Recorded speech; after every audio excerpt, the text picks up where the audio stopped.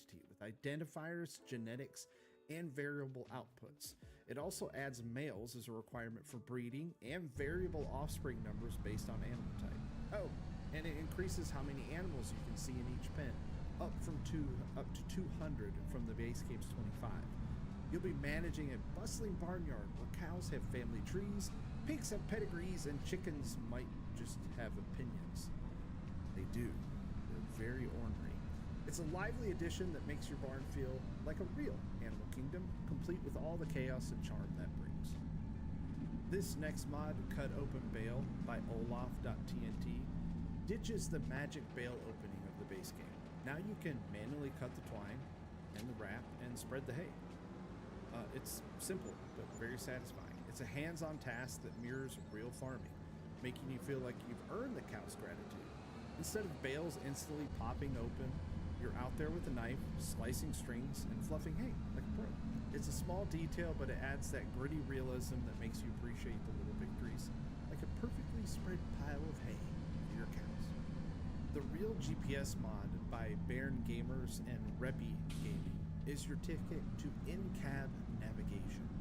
The mod adds a functional mini-map you can see while in the cab view, usually on one of the little GPS monitors. It isn't the most detailed thing, and it only works on certain vehicles that have like a GPS monitor, but it is a fun little addition, especially if you're trying to do like no HUD or a lot of in-cab playing. It's nice to have that little mini-map. So no more guessing your path. This GPS guides you like a virtual co-pilot. Manual Tipping by Let Me Cook hands you the reins for unloading your trailers. Forget auto dumping with a single button push. This mod allows for manual control of the tipper height, so you no longer are smacking the roof of your unclosed spaces while you're trying to pour something out of your grain trailer. So you can leave the damaging of new sheds to Jeremy Clarkson, because with this mod, you're now in control. Our 9th mod on the list is In-Game Time Operating Hours by IfConator. And this mod tracks your equipment usage in game time, not real time. So if you like to play at 5x speed, then operating hours and fuel usage tick away 5 times faster. It's a great mod to add realism and a challenge to your game. It's all about keeping tabs on how hard your machines are working. Rack up too many hours and you'll need to schedule some maintenance or risk a breakdown.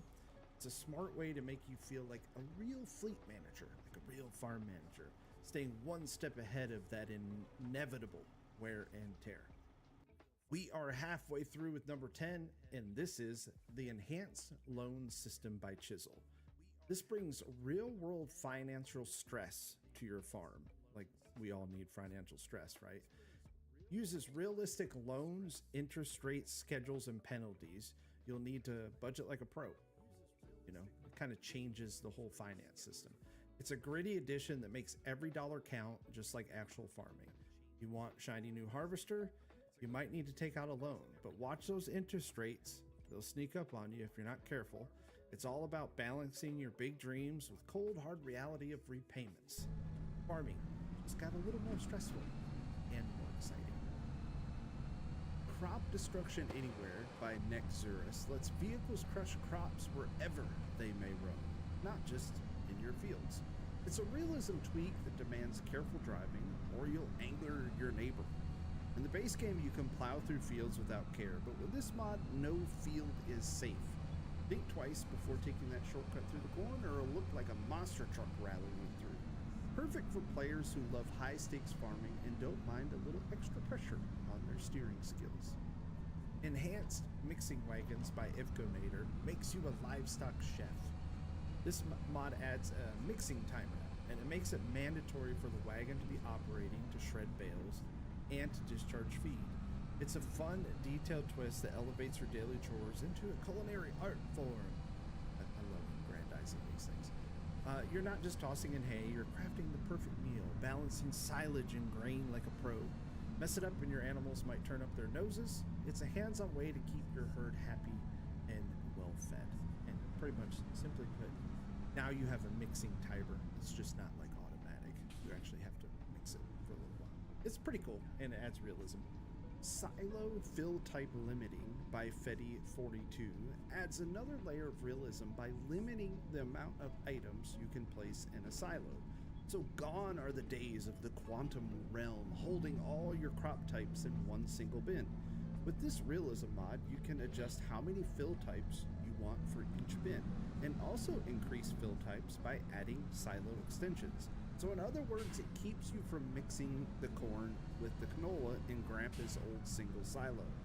It's a mod that's not for everyone, but if you're looking for realism and something to keep you honest, this one is a great addition to your mod folder. The Fill Level Warning for Combines by LSM Sashin Farmer is a simple mod that just adds audible alarms from the harvester. It's at 50% or 80%. It also activates the beacons at 80%. A really tiny mod that I feel adds both immersion and utility. You're out there harvesting and suddenly beep beep. It's a cue to unload before you spill everything and end up with Capricorn. It's like having a little farm assistant keeping you on track, saving you from chaos of overflowing a trailer. Not really. Your combine will stop them full. It'd be cool if stuff overflowed, because then it would be even more awesome. So if you're listening to this and you can make overflowing harvesters a mod, that one will make the next realism list. Shop Hours by Vertex Design adds realistic store schedules. No more midnight shopping, so you need to plan your trips and plan your days, or you're going to be stuck waiting till morning. It's a simple change that makes your farm day feel authentic and structured. Yes, they do break for lunch, and I wonder what they eat in the digital world. Maybe a sandwich, coffee, or who knows. Either way, you can't just waltz in at 3 a.m. for a new plow anymore. It forces you to think ahead, adding that real world vibe of where timing is everything. And I love the realism that it brings. Our 16th mod on the list is just one of those small mods that, again, I love it. It Disable Cover Auto State Change, that's a mouthful, by Holo, makes you handle trailer covers manually. No more auto magic tarps just popping off of your trailers. This mod adds a hands-on step that mimics real tarp struggles. In the base game, covers flip open like nothing. You pull up to a trigger and your cover disappears. Well, not anymore. Now you have to manually do it. So you're gonna have to wrestle that tarp into place the old-fashioned way. It's a little detail that makes you feel like a real farmer dealing with the nitty-gritty of the job. And again, it's one of those things just adds a little bit of realism. It's really nice. Realistic Refueling by D90023 ditches those instant fuel fill-ups. It increases the time spent adding fuel. That's it. I know it's really simple, but it's a chore that adds depth and makes every tank feel more earned. Also gives you time to grab a Slim Chip. You can run inside and get you a snack. So instead of magically full tanks in a matter of seconds, you're going to have to hook up some hoses and watch that gauge climb slowly but surely. It's a perfect touch for role players who want to feel the grind of keeping their gear running. Plus, it is oddly satisfying. You just see that tank slowly top off. The next mod on the list is one of those manual mods. It's called Manual Discharge by Vertex Floats, and it puts the unloading of pipes, anything with a pipe, so like a harvester and auger wagon, in the hands of the player instead of automatically. The base game, if you pull up next to something, the pipe automatically starts discharging. Well, with this, you actually have to hit a button to make it happen. It just adds a little extra step to the whole process. Again, not for everybody, but if you want to add some realism to the game and a little different skill set to the game, then it's definitely something that you want to install. Real Mower by Kenny456 expands realism by allowing you to mow grass anywhere and anytime. The mod also allows mowers to remove bushes and weeds, like a real mower would do.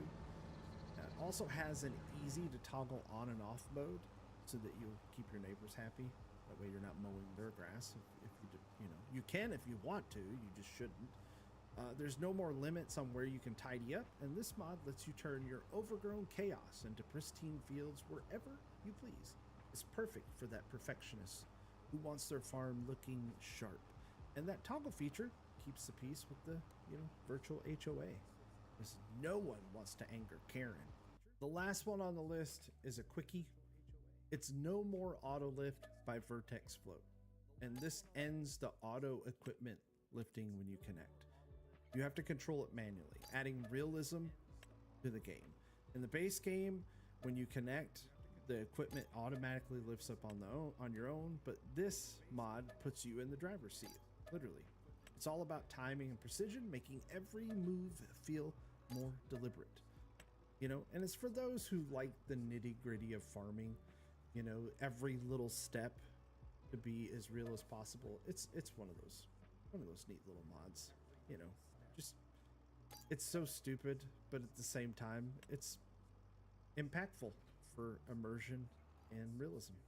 And that's it, folks. 20 mods to turn Farming Simulator 25 into a realistic masterpiece. From grumpy livestock to wore-down tires, you're ready to farm like a champ. Let me know down in the comments your opinion on these mods.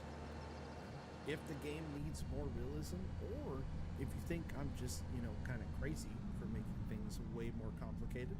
And if you could hit that like button, subscribe, ring the bell for more farming shenanigans. So I'm off to milk some digital cows and dodge some virtual debt collectors.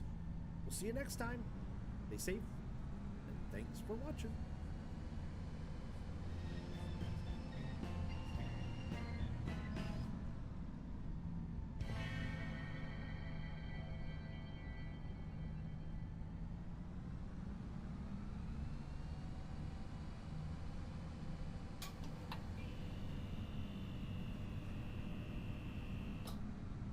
Welcome to this look at new mods on Farming Simulator 25 with me, Mr. Sealy P.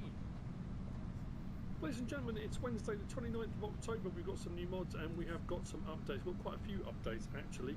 We've got the class Lexion 410-480 by Eid123. We've got the Gaval Barrel Spike TDE by Minus Modding. The French Temporary Markings by Kmara. The Brush Cutter by AW Modding. Mantrid ABP team. We got the High Rack Warehouse by HR Fort and Fazooikbau. The Duvelsdorf Swing Arm by AW Modding ABP team. Euro Milk Rhino FX500 Slim by Bartson V3. The Beffa Shortwood Swap Body Pack by HR Fort and Fazooikbau. The Powfinger Universal L Crane Pack by HR Fort and Fazooikbau. Class Carrot 180 TD by her Krupp MW Misha 3615 FD Vasily K98. The Lift Wood by Agric Evolution. Part of the update on that is an extended XL version of that, which actually for picking up logs looks quite a handy bit of kit. The Class Lexion 500 series by Eid123. We've got the British and Canadian Potato Corn Chip Processing Plant by Mr. Dex. The Bergman HTW45 by Grossflation Design Simon. The Front Loaded Tools with Camera by Preze 5929. The Blue Silo by Bauer Hopima.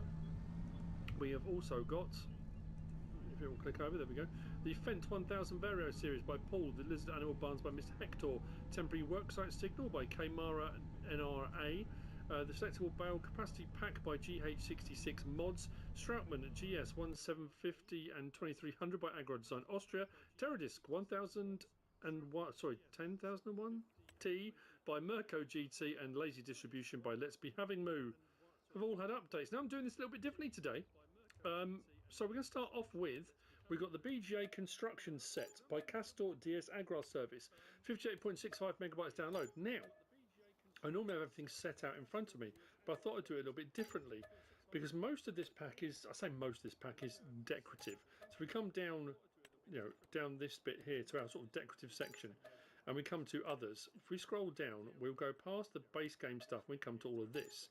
So we've got here Container 1, and you can see the slot counts 5, 6, 5, 6. BJ Constructions, so Container 2, Container 3, Container 4. Then move on to fermenters. So these are all decorative items. As far as I'm aware, when we go to place them, let's have a look. Customization option is color, so that'll be around the outside of that. Let's click on that, pick a color, let's go bright green. See what changes. There we go, the outside of that changes. So that's our option on that. It says overlap to replace it. Now that serves no purpose other than being decorative. Same with these containers, and these can be placed down wherever you want to place them. Again, customization option, color on these. So you're building up a look of a BGA using all these various different items. You've got that fermenter there, fermenter 3, 4, 5, 6, 7, 8. Then we've got the methane section, so you can put those on as well. Customization options again with these, color. Got a couple of those, and then we've got the torch small and we've got torch big. So again, you can have these placed. No customization on this one. And you can just set yourself up, you know, a sensible looking, you know, biogas plant. But the crux of the biogas plant, regardless of all the decorative items that come with it, you'll find under factories. If we come down to here, you will find, he says, just it. So there's our BGA 150 kilowatt, 390 grand, 11 slots. We've got the 300 kilowatt, and that was 12 slots. We have got the 750 kilowatt, 11 slots, and then we've got the 1.5 megawatts at 14 slots, and the prices, as you can see there as well. So you pick one of those and then place it down. That is what does the heavy lifting. You can see the side of it, it's got the tyre tracks and stuff on it. That's the side you want to be putting towards where you're going to be going to. And then you can, if you want to, have them going into your buildings. So press triangle, so it will allow placement of touching other objects. And if we come across, hopefully we can get this to go, there you go. So we've got the support beams, I suppose not beams, rods, and the pipe going into there. Click on that and it's placed and goes into our fermenting unit. So in essence, you don't actually need any of the decorative stuff, you just need one of these four. Now it does say in the description as well, and this is important information, it says converters are built into the recipes for silage, manure, beet pulp, so that other fruits and multi-fruit cards can be used. So silage recipes can include clover, alfalfa, grass, clover silage, alfalfa silage. Manure recipes from straw, beet pulp recipe, potatoes. It does say these fruits fill types can only be used if they are available on the map and have a different value than silage, manure or beet pulp. So it will depend on the map makers, but it would give you options for additional fruit types to be bought here and utilised. If we click on this, we should see what we can run. So manure, silage, slurry and sugar beet carb. That's what we can run, and we're going to be getting out digestate, electric charge and methane. Now the problem with that is where it says outgoing products, normally it's just digestate. So the question then becomes, this bit here is where do those things come out? Because these things, now I haven't touched this, you can see the pipes and stuff. So if you want to attach it so it looks more realistic, this pipe might be actually attached into the building or whatever it might be. And you see you've got the pipes coming out here as well. So you can spend a bit of time really making it like a fully fledged, full-blown BGA. But what I'm going to double check, because I'm not sure, if we come to silos, yeah, there's nothing in here. If these items are decorative, only decorative, they don't say they have capacities or anything, then where are you getting the electric and the methane out of? Because it's not showing. If I put that up close and place it, that's where we're putting in, that's where we're managing it from.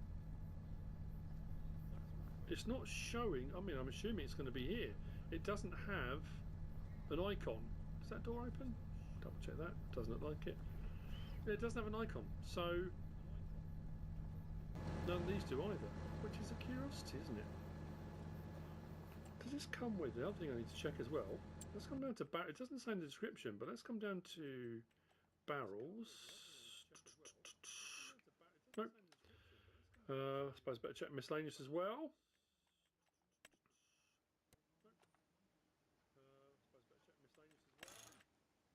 No. Alright, so it doesn't come with any barrels or tanks for you to be able to take the methane away, so potentially it will just be a case of that's the recipe. It will store up the electric charge. I guess you'll just set them to... It's weird, isn't it, outgoing product? What would I set that to? I guess you can just only, you know, have it on storing, distributing or selling, so I guess you'd just put it on selling. But then that's a problem, because if you want to keep your digestate but sell the electric charge and the methane, how bizarre. Give me a minute, I want to make sure I'm not missing something. There you go, that's genuinely got me stumped. I put the smaller one in, I put a little methane thing behind it, I've put some stuff in it so it's running. We've got digestate, we have got methane, no electric charge yet has built up, but then we are on half speed, so no particular reason why it would have done. The digestate, when I came past, was here, and on this one, over here was on that end. I've been round that one, I've been round this one, but like I said, the thing about it being, you're going to need a tanker that will take methane anyway, and there's not one provided in the pack. That's assuming, of course, there is somewhere for you to take it. But again, that's not going to sell because it's an outgoing product unless you put it to sell. But if you put any of these to sell, then everything sells. I don't know, it's a weird one. Answers on a postcard. I can't figure it out. Anyway, on to the next one then. And again, like I say, this is the process I would usually go through. This is the winch attachment. This is by P555 Digital Design, 4.87 megabytes download. I would say it's under miscellaneous, under forestry. It's not. Winches, there we go. Of course it is. It's under winches because it's a winch. Muppet. So that's where you'll find it, under your forestry, under winches. 3 slots. 15,800. We've got main colour and design colour. Now this is a curious one. We'll have to check elsewhere as well. Main colour will do all of that. And then design colour, let's go blue so we can see what changes. There we go. Changes the shackle bits and changes the metal grille over the top. So that is, looking at it, although... Right, so I'm going to lease one. That top section is an attachment that will go onto an excavator, but the images on the website show it on a tractor. So what I'm going to do, I'm going to grab one of my tractors. Let's see if we can hook up to it on a 3-point, because it looks like it's got 3-point bars, and that's what it looks like it is on the website.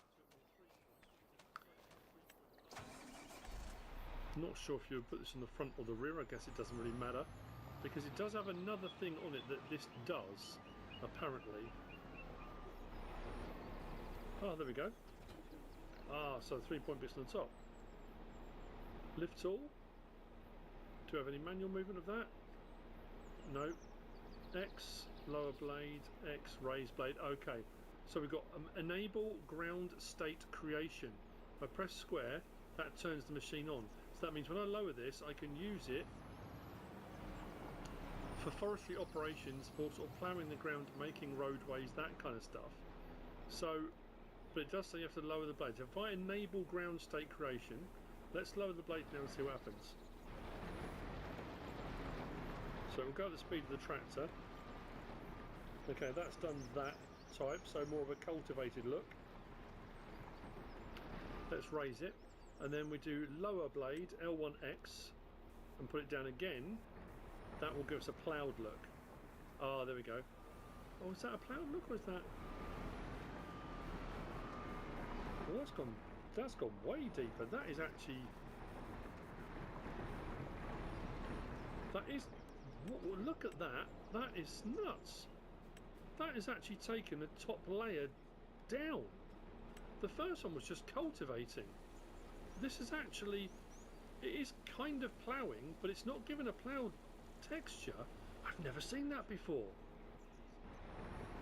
That is sort of using the ground deformation, if anything. That's crazy and very cool. So if you wanted to use this to simulate, if you were clearing ground to build a building, in essence you're using this to take the topsoil off. How How brilliant is that? Right, raise and lower. So let's raise the blade, L1 and X. That puts us back to just the cultivating. But that's interesting. As I'm bringing it back, look, it's putting it back in again.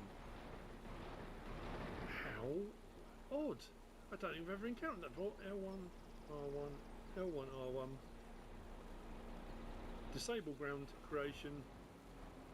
Because what it does have on it as well, because that's kind of also the point of it is, you've then got on your tractor, no different to the attached phones or any of those, you can attach onto a 3-point. You've got a winch on there as well. That's brilliant. I like that. Just taking off the top. What a brilliant bit of kit. I've said the word brilliant about 15 times now. Let's raise that up. And that will go onto an excavator as well, because it's got the excavator attachments on the top there. That's a whole load of craziness. That's the winch attachment. Next we're going to look at these in here actually. So let's go up to our front loader attachers, front loaders. We've got these. This is the Valtra front loaders by Agrogati. 9.77 megawatts download. Slot counts 3, 4, 3, 3, 4. There we go. Oh no, that's not part of it. That is. So it's just 4 of them, isn't it? 3, 4, 3, and 3. Options on these. Let's have a look. We've got a main colour, which will do all of that. Design colour, which will do those bits on the top. I assume they're all the same, yeah. Just different size for your different vehicles. We've got a 4, a 5, a 6 and a 7. So the larger the tractor, the larger one you're going to need, so it will touch the ground. Options are the same on all of them. They are front loaders. Let me just double check to make sure it doesn't come with any attachment. No, just comes like that with the Valtra logo on the side. Jobbed. That's the Valtra front loaders. The next ones we're also going to have a look at in here. Let's go into here and we go to our forage wagons, because we've got next on the forage wagons the Pertinger Faro pack. This is 35.09 megawatts downloaded by Agra Design Austria. So we should have there's our first one. That is 12 slots. That one there, 12 slots. That one there, 12 slots. There we go. That's good, isn't it? So capacities and stuff. Let's see if it stays the same. Yes, there's an option for increasing the size of it. 23,000 litres. We'll see what our options are on tyres. Trelleborg, Michelin, BKT, Vredestein, back again. Nothing within those. Pickup cover. Yes or no? What's changing there? Oh, that's inside. Is that right? Let me just double check. Double check, yes. Yes or no? Ropes. Okay, over the top, yes or no? So you don't have the ropes on there. Cool.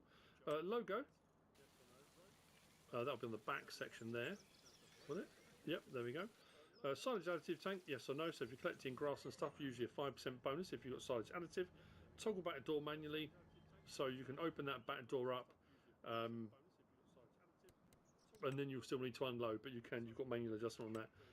License plate option on there as well. Let's see, I assume the others are exactly the same. This one's a 26,000 litre. Options are the same. And then this one here is a 29,000 litre. Curious, isn't it? Would you not have it just have had it as, I know it's a pack, but have one, and then the options on this would have been to change it from 23 to 26 to 29. It's not a huge increase on each one, is it? 3,000 litres. Anyway, that being said, that's and they're forage wagons. They'll pick up your stuff off the ground, which is what you want a forage wagon to do. Okay, next, let's come back into here, and we will go to, I'm going to say small tractors, but I could be wrong. I'm not. There it is. So we've got the Zator Major CL80. This by Hispano, 22.93 megabytes to download. We've got 11 slots required. Trelleborg, Michelin, Mitas, Vredestein, Nokian, back to Trelleborg. Nothing under Michelin, nothing under Mitas, nothing under Nokian other than that. I'm going to say nothing. There are tyres on there. So Trelleborg, we've got standard, wide, narrow, back again. Okay, let's have a look and check on Vredestein. wide, standard, and then finally, oh, just back taken. Front weight, 300 kilo, standard. Front wheel fenders, yes or no? Beacon, left, right, left and right, no. Window tinting, 25, 50, 75, 100%. Main colour, we can pick and choose, so if you want to go a bit strange with your Zator, it's up to you.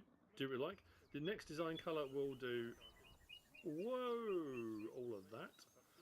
Front fender, if you've got the front fender on, you can change the colour of that. Rear view mirrors, we can do those. Let's go green. There we go.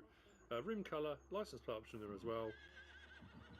Do I pick that like that? That looks gross. I'm going to come out of there, go in there, and I'm just going to get it. There we go, like that. Because I did not, yeah.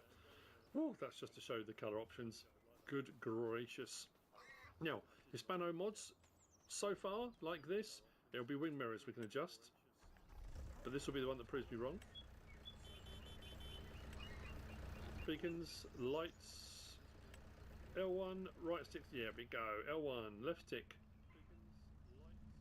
Sorry, L1, right stick side to side, right stick up and down. Does our mirrors. R1, L1, R1. Nope, just the mirrors. Interior.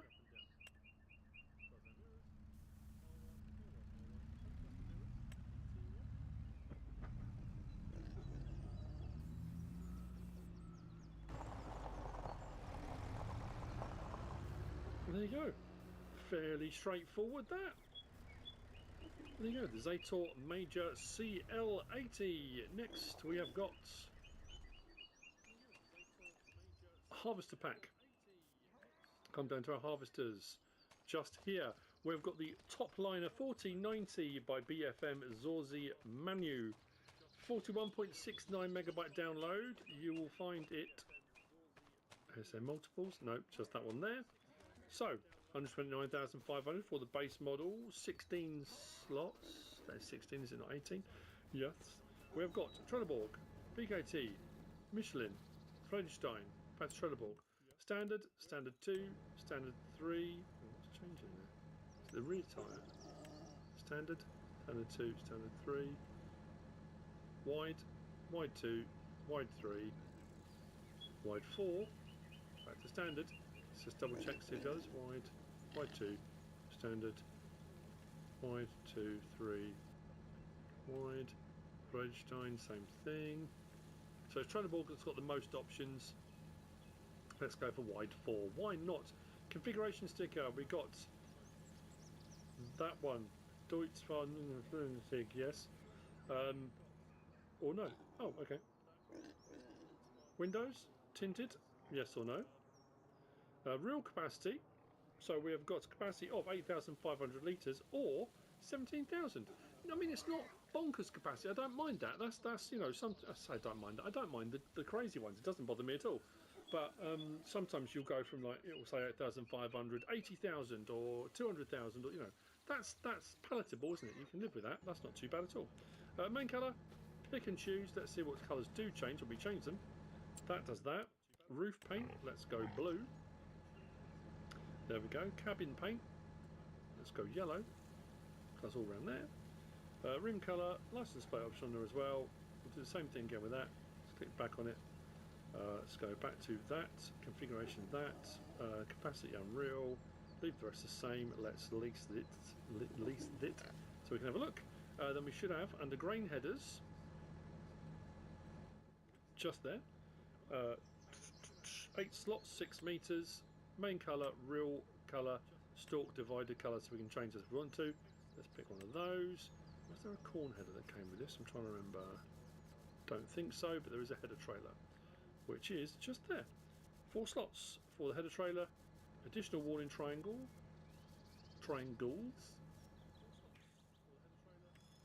Oh yeah, on the axle. Look at the back thinking, where are they? Yep, 2 on the axles. Main colour, rim colour, license plate option on there as well. Let's do that. Hop out. And here it is.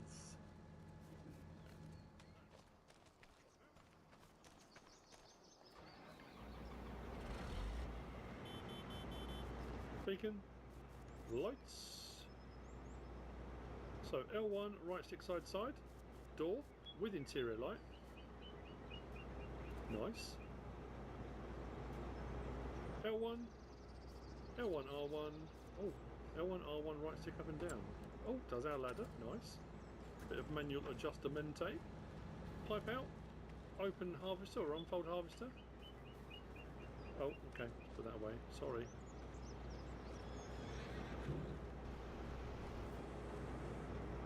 That's a cool animation. I like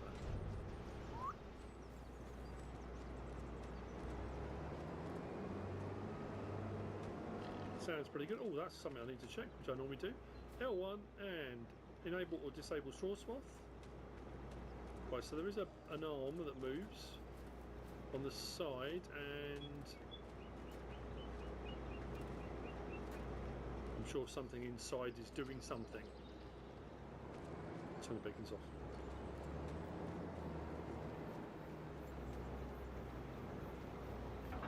Real adjustments. We have got up and down and in and out. Turn it on.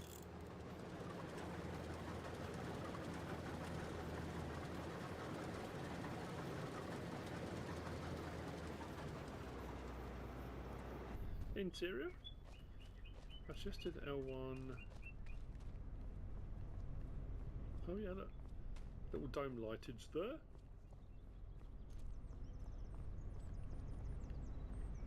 The handle even moves as well, that's pretty cool. And there you go. That's the Topliner 4090, which brings us on to the last of the mods, and it is, we have got a map today. I always get this wrong. Urie 2025. I'll get onto that as soon as I possibly can. And I'll get that up, hopefully. Well, it might not be till this evening it will come out, but I'll try and get it done if I can. So finally, we have got now, looking at it, there it is. The Actisol Sparta. I should have just read it in the description. I guess that would have made more sense, wouldn't it? I'm just looking at the image of it at the moment. It says,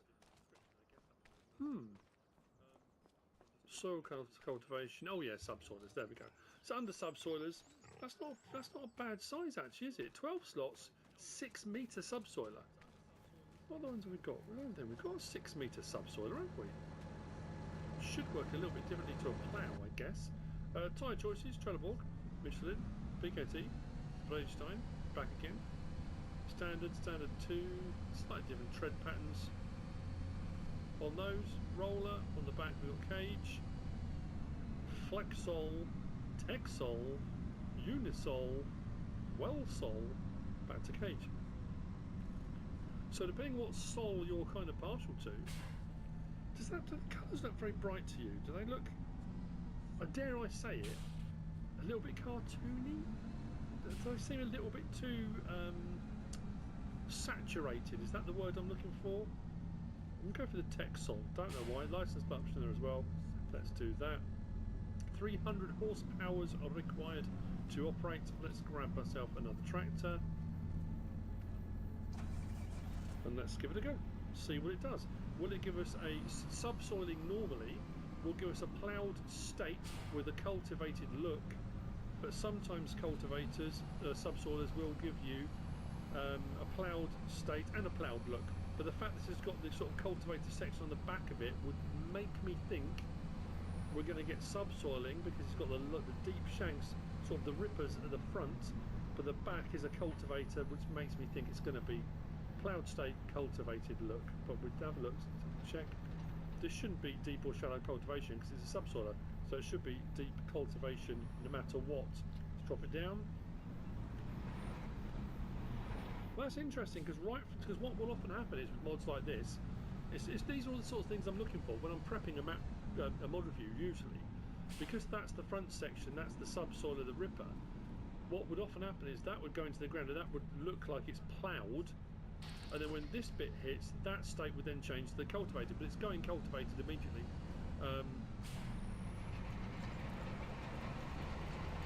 Nice sound effects.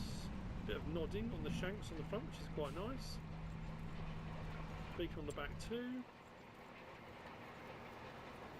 What's interesting with this as well, I say interesting and curious, is not only are we getting a subsoiling, which is a ploughed state, we are getting a shallow cultivated look. I don't know if something's happened in the last update or not. That's shallow cultivation we're getting there. So looking at that, that wouldn't even be bringing up stones. Let me just, I know what I'm going to do. Let's take this over to my plot of land where we do actually get stones coming up. Because that's, that would be odd for a subsoiler.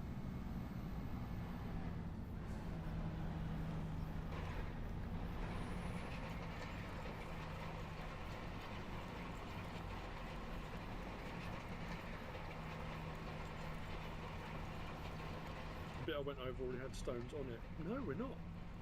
So for a subsoiler, 6 metres wide, we're not getting, yeah, no stones. There's the thing. And that's the Actazole Spartea. I'm saying Spartea, but you can say Spartee, but Spartea by Agri Poly Concept. Let's tell you how much it was. 24.57 megabytes download. That's it for the mods for Wednesday, 29th of October. I hope you found this useful and informative in some way, shape or form. If you have, please give us a like. If you haven't subscribed yet, please do. If you want to comment, feel free to share this video. But of course, please be my guest. Whatever you choose to do. Thanks for watching.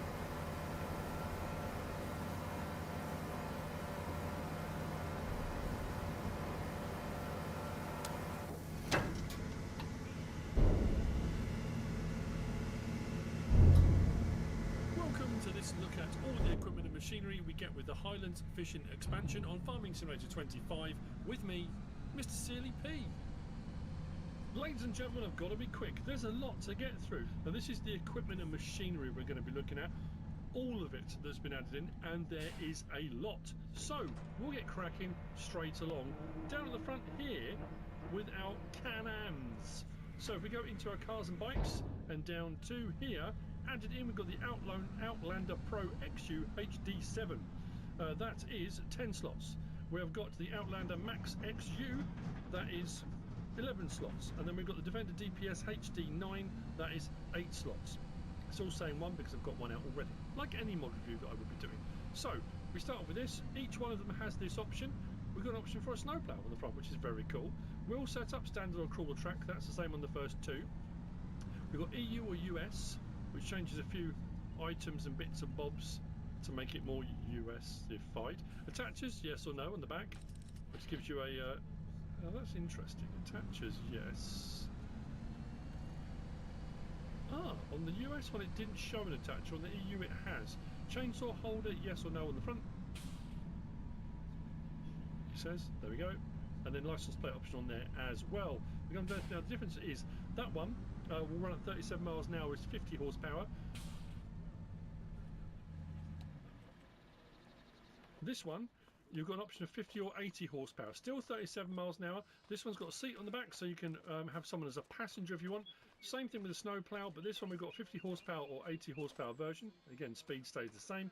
We'll set up the same standard all tracks. EU, US, again, changes a few of those options. Attaches, yes or no. Let me just try it again with the US. Oh, the ball is on there, that's weird. And then we've got a chainsaw holder, yes or no, at the front. Then we move on to the Defender DPS. Again, snowplow option. And we've got roof set up, design 1 where it's all open. Then design 2, cover and windscreen. Then we've got closed in completely. And then back to 1 again.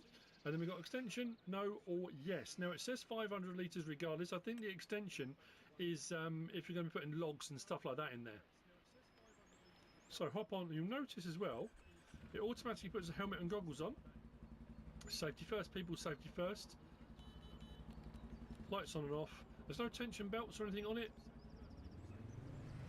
It is as it is. First person. They're really nicely made indeed, I have to say. But because I was wondering, actually looking at these, I thought, well, if you have the track version, if it doesn't go as fast, I prefer the track version. I think it looks really, really cool. So I've gone for all the bells and whistles on this. Plough on the front, tracks on there, chainsaw holder as well on the side. So you've got your chainsaw in there, you can go and take your chainsaw, and when you're done with it, return the chainsaw into its little pocket if you're doing forestry stuff with it. So we start the engine on this. So this one's the 80 horsepower one. So L1, circle, raising over the snowplow. Then we've got L1 right stick side to side, and it ratchets in stages. It's not a smooth transition, but we can go left to right on our snowplow. Honk, lights. It's a little bit of a bigger prospect, this one. But no, you can have the tracks on the smaller one as well, so it's pretty cool. Doesn't turn as sharply, but it does the job. Very cool. And then finally we've got this one here. Hop in. So this is the more sort of standardised side by side, I guess. So just double check at the front here. Have we got the option for? Well, that's curious. It's got the hook on the front for a winch, but no option coming up top left for grabbing the winch. So apparently just decorative. We do have tension straps in the back. We can open the flap. Unload here. Oh, we don't have access to land. Of course we don't. Let's go out to a bit of land we do have access to. So if you have got something in it, L1, R1. So if you've got something in it, you can unload. Nicely made and detailed. Can we switch to passenger seat? Engine off. Doesn't seem so. Can we get into it, that one? Enter. No. Right, next. Well, look at this. This is the Skoda Octavia. This is 7 slots. You'll find it in the same category. That's the new one. There's the Octavia. Configuration, we've got standard RS. I found the RS better. 150 horsepower and seem to over rev in each gear. That's the one you get standard on Kinlaig on the map. The RS one is 265 horsepower, an extra 20 grand for that. Trailer hitch, yes or no, if you want to use it for work around the farm. And then we've got main colour. I haven't got the colour configurations mod by Giants installed for doing this. It's just the standard colours, but there are some nice ones. Like I say, the metallics, the metals are quite nice. The red, the green, obviously I went for because Mississippi green, all that, but not bad at all. License plate option there as well. Jump in, start it up. Lights, but no doors or windows that open, no rear boot or anything. The RS comes with tinted windows on the back. The standard one, you've got the option for tinted windows. They'll get up to 111 miles an hour, this version. I think the other version gets up to 86. But yeah, not a bad bit of kit.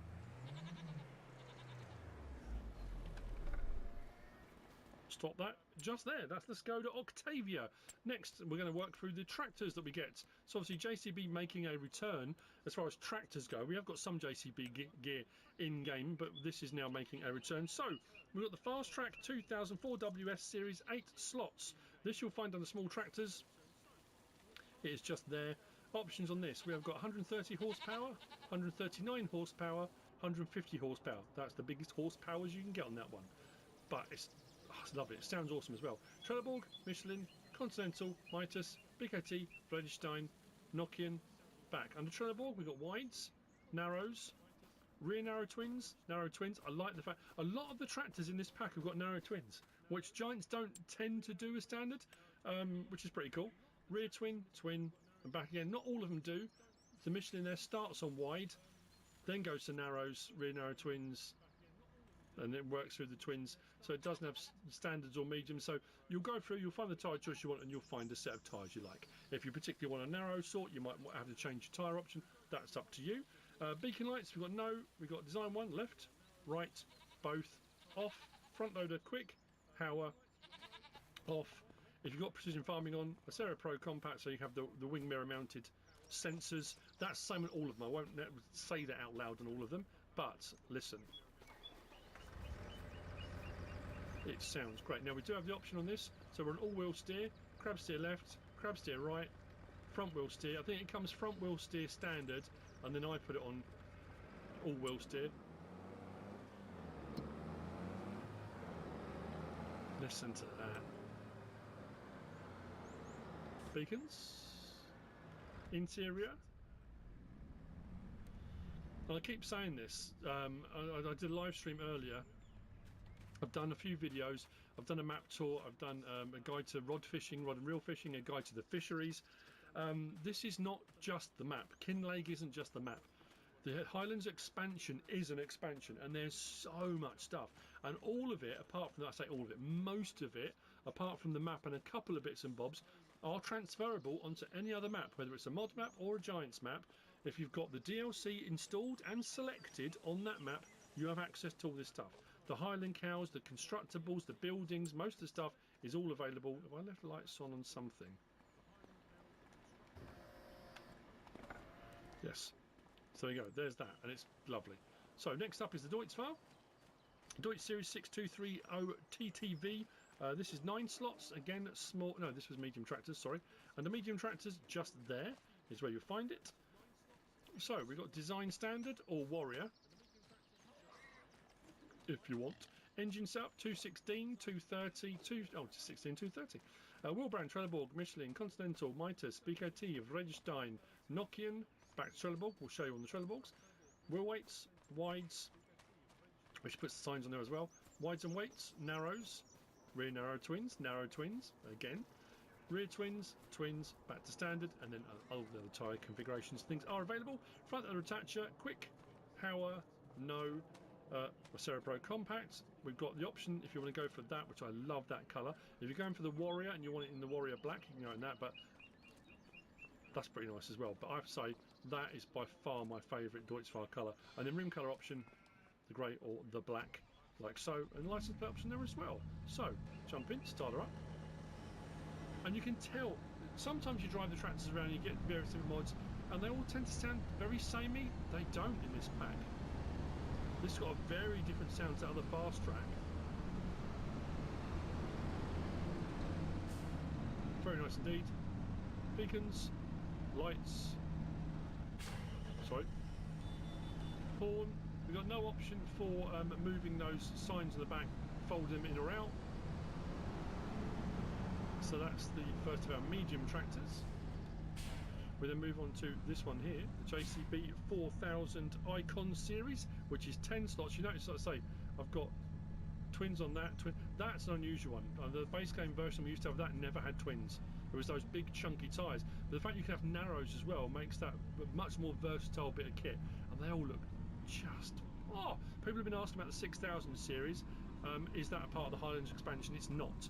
Will we get it at some point? Who knows? Maybe. They're doing a deal with JCB, so I don't see any reason why it wouldn't, but who knows? So, there we go. Slot count on this, what I say it was, 10 slots. So, 178 horsepower, 210 horsepower, 235 horsepower, and back again. So, 235 being the highest. It starts on the BKTs, which are on medium to start off with. BKT, Nokian, Trelleborg, Michelin, Continental, Mitas, Vredestein, back to BKT. All of them start on a medium. Medium and weights, wide and weights, then again narrows, rear narrow twins, communal, and back to medium again. So again, go for your tyre choices, you'll find something you like. Additional weight, that goes on the back up here, on there. Additional weight, 900 kilo or no. Interior carpet, I think I went one with, one without. So you've got interior carpet, JCB in there, yes or no. Beacon light, again, we start on design 3 on this one, so it's got both beacons. We've got no, left, right, both, back off, front loader attacher, quick, power, off, Acera Pro Compact option if you want it, and then license plate option on there. 2, hop in, start this one up. This one's saying 39 miles an hour. And we have got modded versions of various different types of these. I know Ross N Mods is a big JCB fan. We've got a lot of JCB stuff. And you notice with this one as well, a much smoother engine note and engine sound compared to the Deutz-Fahr. Lights, beacons, interior, lovely, pop out. Now we move on to the 2 large tractors that come with all of this, just here. So we start off with the where are we? Lost it. The T8000 series, the New Holland T8000 series, 8 slots just there, large tractors and there. So we've got 281 horsepower, 307, 342 and 359, so it's no slouch. It looks quite a small diddy tractor, but it's not. It's a big old beastie. Trelleborg, Michelin, Continental, Mitas, BKT, Vredestein, Nokian and back again. Under Trelleborg standard. Wheel weights, wides, wide and weights, narrows.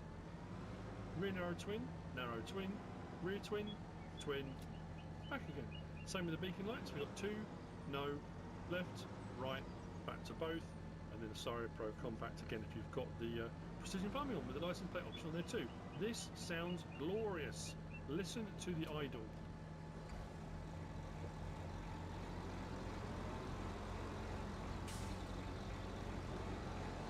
Lights. So this is the forerunner to the T8, the T8 Genesis. And it is a big tractor. And it sounds, again, sounds so completely different to the other ones.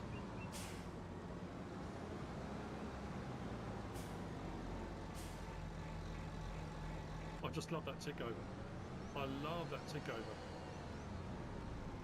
And then finally, a large tractor as we move on to the Fast Track 8000 Icon Series, 8 slots. Very similar options to all the rest of the stuff, as you can see. 306 and 348 are the 2 horsepower options, which I think were pretty much the same on previous versions we had on this, on previous versions of the game.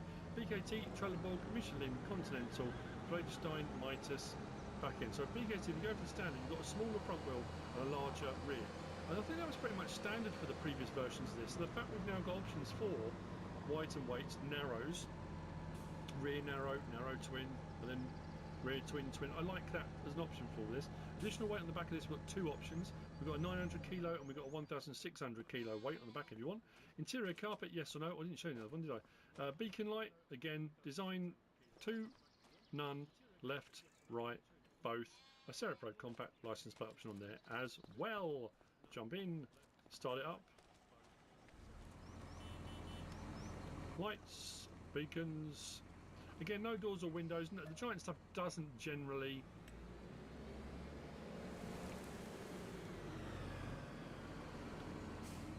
Turning's not as tight on this. Oh, I didn't show you. Sorry, I'm so sorry. Just realised. Where are we? On the 4000 series, we got steer mode. Start the engine. So all-wheel steer. Why we're not changing? There we go. Crab steer left, crab steer right, front wheel steer only. Oh no. Oh, there's not a front wheel. There we go. Front wheel steer. Crab left, crab right, all wheel steer. Meant to show that. And then this one, we're going to look inside. Oh, you can't actually see it, can you? Oh, so you've got the carpet in there, but you can't actually see the JCB logo on the carpet from inside. But it is in there. Yeah. So the large one doesn't have all wheel steer. So it's a bit of a bigger unit. But again, very nice place to do business. That's all of those. Next then, we're going to move on to trailers. And we've got the Bunning Company has joined the game. Now I've got one of these ones in the silage capacity just to see whether or not it will do all crops or just silage. In its biggest configuration it will do all crop types, not just silage, which is rather handy. So we come down to our trailers and we are here. So the Series 140 and the Series 200. So the 140 we got starts with extension, which is 31,900 litres. Without, it's 19,300. Both of those configurations will give you all crop types, so you haven't got to worry about that being a side trailer. Only if we go that off, does it give us the option for a cover? No, it doesn't. So BKT, Trelleborg, Michelin, Vredestein, sorry about the rain, it's torrential. And back again, we've got standards, standard 2, I think, was it Vredestein, Michelin had 2 and a 3. Wide, there we go, wide 2, and the Michelin I think had a standard, then a standard 3, wide 2. So a few different options on there. Trailer hitch, yes or no? Now the trailer hitch on this is a pin hitch. These trailers are a ball hitch, so you can't hook these trailers together, but you could put another different type of trailer with a pin hitch in the back of it if you wanted to.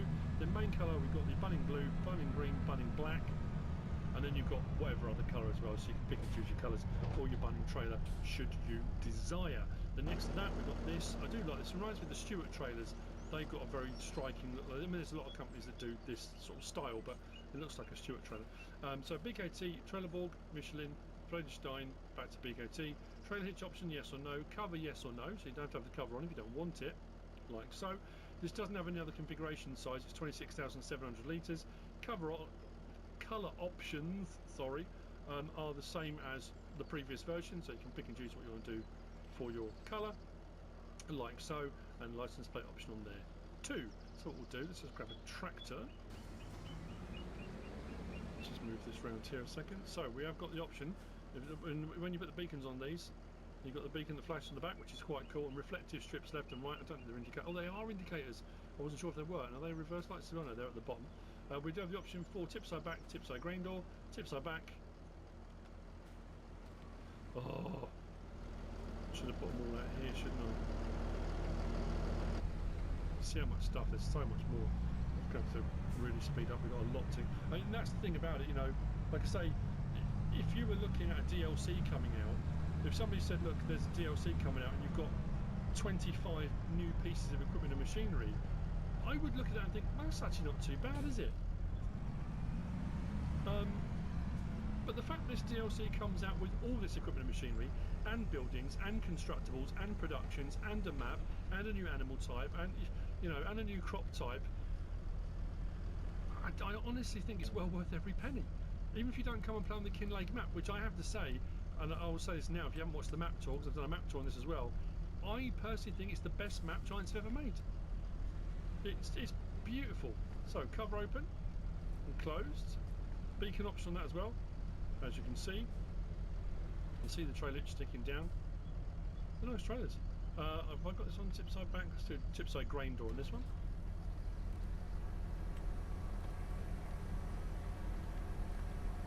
You can see the work lights out to the reverse lights out to the side. There you go. I like the fact that all raised up with that's all the mud guards and stuff is all attached to that, rather than the frame and the trailer. Very cool. There you go. So that's the two Bunning trailers. Engine off.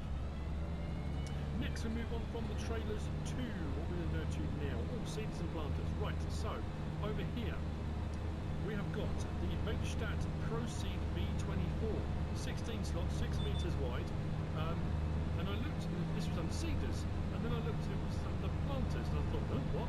It does all crops. It's all crop seeder planter. I'm not sure if it's a direct drill, it didn't say in the description. So we come down here, there's nothing under any cultivation stuff, but we come down to here, you see there's the Proceed V24, and there's the Proceed V24. They've got the one, it does everything. So one seeder to rule them all. We've got the option of Trelleborg, Michelin, BKT, Ravenstein, back again, license function as well, and that's all. It comes like that, no other colour options, 300 horsepower required. But what I'm going to show you here first is the seed tanks, because the seed tanks, I've got one on the front here. We've got the Monocen Duo. So the Monocen Duo is 2 slots, 2,100 litres, and the Vegstadt FH2500 is is that 2 slots as well? Yes, 2 slots of 2,200 litres. No options on either of these, they come just like this. You'll see in the various different configurations, this one you have condition weight, which I think went for as well, on the front bit. For example, on this one, running that front tank, the Vegstadt to Vegstadt, it runs the pipe work along on the tractor out to the equipment behind it. So this will do any crop type you want it to, and it doesn't say in the description if it is an all crop, a direct drill. So what I might do, I don't think it's going to be, I'll be surprised if it is. Well, that being said, it looks like we've got seed cultivation. We've got clear flaps at the top, and we can see seed coming on those crops. Let's turn this off. Oh, the season's on. Right, let's turn it on. It doesn't look like it, does it? Oh, it's so cool. Drop it down. Is it a direct drill? It is. We're going over another crop, to be fair. Maybe we need to harvest it. Oh, we are seeding. Let me just double check this. Let's go to our category. That says, these machines are used to seed crops like wheat, barley and canola. Planters are a special type of seeders. They are used for crops like maize, sunflower, soybean. Wheel weights on the tractor are required for use. It doesn't say it's a direct drill. What I need to do, turn it off. I need to grab a harvester, harvest a bit of the sorghum, because I've just gone over a crop that's been planted. It should make a difference. Harvest it so we've got stubble left and see if it will plant into the stubble. And then we'll be able to know if it's direct drill or not. Let's try that again on some stubble. There's the direct drill. It's interesting it didn't say the description. But there you go. That's the Vegstadt Proceed V24. Does all crops and is a direct drill. Front seed tank as well. That's a very slick looking unit. Next we move over and we have got the Monocen Wingfold Valterra Ultimate. I think that's it. Which is this one just here. Again, we'll have to double check this to see if it is or not. This you'll find under planters. So it is just there. Yeah, Terra Ultimate. It is, what was the slot count on this? 10 slots, 6 metres wide. Options, ridge marker, yes or no, licence plate. That was it. 110 horsepower required. So, can we unfold it? Now this doesn't do all crop types, this is just a planter with the planter crops. I haven't tried it with the front tank. I don't know whether it would. I guess only one way to find out then.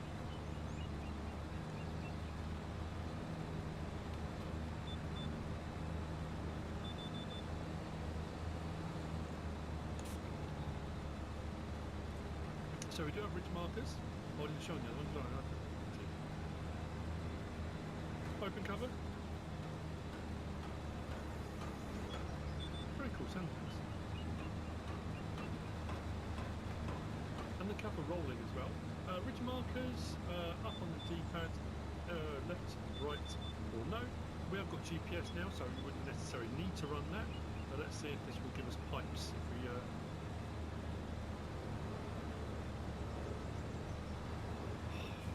These old JCBs. Nope, no pipe. So nothing runs underneath. No, just not better to double check. So do the same thing. This we're set on green beam, so let's just turn it on, drop it down.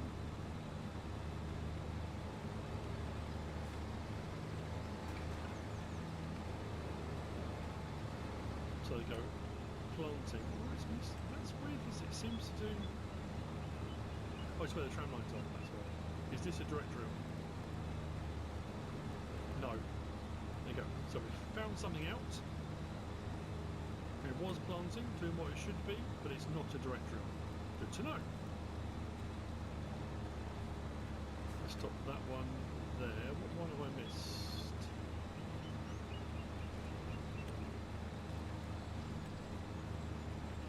I haven't done that one yet, have I? Of course I haven't. There's me thinking I didn't show it. Oh, that rain. That rain's coming down. So then next we've got the Monosem Balatera TFC2, which is 12 slots and 6 metres wide. And that's this one just here. Big old unit. It's because it had the pipes down the side. It was that one over there I showed the pipes down the side, didn't I? I did put this on a slightly larger tractor. So there we go. Once attached, the pipes go down the side on this one. Let's unfold it. Slightly different design on the unfold on this. We have got ridge markers on this one as well. I've got this one set to corn. Let's open the covers on this. Whoa, what do I do? Ridge markers at the same time there. Must have done, there you go. There's our ridge markers. And covers open and close. We switch to the front.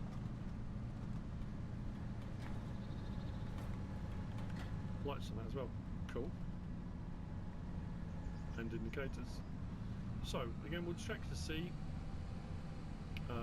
So let's turn it on. Drop it down. Again.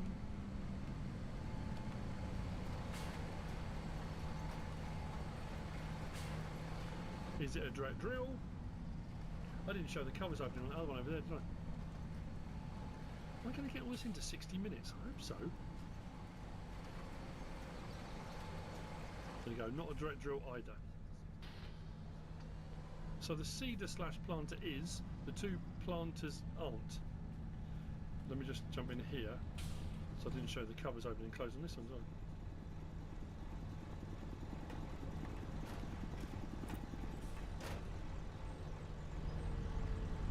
Them in little boxes on the back, just on that one there, and then this one on the front. We made lights on this as well, haven't we? Yeah, lights on the front there, and indicators, and then cover over on the front. There we go. That's all of those. So that's the seeders and planters. We do have another planter. I'll show you that now while we're doing the planters. It makes sense to do it now. So this is the Monosem MS Electron. This is 8 slots, 4.5 metres wide. I've put another one of those front tanks, the Duo on it. This is an onion planter. Seems to be doing all the planting stuff all in one go. I thought we might as well do that. So if we come down here to our vegetable crops and we go to there, under onion planters, this is where we've got the MS Electron. Again, this one doesn't say if it's a direct drill or not. 140 horsepower required for operation, and this will only do onion.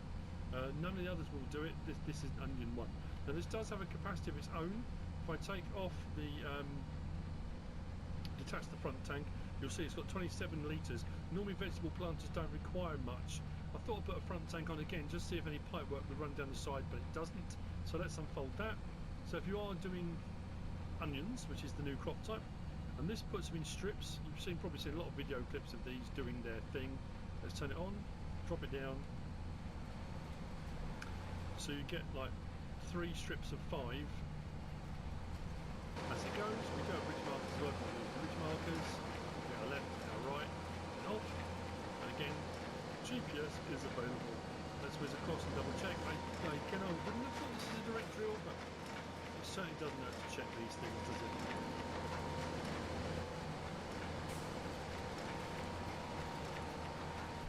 No, it's not, like I say, doesn't hurt to check. So there's your onion planter if you're going to be doing any onion work. There's that. So that's all your seeders and planters. Next we move on from there to sprayers. I did the tanks, didn't I? Yes. So we have got Daman making an appearance in the game. They're new. This Lamborghini is the Deutzfahr. Did I show that as an option? Design standard Warrior. I went Warrior and then didn't go to Lamborghini. There you go, got the Lamborghini edition. Mrs. Silipy asked me when we were watching Clarkson's farm, so Jeremy Clarkson's bought a Lamborghini. I said it's not a Lamborghini, it's a Deutzfahr. Do you mean it's a Lamborghini? No, it's just badged. It's you know. Anyway, so we've got a tow behind and we've got a self-propelled in the Daman sprayer range. So we come down to our sprayer section, which is just here. You'll see the Profi Class Tridem. The Profi Class Tridem is 10 slots, 42 metres. So we do have the option with precision farming on for the weed seeker, if you want to put the weed seeker stuff on, which is quite expensive, and pulse width modulation. If you want to use that, you can. No other options, it comes just like that. And then we've got the self-propelled version there, the DT2800H SH. That is 17 slots, 24 up to 36, was it 46? 36 metres I think it was on this one. So options on this, yeah, we go 24, 30, 36 metre if you want. We've got Trelleborg, BKT, Michelin, Continental, Mitas, Bledstein, back to Trelleborg. Trelleborg and BKT both have narrow tyres, standard, wide, and then we go to back to Trelleborg, narrow, standard, wide. The others start on standard, then go wide and back to standard. So you don't have narrows on some of the other ones. The first two you do, so it's up to you what tyre choice you want to go for. Beacon lights, we've got yes or no. Then you've got tank set up, 5,000 litre, 6,000 litre, 7,000 litre option, which adds a bit of extra money on. We've got the Icera Pro Compact, if you want those on the wing mirrors, you can have those on. Weed Seeker on there, pulse width modulation, license plate on there as well. So if you are running precision farming, you want to be as efficient and as effective as possible, you absolutely can. So let's unfold, well no, let's wait till we're out there. Let's unfold the boom on that. It's an absolute beast. We have got steering axles front and rear. If I turn like that, you should just be able to see front axle and rear axle are turned. The level of detail on these, hang on, we did have, hang on. I say making an arrival. Didn't we have Daman? If I've said the wrong thing, I've said the wrong thing. It happens. Anyway, we don't have any options for moving any booms and bits and bobs at the front. There's no pipes that can adjust. It's not a slurry spreader. Once unfolded, we open all the lights, do the lights. L1 right, so coming down, we can raise and lower that. This opens and closes and folds fairly quickly. Then we switch it on.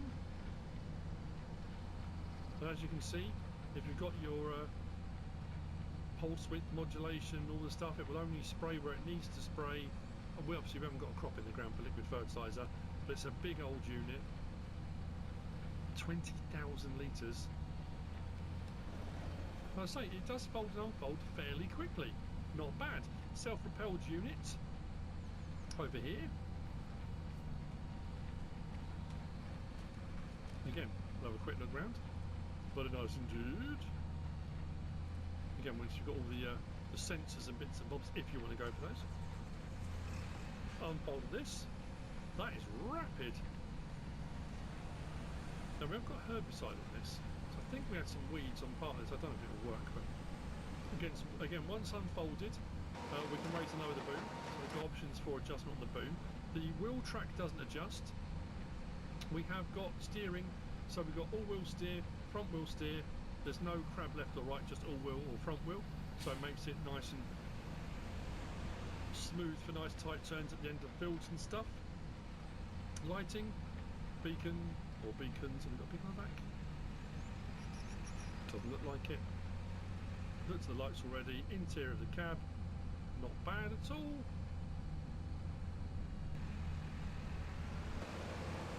Probably won't do these because the crop's already to harvest. Oh, it's kind of doing something. Well, it's spot applying it, but it doesn't seem to be killing everything. But it's doing the thing it should be doing anyway. So that is part of the pack as well. It's as quick to fold as it was to unfold, because that was rocket ship quick. That's actually pretty fast. Pretty fast. There we go. So that's the Daman sprayers. On from sprayers, we've got muck spreader. So we've got bunning. We know we've got the bunning trailers. We've got a bunning muck spreader just here. So this is the Bunning Lowlander Wideboy 250 HBD. This is 5 slots, 24 metre spread width. Again, really nice made detail. I love the fact you've got lights and indicators on 3 different sections. So whatever vehicle you're driving, you should be able to see those at different heights, which is pretty cool. So you find this under your muck spreaders just there. 27,000 litres. Warning signs. So this is the hazard sort of bits on the back of there. That's your UK, that's your EU. So you can go for differences on those. Boundary spreading system. That's this side. Now I think that's to stop you, if you're going along a field edge, flicking stuff out, you know, into the bushes, onto other people's fields, that kind of stuff. Their main colour, same colours as we had for the trailers, so the various different bunning colours, and then pick and choose what you like. If you fancy, you know, whatever you want. It's entirely up to you. So let's start this up. Unfolding. Does that. As you said with the lights. So all is off. Indicators on all 3, both sides, which is pretty cool.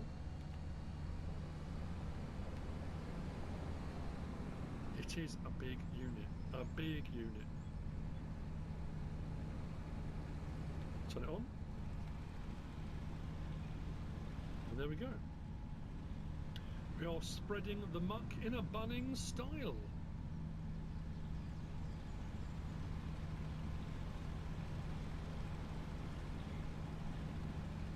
Very nice. It's a very cool bit of kit, that.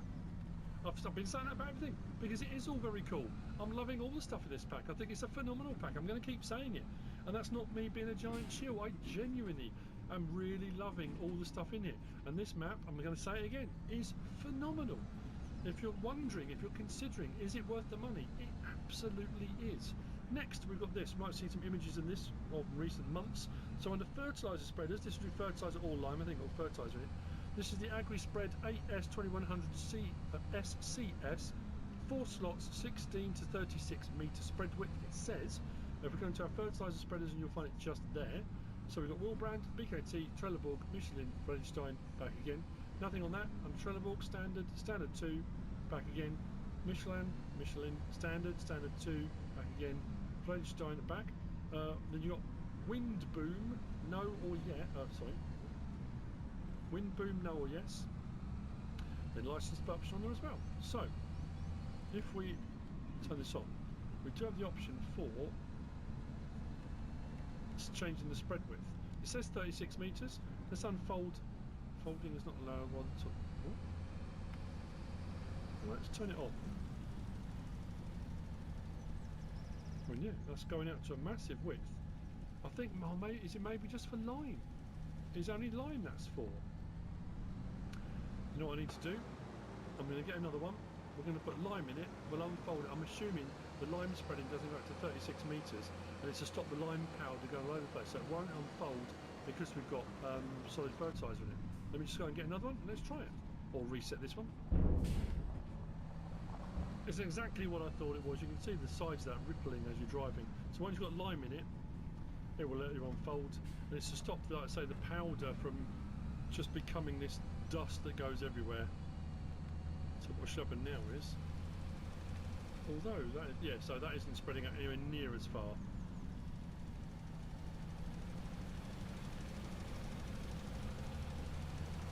So there you go. If you've got solid fertiliser in it, you can't unfold those because that's not what it's designed for. If you have got lime in it, you can turn it off, fold those up.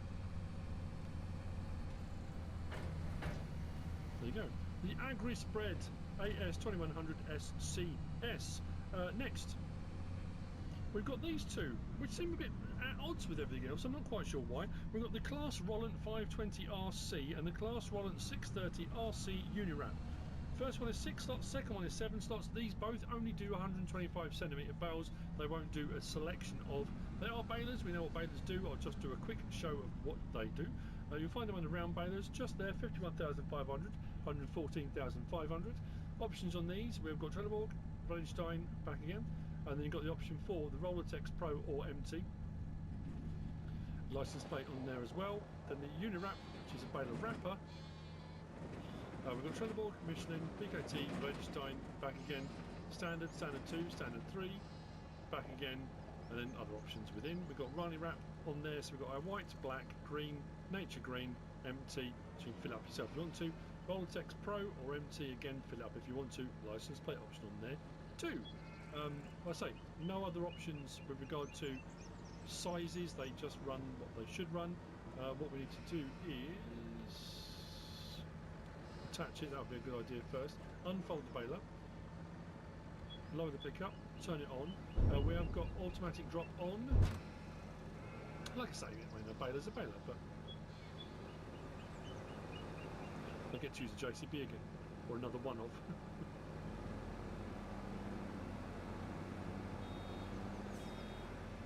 So you do have to stop. Do I have it turned on? Oh, turn on automatic drop. I didn't have it turned on. There we go.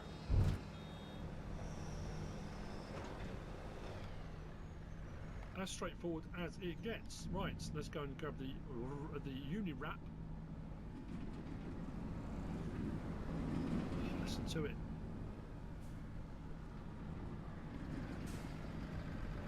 While I'm recording this, Giants have dropped another ton of mods and another 3 maps. That's 7 maps in 2 days. Even if I wasn't doing this stuff for the Highlands edition expansion that's rolling out on Tuesday, and it is rolling out on Tuesday, you can still pre-order on PC and Mac if you want to buy a copy of it. Go for it. If you've got the season pass, you'll get it already. You can buy the season pass still if you want to, or just wait and get the DLC. It's up to you. If I wasn't doing all that, 7 mod maps would take me 3 days to get all of those done. So I just I can't keep up at the moment. Anyway, so I don't know. I don't think it's got a pre-chamber. Turn it on automatic drop. I think we should have to stop because it still needs to, when it's ready to come out.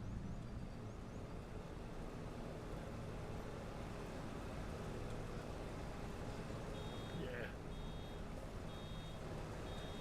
Stop there a second. See this wrap. It doesn't have a silage additive tank on this.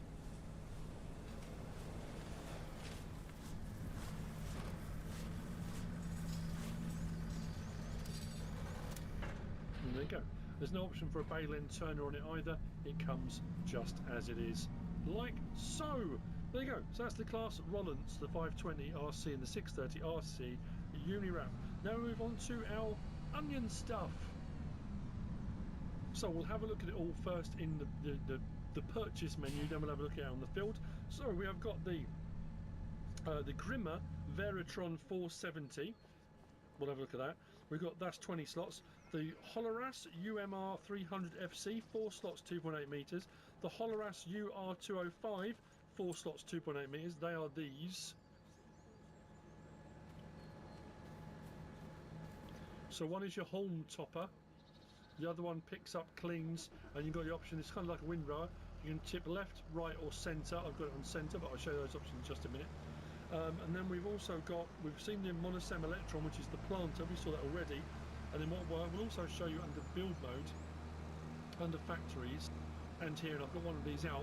It's part of the onion thing, as far as I'm concerned, it's a machine. It is a factory, but it's a bagging machine. We've got the FS25. That will take your onions off the field and bag them. So I've got one of those, and we're going to tip into that, and we'll see that running in a minute. That's 17,500, and that's 2 slots. So we come out of here, and we go into this menu, and we go down to our onion stuff. So onion harvesting. Now, that Veritron you can also find under potato technology, because it will do potatoes and onions. Potatoes, I think it, because it does say there, this harvester digs the potatoes out of the ground. It can be configured with an onion header to collect onions from the ground. So it will only dig them out if you've got the potato version. If you've got the onion one, it just picks up. So you need to use these first, then that to pick them up, or you can use a bucket, a shovel, something like that to pick them up. There are other mods you can probably get away with onions. I'm just showing you what's available at the moment. So there's your UMR 300FC. Options on that, we've got lighting on or off. So it starts with it on, or you can take it off. Then we've got the UR205, which is the back section. No options on that, it comes just as it is. And then like I say, the Veritron, that there, we've got the option for trainable class, which gives you the tracks and back. And then we've got potatoes or onions. So we want its onion configuration, which does that. So the potato one will do the digging stuff.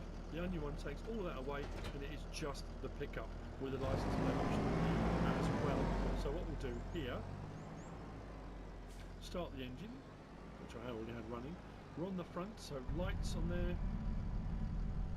indicators on there as well. You see those going like that. We turn that on. So this is our topper. If I don't do anything with the back at the moment, we just go along. So that's doing that. Now interestingly, that is topping. It does say it's a topper and it does lift them. So you could just run that, because it is leaving them in a strip behind. I don't need to run that back section.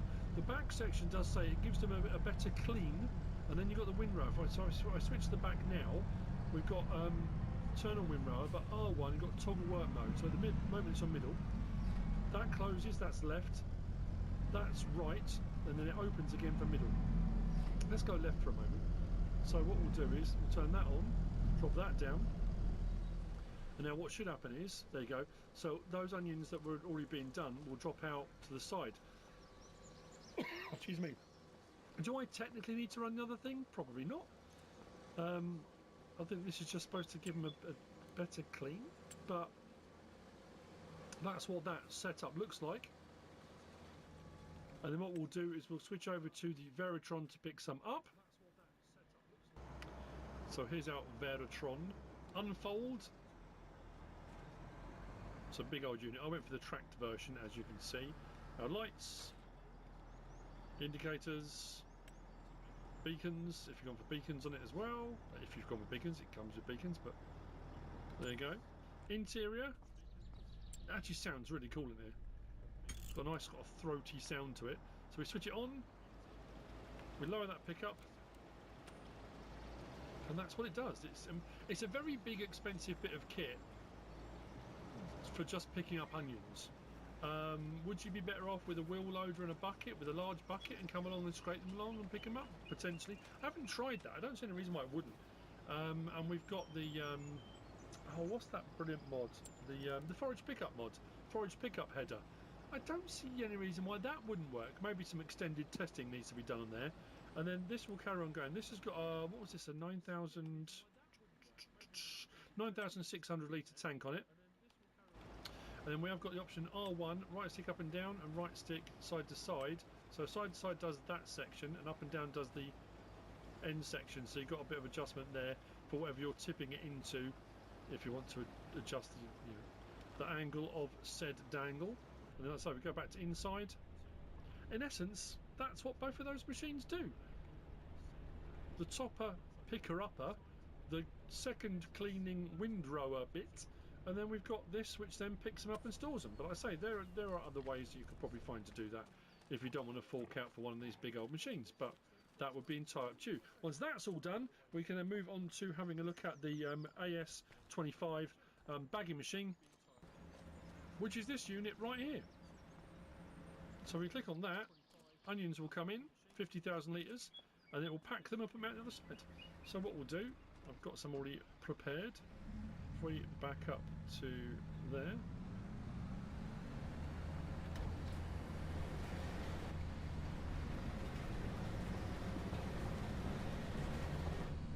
Let's turn that on.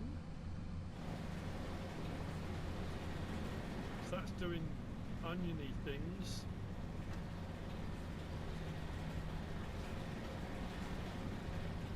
And then we should get onions come out the back, and then they'll get bagged onto pallets.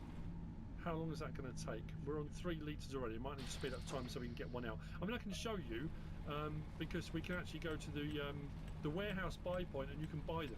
So I could show you a pallet already done, and you can take them off and sell them. Price wise, what are we looking at for bagged onions? Well, onions loose, they're at, low 4s, high 3s, low 4s, which is pretty cool. Let's see what it says. Would it be bagged onions or onions bagged? There you go, onions packed. It's a little bit better. Couple of hundred, I mean, to be fair, per 1,000, that will soon mount up because onions, like most root crops, will get a lot of onions off the fields. So it kind of makes sense, to bag them. Again, if you just want to use an extra bit of kit to try something out, you can, which would be quite cool. So what we'll do, we'll whiz over to the, in essence, that is a machine. That's why I'm showing it. It's part of the onion process. So what we'll do now, as you can see, if you come and buy them from the warehouse, they're a little bit more expensive than what they're paying you for. But I don't know if these are 2,000 litre pallets or not. So if we buy one like that, we can see what one looks like. There you go. It's 2,000 litres. Okay, but even that being said, they're only paying out 600 and something at the moment, so that'll be 1,200. We just paid 2,048, so it's going to be a little bit more expensive. So that bagging machine will do this, it'll bag them and then you'll get pallets out the other end. So that's your onward final onion process. Now, that is all the equipment and machinery in the actual buy points and things, but there are 2 more pieces of equipment and machinery, and these 2 are specific to the map, not that can be used everywhere else generically, and those are these. So as I said, the last 2 pieces of equipment and machinery are here, out down at the dock, and we come to this purchase point. Now these are, like I say, these are specific to Kinlaig. If you take your DLC and you select it, enable it, on any other map, on any other mods map, these won't be available because the buy point for these is here on this map. So if we open up the boat shop, we've got the cargo vessel at 275 grand all in for transport costs. You've got no option on that. I don't know why it doesn't just say 275,000, but yeah. If we buy that for 275 grand, it will appear in the harbour. Okay. We go on there, we've then got the sports boat, which is 55 grand, and again, no option. There's no colour choices within these, you get them as they are. If we buy that, you find that in the harbour. These can't be leased, they are buy only. Can we buy multiples? If I want to buy another boat, I can. Do I need 2 boats? No, but it does show you can buy multiples of these as well. Now, I suppose I should really, can we jump across there? No. Let's do that, there we go. Now, I have shown these boats, like I say, on the map tour and on the fisheries video. I think I might have even shown them on the rod fishing video. But as far as this boat goes, we've got the option for horn, lights, we have got ramp up and down. We've got crane, unfold. Now, there is a problem on console at the moment. If you go and you operate the crane from the crane, the engine on the boat turns off. That's got nothing to do with whether you've got the your ignition turned, because if I get out of this now, it'll run fine. If you operate that crane down there, the boat turns off. But we can operate the crane from up here in the cab if we want to. There's our extension on the crane, up and down, left and right, all that goodness. And then you can hook up your pallets and stuff, or fish food, and your trout and salmon pallets if you want to. You can put vehicles onto this as well if you wanted to. If we accelerate now, this takes a bit to get going, it takes a bit to slow down. It's a bit of a beast. You need to have throttle steering If you let off the throttle and try and steer, it doesn't like it. It takes a little bit to get going, but when it gets going, it goes a fair old lick, and it will turn pretty effectively. But like I say, the slower you're going, the harder it is to turn. And when you want to slow down and stop, you really need to get on it early, because this thing takes a long time to slow down. And I will show you what I mean. It's nice animations, nice detail. The interior of the boat is pretty cool. It's turned there so we can see. So in here, very cool. If I throttle back now, you can see our throttle going on the right hand side, our rudder left hand side for our turning, which is pretty cool. So if I'm going for it, if we pick up speed and get to 12, if I can get to 12, I'm sure it doesn't even matter if I get to 12. We're at 5,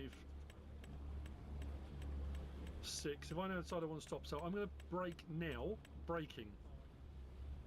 So that's me braking, braking, braking, braking. I'm in reverse, I'm in reverse, I'm in reverse.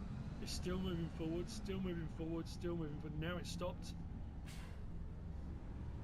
Has it started to back up yet? Now it's starting to back up, so it takes a bit of time. But you've got quite a bit of manoeuvrability, like I say, depending on how you're going about it, forward or reverse, it manoeuvres pretty well. So there you go. It's another vehicle, so I thought I'd show it in this mod review. Why not? And then finally, sports boat, engine on, and again, very nice. See the key turn there, throttle there, and we've got our steering wheel. We do have lights. I did my live stream as well, so you would have seen it on there. See the big old light across the front? That's pretty cool. You can fish off of any of these if you want to do fishing. And yes, it's a bit of a one-trick pony for this map, but it is a pretty cool thing to have. And it does, for me, it's like I say with many mods that come out like this, it's the potential of what it could mean moving forward for modders or the game or other maps, for things you could utilise boats for. It's pretty agile, does the thing. What I like is then when you slow it down, especially when you're inside, you watch the bow drop. So we're going at a more sensible speed, and you can tick over, you can set your cruise control. This is the same as well. I'm turning now, but I'm not throttling. It doesn't want to turn. I have to have water passing those rudders for it to want to turn. The slower I go, the harder it is to turn, as you can see. I'm now in reverse, kicking that back round, forwards, and then we'll watch the front rise as we get going. Whoosh. It is cool. It is a very cool thing. So there we go. That's the sports boat, and that's it for all of the vehicles, machinery, and equipment we get as part of the Highlands Fishing Expansion DLC. I hope you found all this useful and informative in some way, shape or form. If you have, please give us a like. If you don't subscribe yet, please do.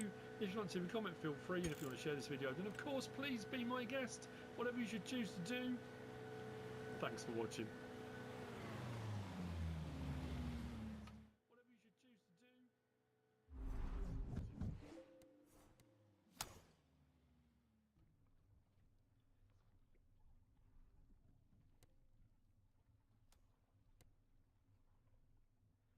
But if I were to avoid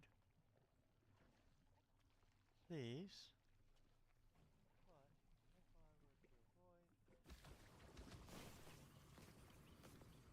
oh great.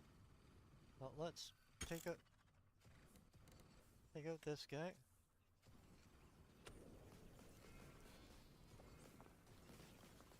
Like that.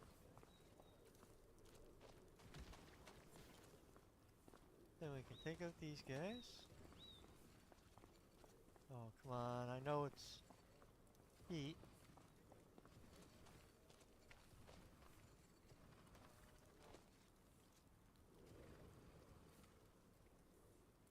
Come on. There. Okay, let this thing cool down for a moment.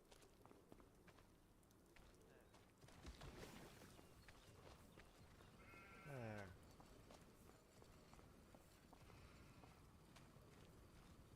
Those are pretty long little legs. There we go. Okay. How are these looking? 0, 5, 15, 5, 0, 0, 0, 5, 100%.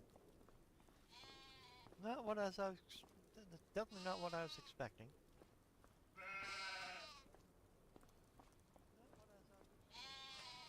Yeah. Let's make sure there's no more death balls around here.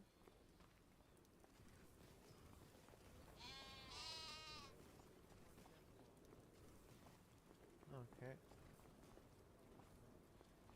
Is that all those little guys? Uh-oh.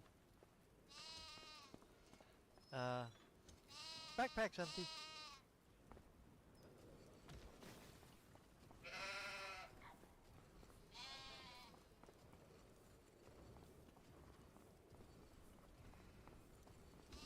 There.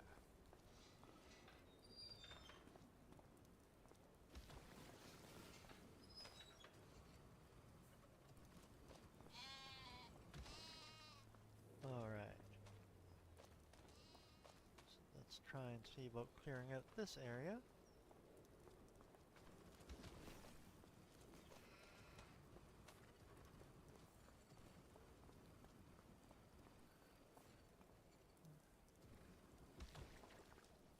Alright.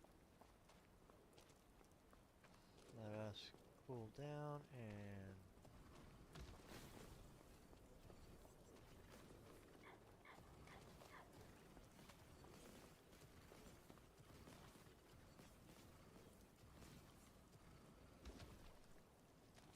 Okay.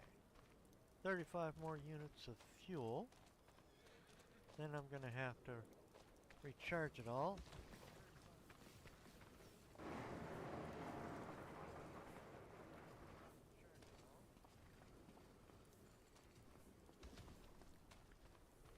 Okay. Yeah, he was at 0 anyway. Look at these guys are all... Yeah. 0, 0, 0, 0, 0. Oh.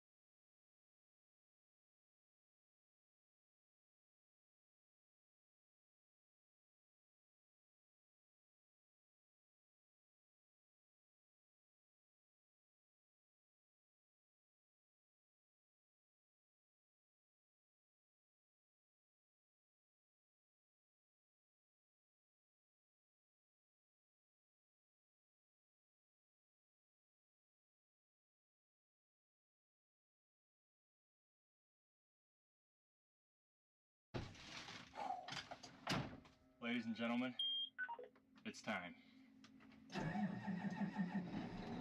start our tractor and go plow. If that doesn't get you going, I don't know what else will.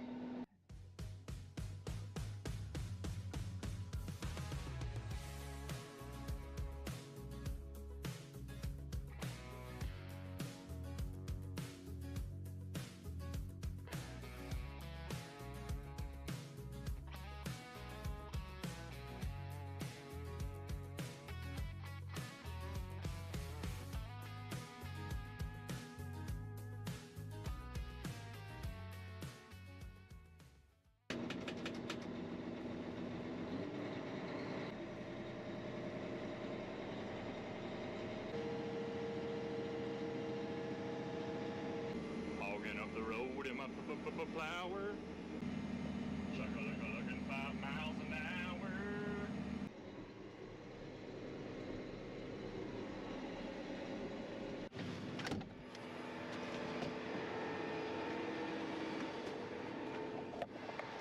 Gotta love the fresh smell of pig poop. All right, boys, here we go. Just lined it up. If you've watched our channel, you'll know this has two modes. This plow has road mode and has field mode. This is the switch. So if this is up, the third hydraulic in the tractor controls the up and down. If this is down, it'll swivel this back tire, and that's why I lined it up. If I didn't line it up or swing it over on the road, aim straight, all these black little spring things are lined up, which means we're lined up and good to go. Now, there is hog manure applicated on this field. We do use turkey litter and chicken manure, and we use those to get our nitrogen on our fields. Since we are organic, we cannot put any nitrogen in the ground. I guess you would say not natural nitrogen. Chicken litter, hog manure, turkey litter, that's all natural. It's not a liquid, whatever. Anyway, I hope that makes sense. If you have any more questions about that, me, my dad, Jack, will be more than happy to answer them. But right now, we're gonna, hopefully this thing is still set from last winter. I don't know why it wouldn't be, but I suppose we'll find out. All right, first things first, gotta make sure we got our auto track. Couldn't imagine living without that. So we're gonna, I think we use Joyce. I mean, that's the only line that goes the right way. So we're probably gonna use that. Good old Willie boy brought my pickup over here, just in case we have to go drive truck. I sure hope we don't. I've been looking forward to this day for a very long time. So now what I'll do to lay out this field, I'll make a scratch mark all along these end rows. Okay, so that way I know where to lift up the plow. That way it's all even. So when we come and disc rip the end rows, they only have to line up where I picked up the plow. That way we don't have one plow lift up here, one time up here. Then it's just even. Looks nice and clean. Just makes things easier for me. And if someone else came and plowed, it'd be the same thing.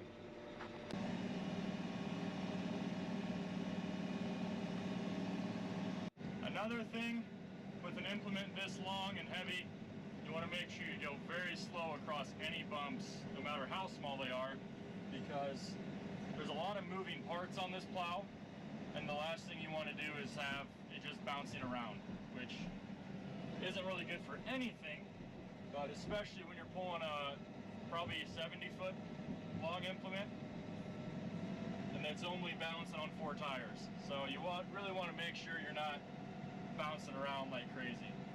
Another thing I'm going to do here on the screen is I'm going to make these all go, we're going to say 7 seconds, and I want the flow high.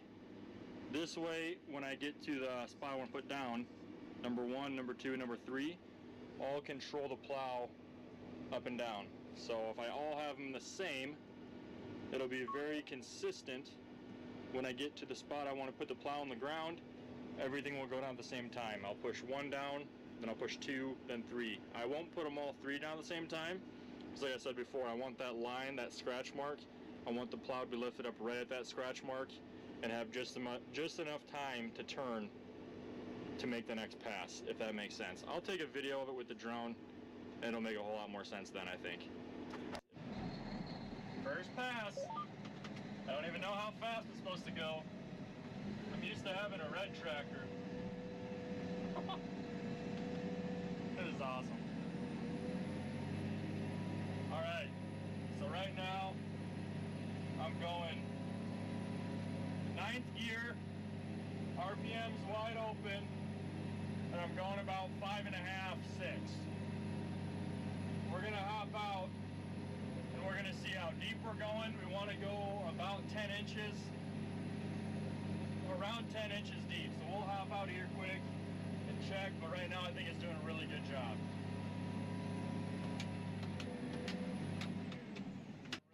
Just that first glance, I think we're gonna be pretty much right on the money with 10 to 12 inches. You can see plow's going in the ground, so that's a good sign. And right here, this is the work we're doing. Nice and black, this is what we want. It looks even, that's what we want. We want it to be nice and even. We don't want one of the plow bottoms going way deeper, making a ridge, making a divot, anything like that. So this looks very good. Also, this is what we call the furrow. So you can see this wheel back here. This is very educational. This is out of character for me. All right, this is what we call the furrow wheel. It's that big back wheel when we use to line up our plow. That creates a big old divot, otherwise known as a furrow. And if we walk up to the front of the plow, you'll see the furrow wheel. Also back there is another wheel. Anyway, there's a lot of wheels on this thing. Not really, but this is called the furrow wheel right here, okay? So next pass we take, after we make 2 passes, we'll put this tire in that furrow. That way all the dirt from this will slide off and fill in that furrow, so you don't have that big furrow or divot left after you're done plowing. Hopefully that makes sense. But right now I'm liking the way this is looking, nice and even. The plow, you can see, so from the front of the plow to the back, I don't know how many feet that is, but this is why I make a scratch in the ground, and this is why I pick the plow up separately. That way we don't have this big triangle left for the disc ripper to clean up. We'll just make it easy on them. Anywho, enough of me talking. I'm sure there'll be, well, hopefully there'll be more videos of me plowing, but I don't know. We'll talk about that quick. So just to piggyback off of that last, oh dear, comment I just made. I don't know how much plowing we'll do this year. Last winter we had a dry winter. There wasn't a lot of moisture. And one of the reasons we plow, it obviously digs up dirt. It makes it rigid.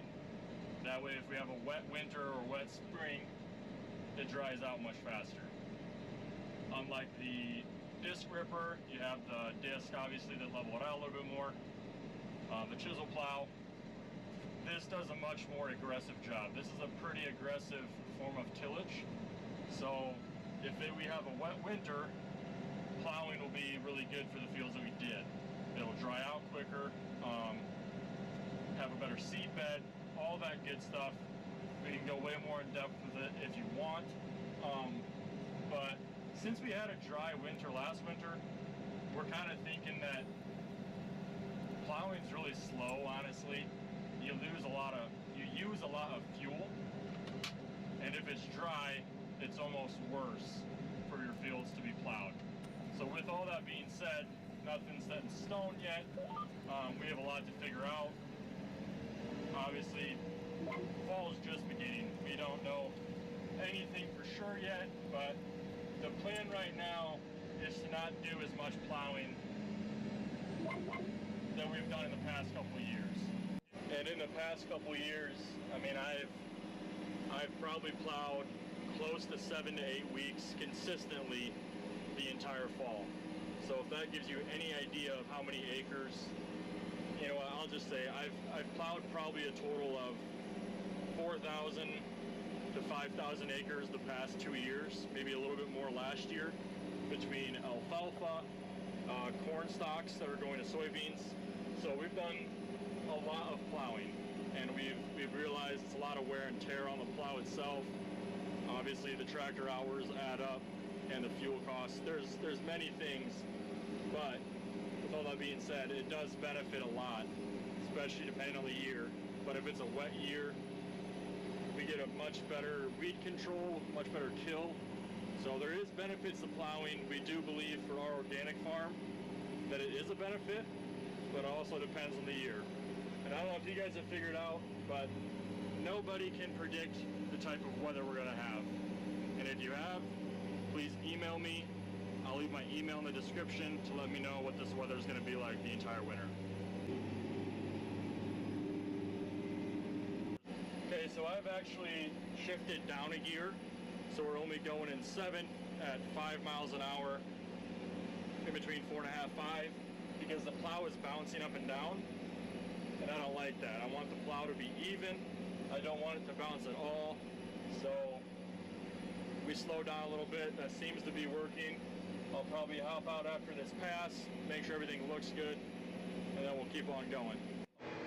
Alrighty, so make sure everything's working good. First glance, seems to be intact. So we made it 10 minutes so far, so things are looking good. So before I take the drone up, I want to show you guys what this looks like when I lift up on the end. You can see when we lift it up in the middle of the field, it was a big V like that. That all wasn't there. So I lift up the 1, the 2, and the 3. So it's pretty much even. Before I take the drone up, I want to show you guys that. So now I'm going to make my scratch mark along this end row here, and you guys will see that in the drone. Also, I did put my drone in a tree yesterday. It wasn't on purpose, in case you're wondering that. So I guess we're going to find out if the drone actually works also.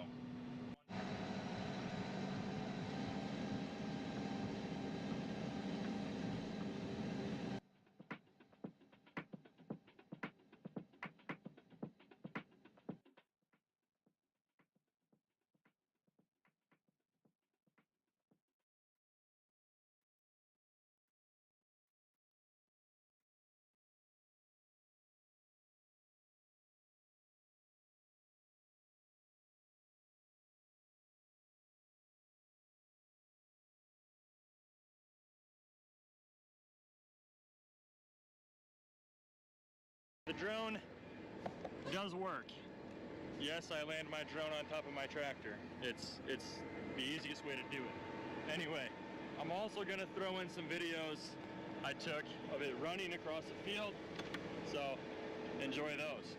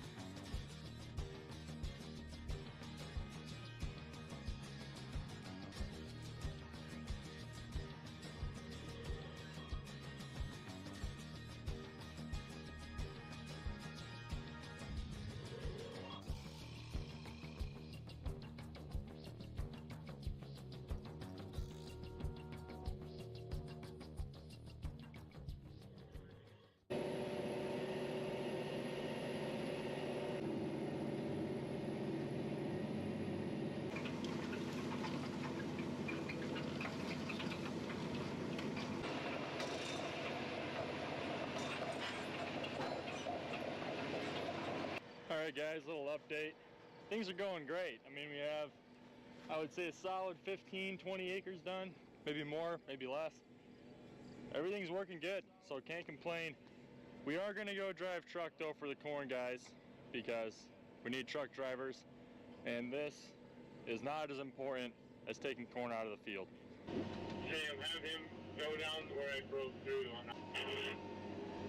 You think somebody should run over there? The dryer in Emmitsburg? Know what he was doing exactly. So he's got to leave. Well, kids, there's the first day of plowing. It was definitely as good as I remembered it. Hopefully we do more plowing this year, but if not, I'm going to enjoy the couple fields I do get to do, because it is my favorite thing to do on the farm. Also, we didn't break anything, so that's always a... Did I? No. That's always a plus. When you're doing something, you don't break it. Feels good, man. Feels good. So we are going to go drive truck. So this is probably going to be the end of today's video.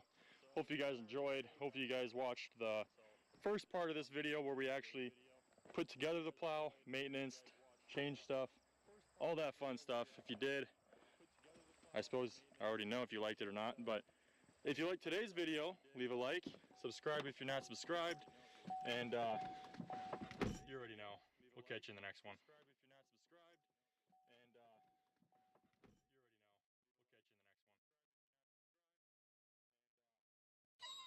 Good morning, Anna.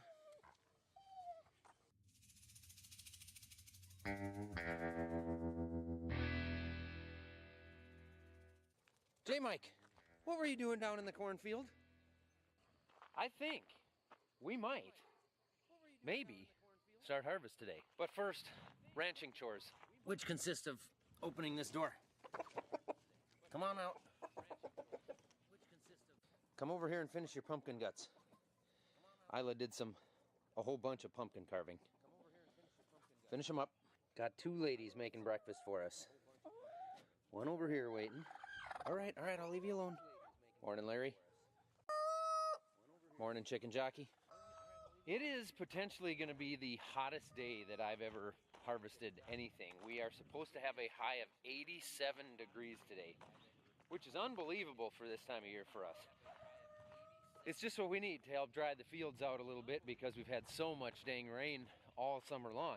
Plus, of course, it helps dry our corn down. So right now our corn has reached maturity, and the longer it stands in the field and the more heat we get, the more it dries down. And that for us means easier harvesting conditions. It shells off nicer, it flows easier, in and out of the trucks and everything easier. Plus it doesn't cost nearly as much to dry down. There go the ducks. Onyx's mallards. They get up every once in a while and they circle the yard. They're totally free range, by the way, but they don't leave. And they're real mallards. They just hang out in the yard. They'll get up and they'll make a couple laps around the yard and then they land back in the backyard and they graze around all day. If we start today, which I think we probably will, it's going to be a bit of a slow start because we've got a new combine that's never seen the field. We've got a new header that's never seen the field. We've got some new technology in that machine, the new combine, so it isn't like we're just taking a new combine that's exactly the same as the old one, but there's some new stuff in there, probably some calibrating, who knows what all, but it'll be a slow start to get everything up and rolling before we get familiar with it.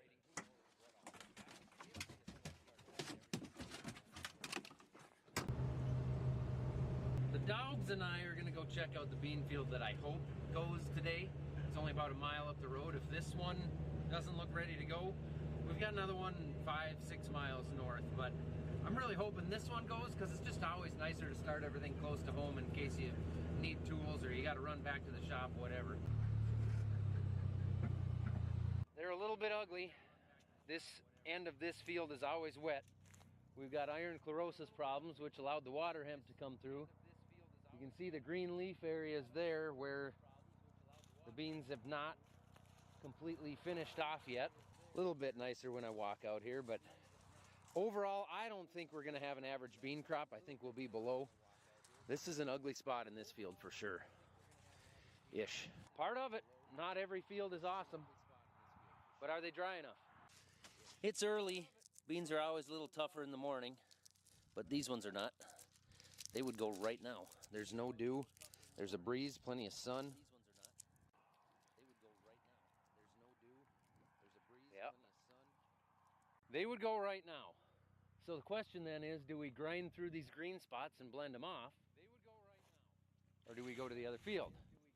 And if we stay here, the next question is, do we put them in our bins or do we take them to the elevator? You know, honestly, by the time we'd get up here and have a couple of semi-trucks full anyway, we got plenty of time to decide and see what they really look like. You two still here? Looks like it.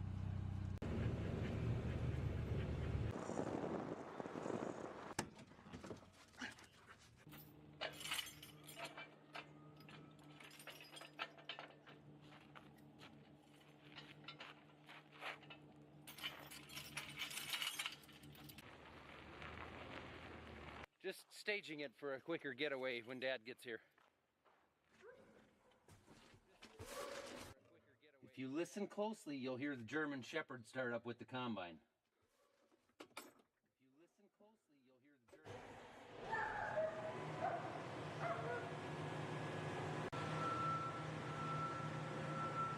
I hate to do it, but I'm gonna. I don't want to sit on this all day. I want to sit on that.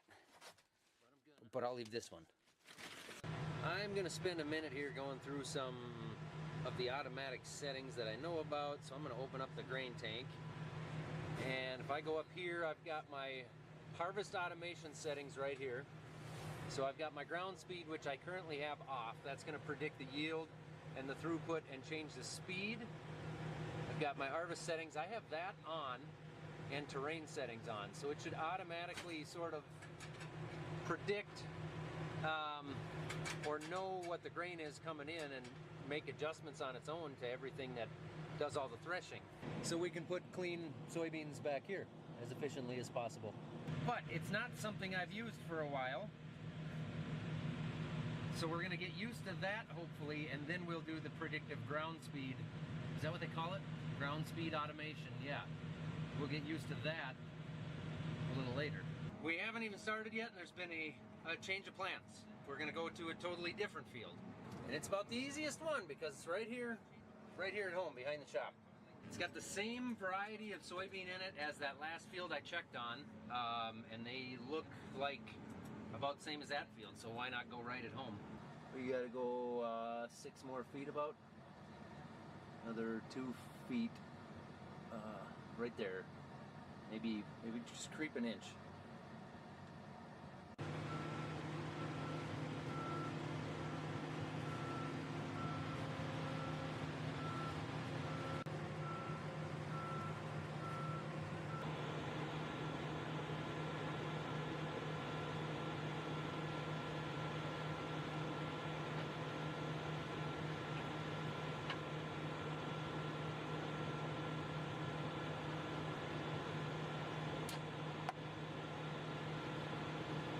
Is that a new screen? I haven't. Do the tractors have that too?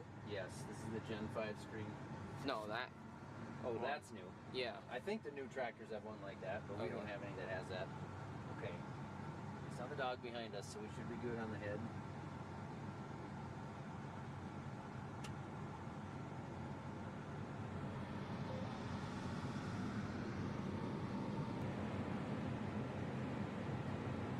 You've never driven a brand new combine, have you? Well, I guess.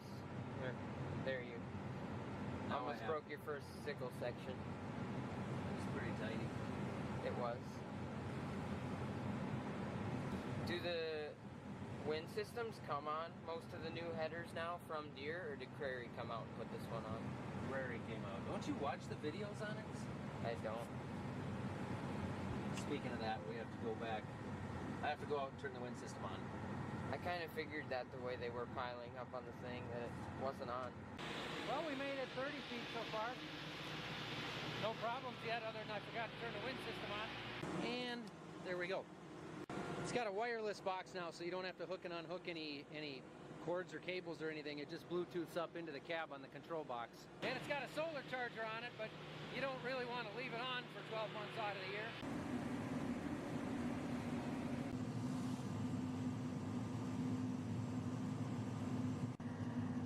Honestly, that looks a little too clean in there, so we're gonna get out and go see. There's definitely some green ones in there. Usually if it's too clean in the tank, we gotta open the machine up a little bit because we're probably throwing some back on the ground. I don't know, we'll find out. I'm not seeing or finding any unthreshed pods. Even the green ones are threshed out. Dad's checking back there, but I wasn't really up to speed yet until I got here. Yeah. Not horrible. I don't see the head leaving beans out here.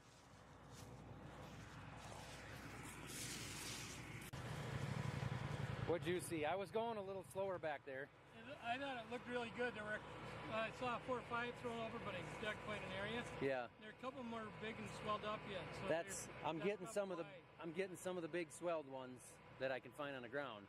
The tank is really clean. The tank is? There's like no pods in there at all, so it's even threshing the green ones out because there's green beans in there. Okay, and the green ones, if they go in the bin, they'll dry. They'll dry, yeah. Pods that are the worst. Right. So it's pretty clean back there, probably cleaner than I thought it would be considering it's real clean in there. And I mean, I can't find a bean here from the head, so it's pretty close.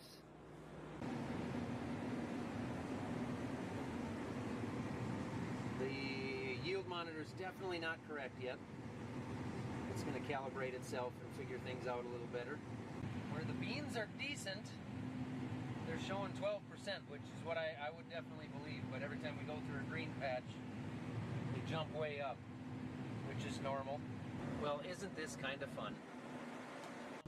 That is probably the cleanest sample I've ever seen. The beans look tiny, they look like little BBs. But if we're not putting beans on the ground, we've got a super clean sample back there.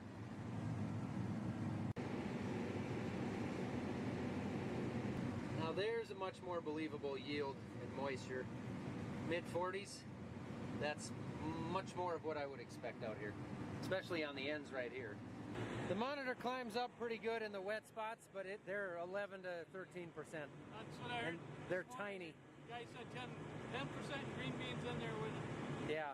Just too warm, too fast. Yep. We're not used to that. They're going to start shattering now. Not till this afternoon. Not for a couple hours. But they're tiny. They're little tiny BBs. That's good. I saw some that looked like you maybe have been throwing some over in the middle. Okay. They were really tiny, the ones that were over. Really little, yeah. Yeah. All right, generations 5 and 7 are going to go check the moisture on the soybeans and maybe get a semi-truck down here. That is impressive. The stuff you see against the window is always the dirtiest part. I see one pod down there. I sure hope it stays that way for all the acres. Just don't like how tiny they are. We've had way too much rain and our beans hate that. Well, there's some bitter beans. 60-ish. Yeah, I get it. That's not Iowa, Illinois beans, but 60 would make, I mean, we're not going to average 60. We won't average anywhere close to that, but that's good beans for us. Well, if we don't keep this dry weather up, we're going to be really battling some wet fields. You can see the tracks I left here, climbing up that hill all the way through. And it's not much of a hill. It's pretty rare that it's wet in there. So we're wet. Grain tank is 3/4 full. Handy little camera.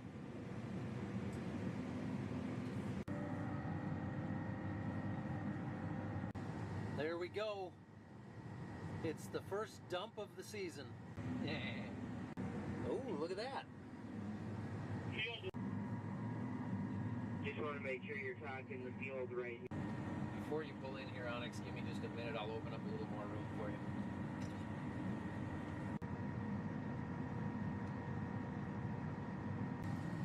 There's a third of a load into the new grain cart, so we're empty there. Now I'm going to take off across the field.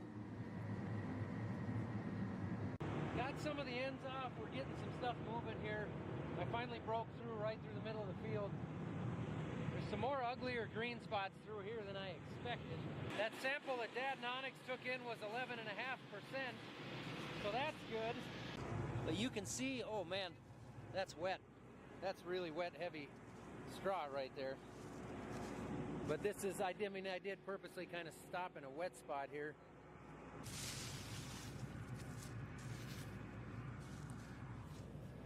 One of the other things is I don't have the automation on yet. So the machine will automatically calibrate itself and move up and down to match what the beans are coming in. But I just haven't started playing with that yet because everything's new to me. Heavy green straw, isn't it? Yeah, I thought they might get drier after you got off the enders. They got wetter. Right. Unfortunately, we have made the decision after our powwow in the field here that we're going to swing this one up by the truck and park it and take the other machine up and get that one started in the other field north of here, because these beans, they're just not quite ready, which is a little odd. You'd expect them to be wetter on the end rows where they were drier, but once we got into the field, they got a little bit wetter.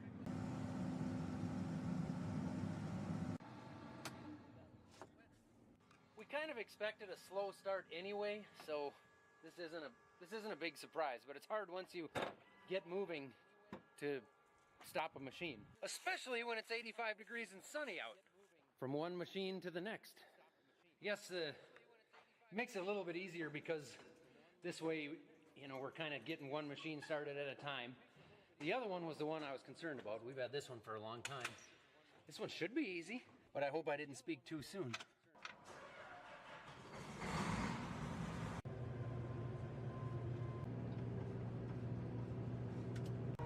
You can sure see across the tops of the fields a lot better from up here. Gives you a little bit better of an idea of what's out there right now. We know we tested some corn here the other day. I'm guessing this stuff's around 28-ish% right now for moisture. So we need the extra days to dry it down. I mean, we'll take it at 28. We've done that plenty of times, but it's not nearly as fun. It doesn't flow as nice. It doesn't thresh as nice. It doesn't dry down as nice.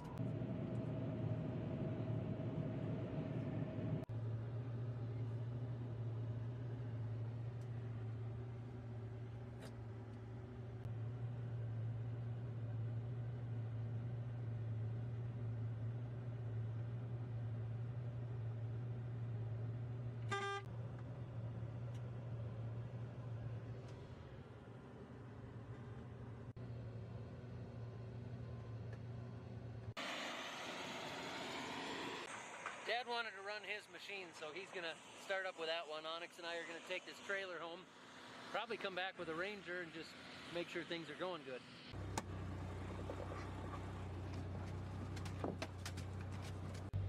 Look, chickens. Look at the back of that one. Look at how chewed that is. Just avoiding me.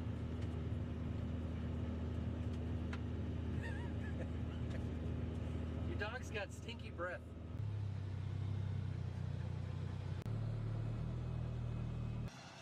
Were you going 4 miles an hour here? Yeah, I wasn't even looking at the speed. Okay. It's clean, the ground is clean, but it looked like you were going slow. I might have been going slow. I was kind of watching everything else. Yeah. Still a few green pods, but I think it's the lower areas that were drowned out all summer. And Yep. That's where the water hemp came through. Seeing 9–10%, then I'll jump up to 14 for 2 seconds and back down to 10. Sure. So I think they're dry, but we got green pods in there. The ground is clean, but they're a little bit dirtier in the tank. Some of that could have to do with just being a ugly area in the field. Nothing cleans as well when you're sending green stems through with it.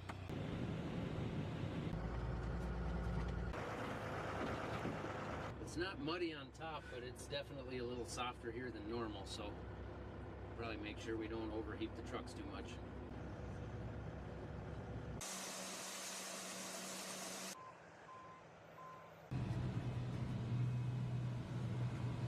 We are going to move this combine, hey Didge, we are going to move this combine up to the other field because we think there's more acres of beans up there that will go, so we may as well knock it out.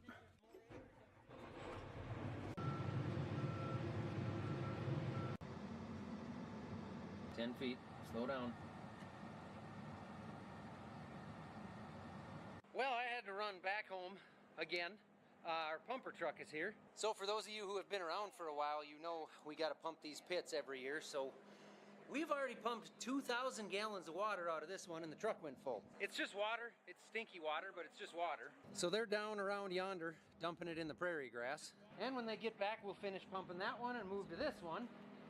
And once that's all done, then I think I'll go back to combining. Pits are dry and clean. Unbelievable. If you remember back 4 years ago, 5 for sure, we used to crawl in there. I mean, I would physically crawl down in there with a sump pump tied to a rope and hand the rope up to Dad and tie the pump up in there somewhere, and we'd run it out onto the yard. And that stuff would stink all fall, and it would take us a whole day to get those pits done. This is just an unbelievable time saver. It is a no-brainer. So, Johnson Jetline out of Kensington, Minnesota. I don't know if they want more business like that or not. They do a lot of bigger things than pumping out my pits every year. But thank you guys. Well, I got to have a little snack in the air conditioning and I picked up a passenger. All right, you hop in the big seat and fire it up. There you go.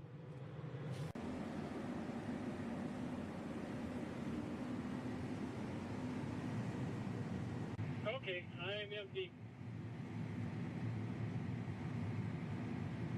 Because the only thing I can change speeds on as of now is by shifting the thing forward. That is a beautiful sight right there.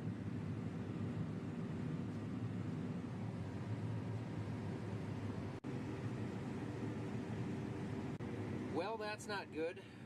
Charge air cooler outlet temperature high, engine power limited. Reduce engine speed. Okay, here's the story. When we brought this machine home from the dealer, it was dry, all good to go. It sat in the shed for a day or two, and when I moved it in the yard, we had an oil leak. A nasty one, a wicked one, back at one of the coolers that sprayed directly into the big fan. Like the big fan. And it sprayed oil on everything. You pick an item on this combine, and it was covered in oil long before it ever got to the field. So we're gonna go back and look at that cooler area. But this is actually the second time this has happened in the last hour. We did our best to wash the 187 gallons of oil off the machine, when we got it or after we had it for a bit. But it is a mess, and what I think is happening is that all the coolers are packed full of oil, and all this bean dust is doing that inside the coolers.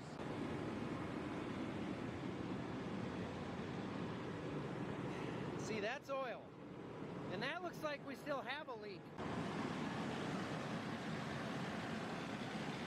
I mean, it looks like it's still coming from somewhere. And to be honest with you, I think the absolute only thing I can do about it is take it home and give this thing a bath in the morning with a hot pressure washer and some degreaser, and then see if it keeps leaking from somewhere.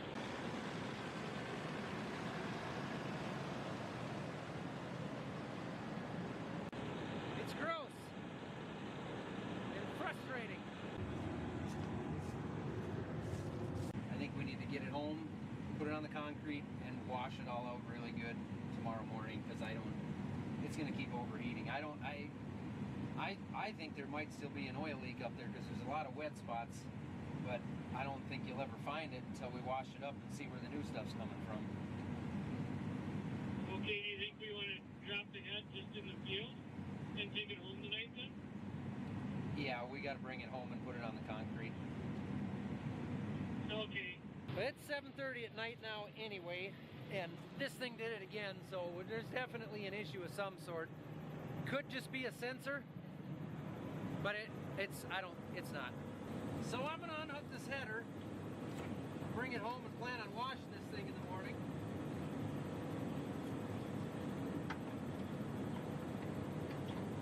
Which is not very convenient.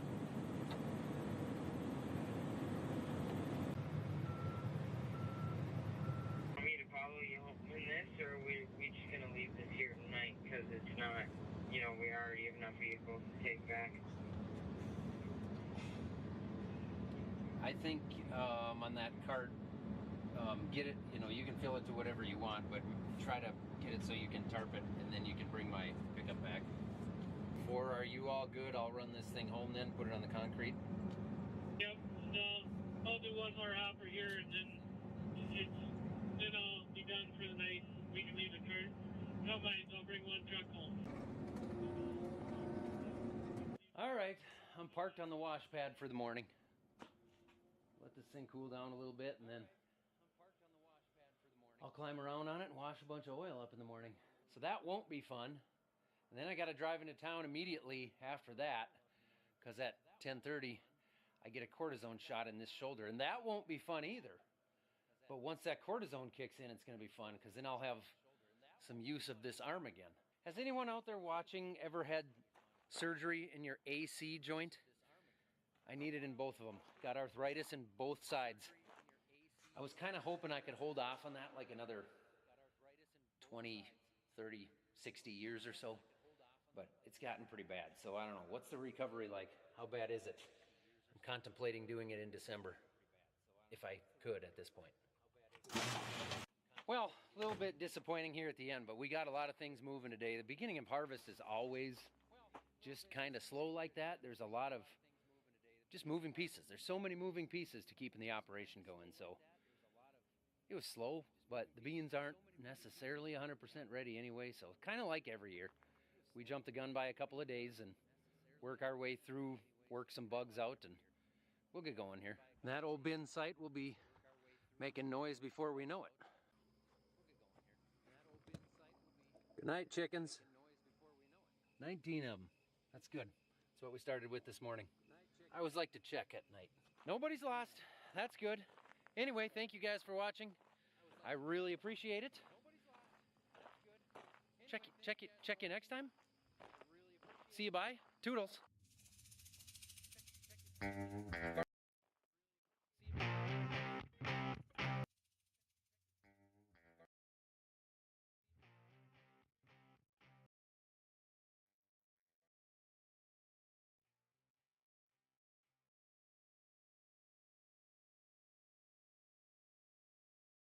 Morning, ducks. Well, we'll see you later.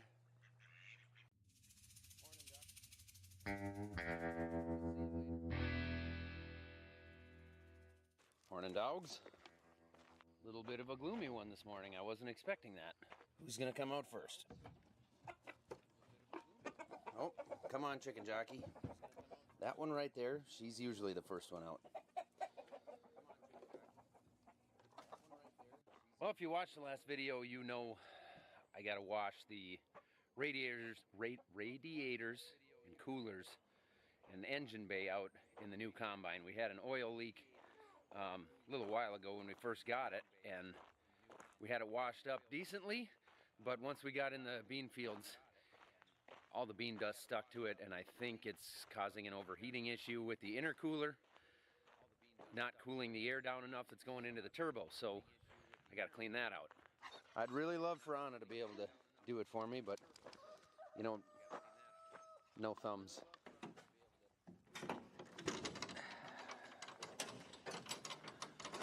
So, there's a big giant fan. I like my watch, but sometimes with certain coats, like this raincoat, it just doesn't work. Big giant fan in behind here pushes or pulls air through all these coolers. Everything's one-handed. Someday I'm gonna have to get an actual camera crew. All these coolers got pulled full of oil, including that screen, when we had an oil leak. And now I think what's happening is they're getting so full of this stuff, they can't pull any air through them. It was a big oil leak, see? Look at that. Everything covered. It's like there's still a leak somewhere, perhaps. Fan's turning black. It's a mess. But it doesn't keep us from going until the fan's packed full of this stuff. There's even oil down there. Where did that come from overnight? Oh, it's dripping off there. So it's coming. Yeah, I don't.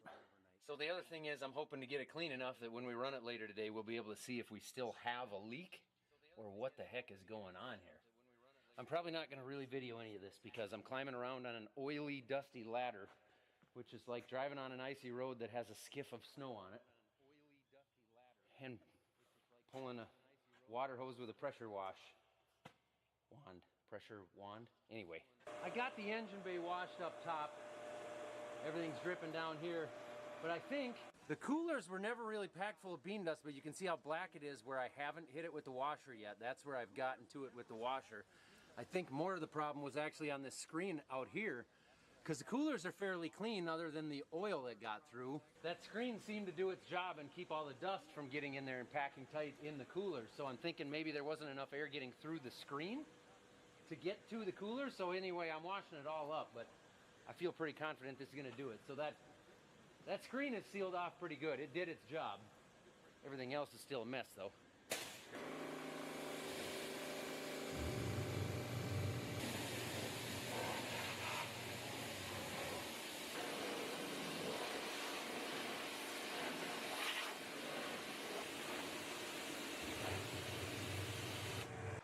Well, about an hour later, and I'm all sweaty from wearing a plastic coat around, and it's humid out again, but I think I got it pretty clean. The warning it gave me last night said the charge air cooler was overheating, meaning the air coming into it wasn't cooling down enough before it got back to the exhaust to go into the turbo, or back to the turbo anyway. So it wasn't, I don't know which one is the intercooler here, but I just cleaned them all out real good, and then I got that screen real good. I feel confident in this. But it's so humid and cloudy, it may take a little while to dry.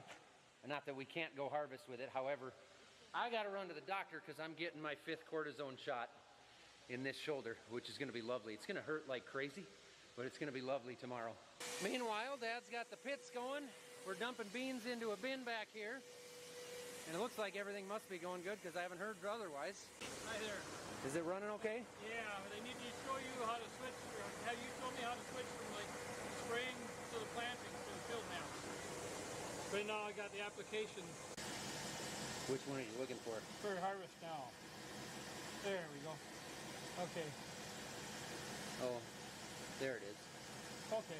We're both just getting used to the John Deere Ops Center app again, where we can actually see everything we've done on the fields throughout the years. So you can see tons. I mean, I wouldn't even begin to rattle the list off of stuff on that app. This one. The grain cart a mile north of here has about 2/3 of a truckload of soybeans in it. So I'm gonna go check the oil in that, get it fired up and warmed up, while Dad brings an empty truck up there to put those beans in. And if I don't stop and let these numbnuts in, they'll chase me all the way to the highway, and we don't want that. So this is the safest spot for them to be. I'm really not sure why you're so obsessed with this thing, but if it's fun for you, I guess. It's important to stay hydrated, like real hydration, not just water, but the electrolytes you need, like this Element here has that I drink 1 or 2 every day. You can get it in the carbonated cans or the water bottle, the drink mix to put in your water bottle. It's got the sodium, the potassium, and the magnesium that you need to actually stay hydrated without just chugging water all the time. This allows your muscles to actually absorb that water, keeps the brain fog away. For me, it keeps my leg cramps away at night. Works with every diet that I can think of. There's only 5 calories in this thing. There's no sugar, there's no caffeine. It's got all the stuff that you want and none of the stuff that you don't want. And there are a ton of flavors. I like the cans. I like the carbonation. If you don't like the carbonation, like I say, they come in sticks. Right now, if you want to go click the link down below, you can go get your own free sample pack with 8 different flavors in it and decide for yourself what your favorite flavor is. They've got a no questions asked return policy, so if you don't like it, within 30 days you let them know and they're going to refund you your money back. But I don't see why you wouldn't like it, to be honest with you. You got to go to drinkelement.com/farmer, or it's linked down below. Drove around to this side of the cart just so that I could do this. I've got a bad habit of losing track of time and running late for everything.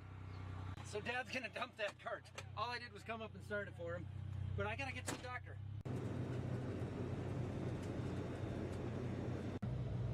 Chicken crossing, heads up, beep beep.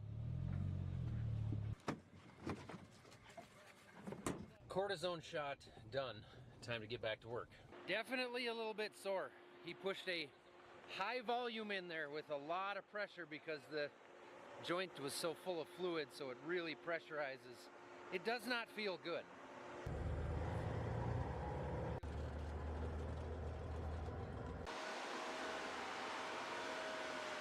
Okay, slight change of plans. So since I pulled into the field here 15 minutes ago, there's actually been 3 different changes of plans. We're bringing that combine back home, which last time you guys saw it, it was home, but it got moved out here because the deer guys were calibrating some of the automated stuff on it so that we'd have all that running today. So they brought it out to the field here where we wanted it and got things calibrated and set up. And Onyx had seat heat on. Oh, when it's 80 degrees outside? Anyway, I did want it in this field. However, it's got a massive oil leak. So I just finished washing that up this morning so that we could see where the leak was coming from, if there was still a leak. And we still don't know where it's coming from, but there's definitely still a leak. So are you going to park the cart somewhere, Alex, and take off? So that's getting run back home. Shut off. I'm driving the combine home right now, and they're going to try it. Dad's just getting caught up with the plan too. I'm going to grab a few more soybeans first.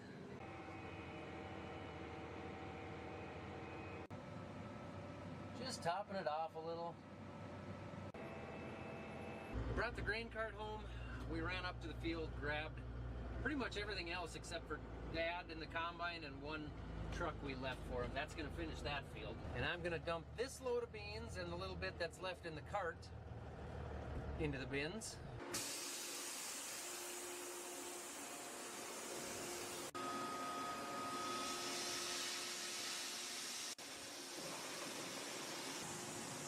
Good looking beans. Few green ones in there yet, but I noticed yesterday for the bit of time we had the new machine running, it was doing an amazing job of getting good clean beans in the tank. The 9870's always done pretty well too. There's only so much you can do when they're that green, but I'd rather have them in the tank than on the ground. They do dry up in the bin too. They don't stay green in the bin. Look at this handy feature that allows me to split the tank between the front and the back of the semi without moving the tractor. Up, get off that bolt. I got everything pretty well ready to go here. Got the cart empty and the pits are emptying. And they're working on it. They're smiling, so that means it's not catastrophic. Maybe it's something stupid, let's hope. So this issue is going to obviously be a warranty issue. Deere is gonna stand behind it. They're gonna help back up the dealer. The dealer's been great to work with. I never have an issue with our dealer, all right? This is not a dealer problem. This isn't something that got through the dealer. They're just the ones stuck helping get it fixed. I mean, this was something that totally fluke thing, you know. There's how many pieces? There's got to be 1 million pieces on that combine, and we thought it was one fitting that just happened to loosen up. I mean, they do tons of checks and balances and test drives and everything. I've been to the factory, I've seen it all.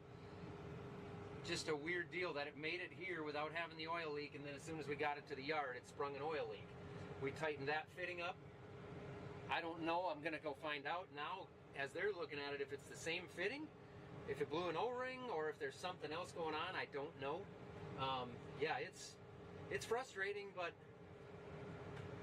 I guess one way to think of it is how big and impressive are those machines that they actually get it out the door to where things do run the way they're supposed to, because the few acres I did with it, it was doing a phenomenal job. They'll get it fixed.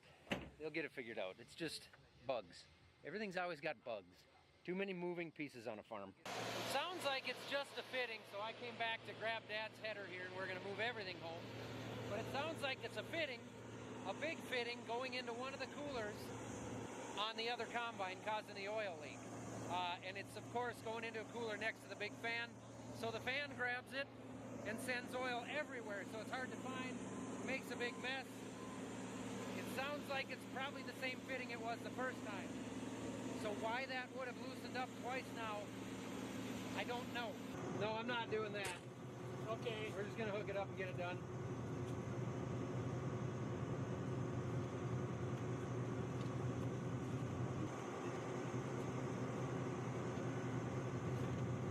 Is there a wire over here or isn't there? Nope, they're both over here.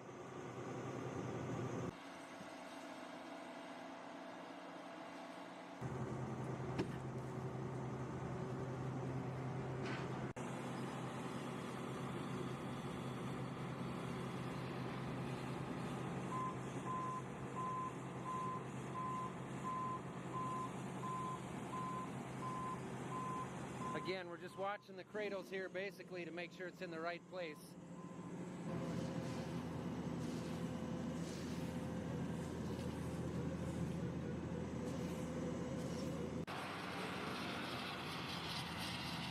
Yeah, look at that. They're even pressure washing it for me. Oh, it's all sudsy with Andy Clean soap. Look at that. That might end up cleaner than I had it this morning. I'll see how much time we can waste hooking this header up and maybe they'll get it finished.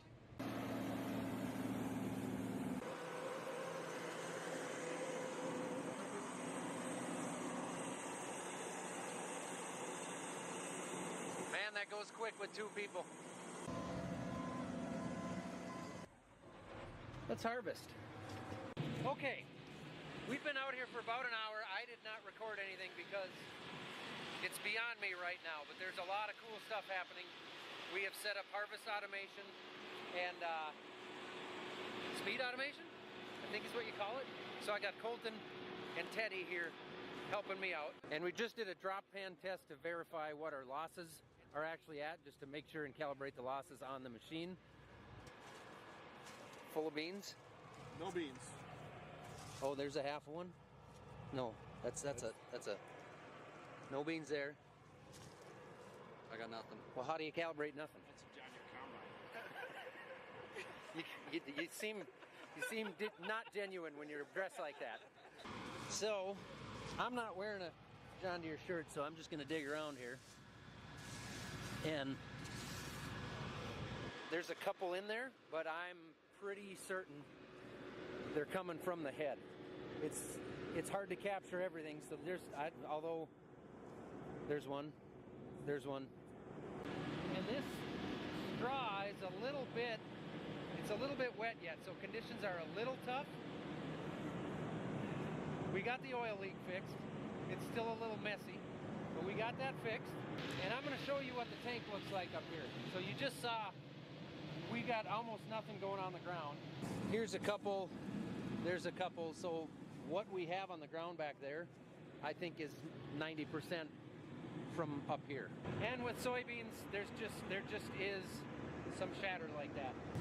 So here's, I mean, a few green ones in there mixed in, but the pods in the tank, and the window's usually the dirtiest, there just aren't any pods.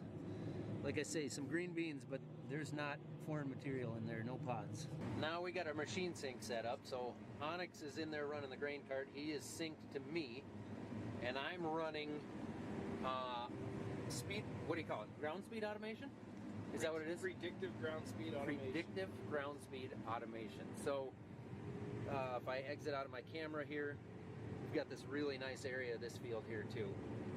So it's actually predicting what's coming in. It's got a predictive yield map right here that it's following, and it's truthing that with the cameras on top of the combine, so I can go and switch over to my forward camera, and it's reading the crop height in front of me as it comes in. Then it's using the power band here to push the machine to its limit to speed up and slow down. So as it takes more and less power, I can speed up to whatever I have it set at. Right now I have it set to a maximum of 6 miles per hour as we harvest this water hemp patch.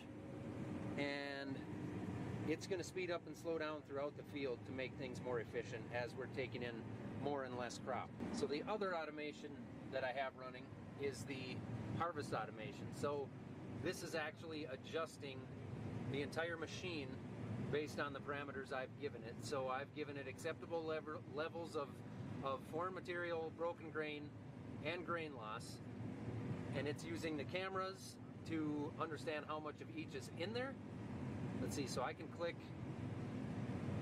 what do I click to actually show? Maybe that's what I wanted to look at. So here's the camera, it's picking up my broken, unthreshed material, and then what does light mean? Foreign material, light, so like lighter log. Okay, gotcha. So it's reading the grain coming through, it's watching that all the time, and then it's making adjustments. Well, right now it's adjusting the speed, nothing within the machine. But I can see on the graph here that I'm below my acceptable levels on everything, which is where I want to be. So the lower I am, obviously, the cleaner the grain is coming in. So it's telling me basically it doesn't need to change anything because it's well within the parameters that I've given it. So the old system, you go out and look, and you look in the tank, and you make manual adjustments. Here, you basically look at the grain and say, that's good, you're doing a good job, or you need to do better, and it will change your set points. It will change the rest of it for you then. You tell it what you want the grain to be like, and it'll change the stuff for you. Better or worse? Better or worse.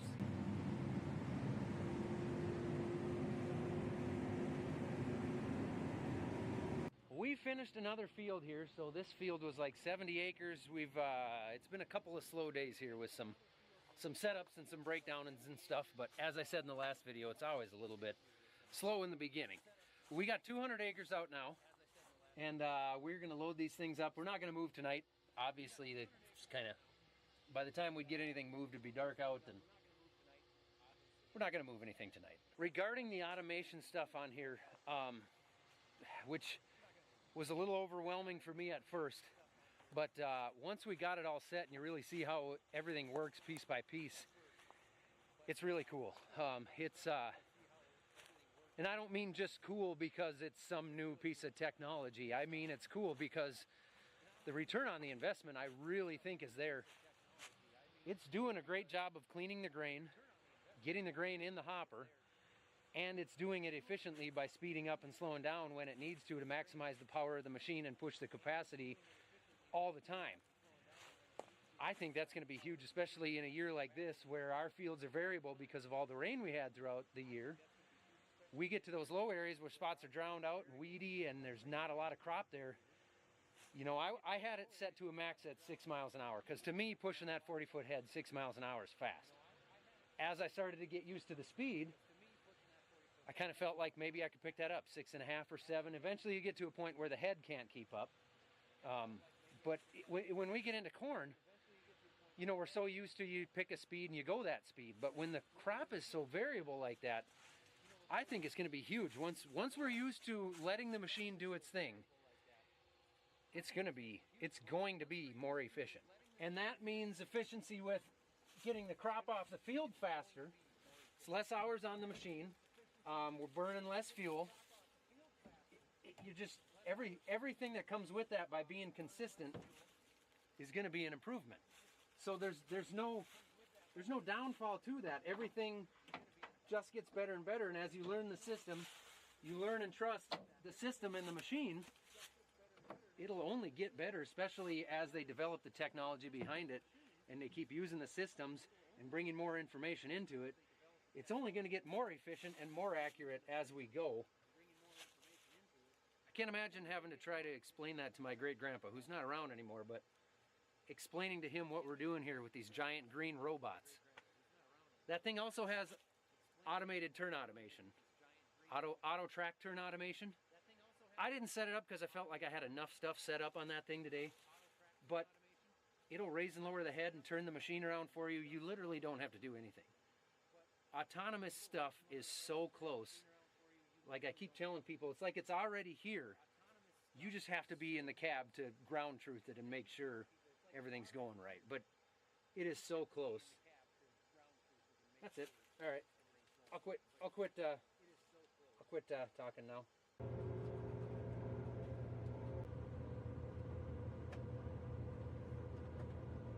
I think we're gonna have some tough plants in the morning.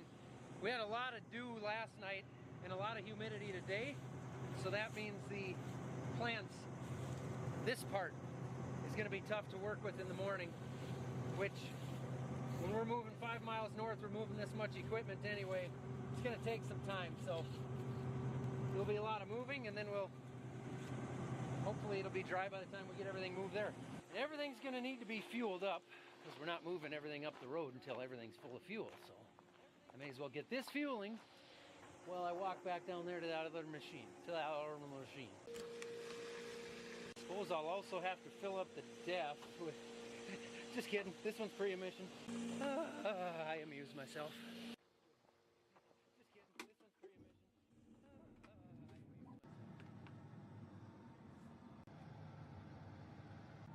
It is so quiet in this cab. Ah yes, the sweet sound of bin fans in my yard for the next couple of months. Ladies doing good? Do I have you all? 3, 4, 5, 6, 7, 8, 9, 10, 12, 19 of you. Good deal. Okay, sleep good. Oh, check that out. 3, 4, 5, 6, 7, 8, 9, 10. And I'm willing to bet Becky grabbed a bunch this morning, so we got probably 15 eggs today. Amazing. We're rich. You look tired. You want me to rub your belly? Yeah, there you go. Night, Anna. Thanks for watching. Farmers Business Network was created by farmers to put farmers first. So join me and tens of thousands of other farmers over at FBN.com, where it's free to become a member. You can get access to their digital insight system. You can get transparent pricing on things like seed, chemical, and animal health, and you can get instant approval for things like egg financing and marketing premiums. Again, it's free to become a member, so join me and everybody else over at FBN.com. Again, it's free to become a member, so join me and everybody else over at FBN.com. Morning, Didge. Ooh,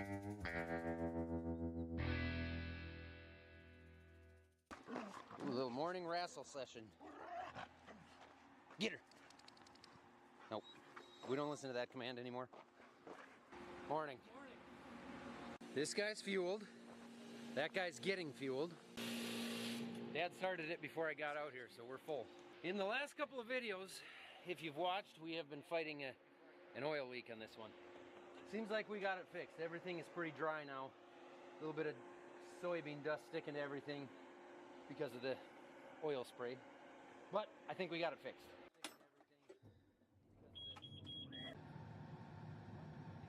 I think I was supposed to do this last night, but we didn't have any dew overnight, so Look at that. That'll work. We're not wasting any time this morning. We're going farming. We've got about a 5 to 7 mile move. Probably 5 miles as the crow flies, but 7 miles to get there. And then we've got a meeting at 10 a.m. that we got to go to with the landlord to discuss hopefully a drain tile project. I forgot to let the birds out. I'll let Becky know.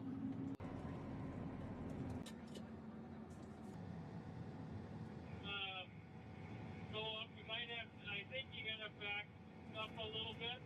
This field's kind of a tough one because we got a sometimes busy county road to try and line up on. We got to get to the field approach up there. And there's never been an easy way to do it, so he's gonna turn around while I hook up and he'll run spotter on the top of the hill. I'm in. I did not film that process because it gets a bit sketchy. It's only about 500 feet. 500 feet we got to get down the road, but it's nerve-wracking. We are back home to grab the other header and other machine, but we're just going to hook it up here because we have that meeting we've got to get to.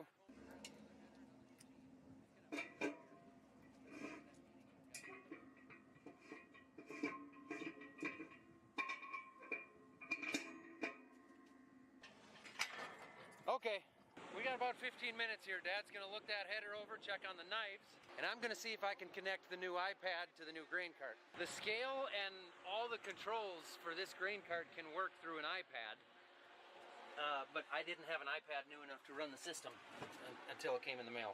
Well, that was extremely easy. So there's all kinds of information on here that I guess I'll go through when I actually run the thing. Obviously your scale weight, your PTO torque, you can open and close the gate, the fold, the spout. Got cameras on it, it's got everything. The tarp, the auger up and down. Okay, meeting is over. Come on, baby. 9870 still struggles once in a while. It's like it loses the fuel pressure prime, similar to what one of our semi-trucks does. There goes Cockburn, Rooster Cockburn. What are you doing over here all by yourself? Oh, there's a bunch more under the tree.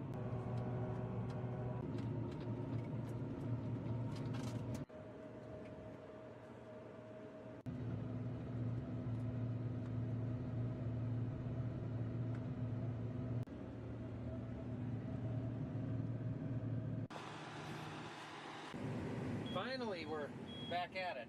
What does that mean? Oh, I'm going to ignore it because it went away. I think what it was trying to tell me is that it can't communicate with the other combine right now because they shut it off. So they're running home to get a semi-truck while I start taking some end rows here. Well, here's this issue again.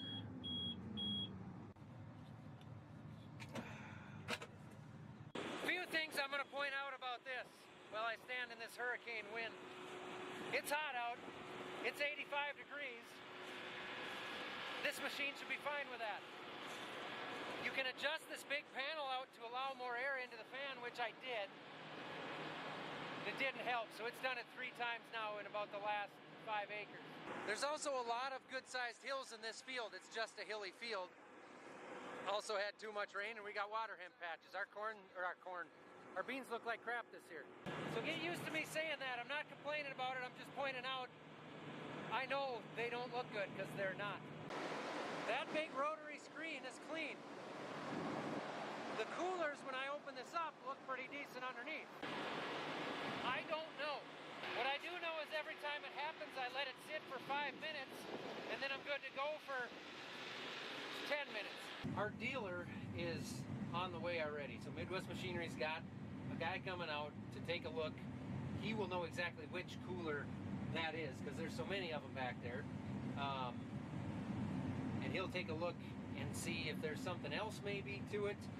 They got the same warning I did. When it goes off in here, I get a warning on my Ops Center app, so my cell phone alerts me also that I've got a machine overheating.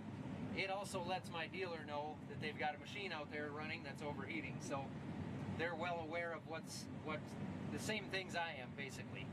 And we're 5 miles north. By the time we got this header off and ran the machine home, we're at least an hour from our shop, the way we got to get there. So we're going to, I mean, it's all warranty work anyway, so we're going to let the dealer come out and take a look and see what we got going on. Oh, that didn't take long. So it takes about 10 seconds before the next warning comes, and then about 10 seconds after that is when it turns red.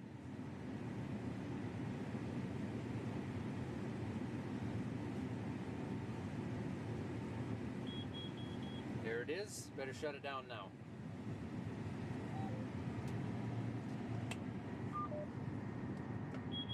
There it is.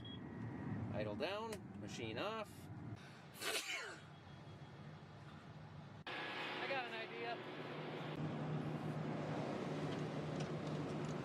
Let's just try and combine with this wide open. I don't think that'll break anything. There's my field hero. His name's Eric, but I can call him a field hero today. Well, that's definitely doing something. It's at least getting rid of the bean dust. Yep.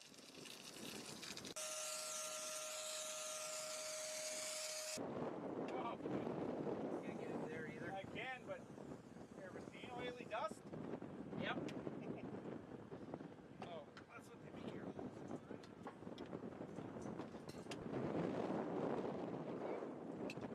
Get it in a...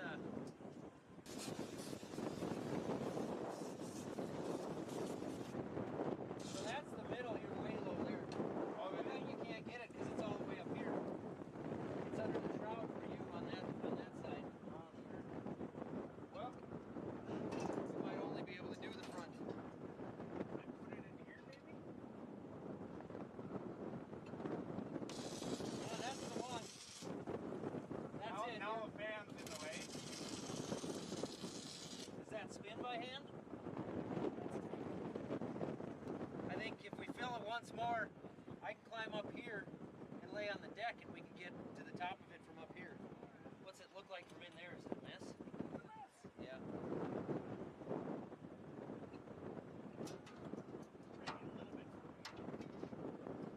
So which fitting was it? Was it one of these? No, it was on the other side. Oh, it's on the front side? Yep. Top one on the front. Okay. Yeah. Like this one out here? No, on the back of the engine, or this side of the engine, Okay. where they come out. Okay. Yeah. Oh, Ron was in here yesterday. Oh, really? He was standing down in So here. there's another one that was there. That's what I think. It's a different one then. So I got to thinking that might be why it came back so dirty. It had a second leak. Hydraulic oil tip. Yeah, everything was pretty well plugged. And that's just a product of that oil leak. This is 100% the issue. I need to get good hot water and a pressure washer in there to make sure I get all the oil out. Hopefully this helps and it'll do it for the day, but this is definitely the problem.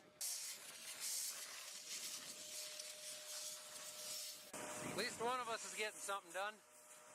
Eric's gonna stick around while I make a round here, make sure things are working right, but boy, I'm pretty confident we got that fixed. There was a lot more inside there than I thought. The coolers looks pretty clean on the outside, but there's so much inside of there. There was a lot I didn't film too. We filled that tank 3 times and kept repressurizing it, and at one point we had him on the tire and me on the ladder and straddling, and It looks like the techs are already, by, but I'll go past this combine and then we can start. Okay.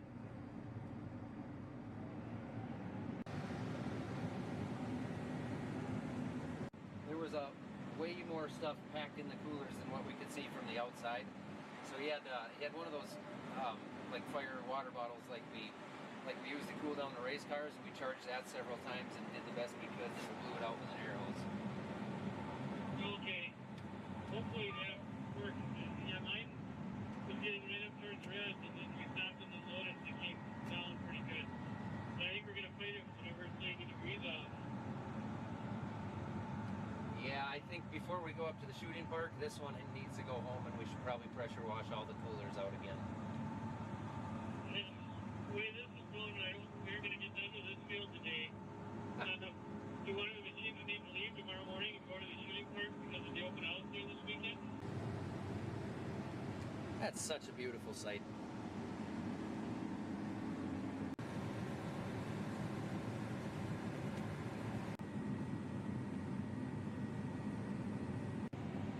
everything works good now. We fixed it all. Now we just harvest.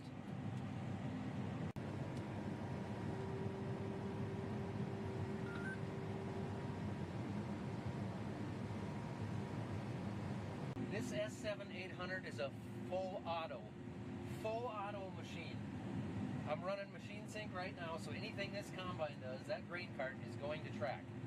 This combine is pushing it to its limits to give me the cleanest grain possible based on what I told it is acceptable. It's auto steer, it's auto harvest automation, so it's adjusting the settings based on the stuff coming in. It's adjusting the speed based on the stuff coming in, based on the hills, based on everything. It's a lot smarter than me. This is a full auto giant green robot at this point. And it's pretty neat.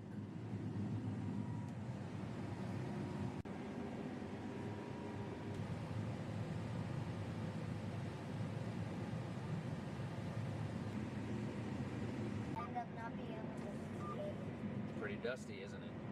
No. We're gonna go this way. I'm gonna go through a little drive ahead of me, about 50 feet on it. Let's wait till after that to unload and go into the auger. Isla, do you have any fun stories to tell the camera? No. Did any of your friends do anything funny at school today? No. You don't have anything new? No. Any fun facts? Don't go to school. What? That's not a fun fact. Why would you say that? Because it's boring. It's boring. What did we find? There's a skull?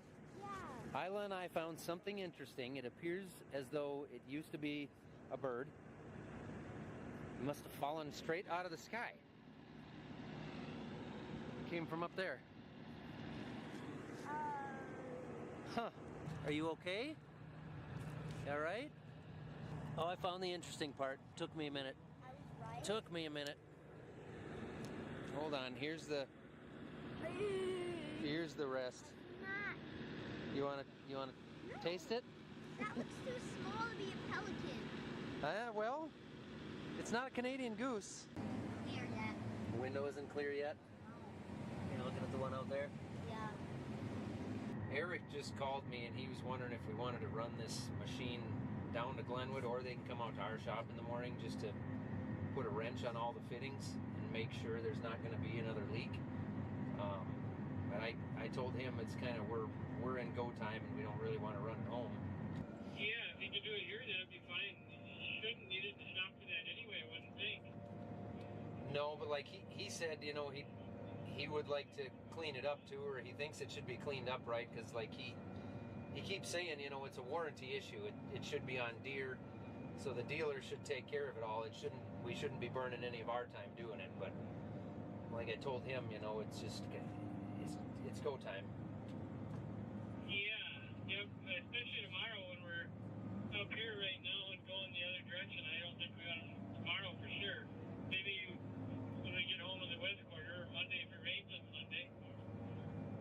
Yeah, I'd like to get it home and put the pressure washer to those coolers, but I didn't have any problems the rest of this afternoon after he left, so I don't think it's worth driving home for. But I think as soon as we get back closer to home, then we should do it. Yeah, I think that'd be good. Yep. Hopefully tomorrow we can get down here and street park both and get moved home tomorrow night.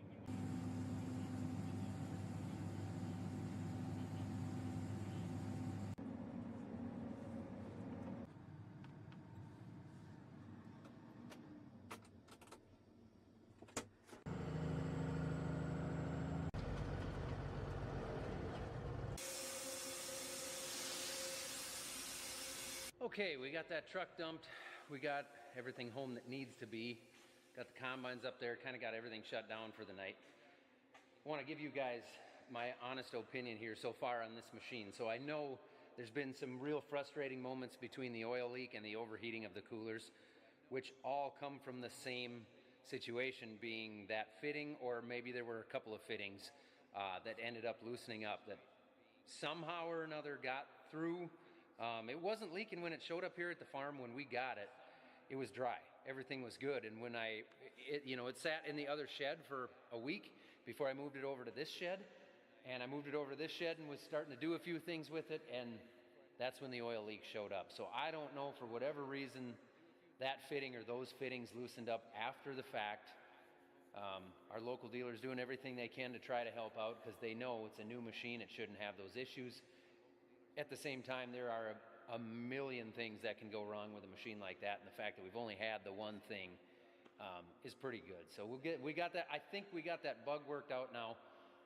We got the coolers clean enough that it's going to run fine when we get it back home here. We'll make sure we clean those coolers out really well. As far as the job that the machine is doing so far, the automation stuff works really well. I did have some issues with the cameras that sense the crop height in front going one direction tonight. When it was really, really dusty, the cameras were struggling to pick out the crop height. But the automation still worked. It still adjusted speeds. What I had to do was just decrease my maximum allowed speed so that it wouldn't start running too fast downhill when the engine had all kinds of power and start going a little too fast in the tall crop. So all I did was bring that maximum speed down a little bit, and it worked just fine. So automation's been working great. The grain is clean. The loss monitors are doing a good job of telling me what we are losing, which is very, very, very little. So far, it's without a doubt doing the best job of threshing and cleaning compared to any combine that I've ever run. It's early in the game. We haven't done any corn yet, but I'm impressed with it so far. There's been frustrating moments, but you're gonna have that. You gotta work some bugs out. And I would say that no matter what color anything is, look, machines are machines. They all work well. It's 2025. All the brands work well. All the brands have their problems. There's so much going on with these machines nowadays. Whatever, I'm not worried about it. I think I got a really good machine going there. I'm excited to use it for the rest of fall. Time to hit the light switches. There we go. Thank you guys for watching. I appreciate it. I look forward to bringing the rest of harvest to you.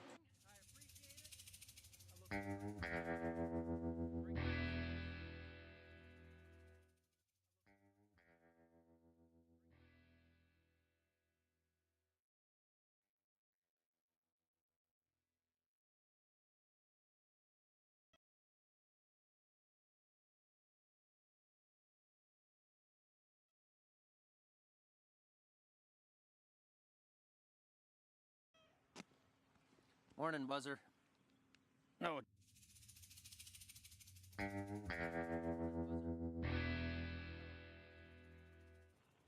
Morning.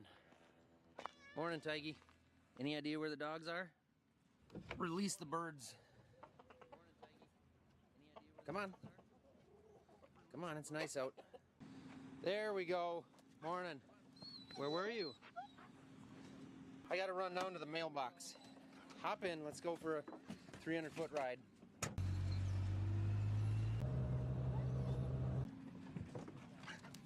We had maybe a 1/10 of an inch of rain yesterday in a couple of different shots. So it was enough to keep us out of the field for the day, but it isn't really enough to affect much. Morning. Morning. So, well, you stick around close to home today? Yep. We're a little bit short on help today, so it's just me, Dad, and Onyx. So we're gonna go right over here where we still have about 130 or 40 acres left right up the road. Stay close to home.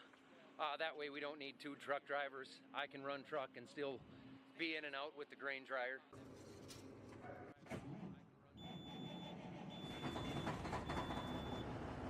We had frost on the lawn again this morning, so everything's a little cool.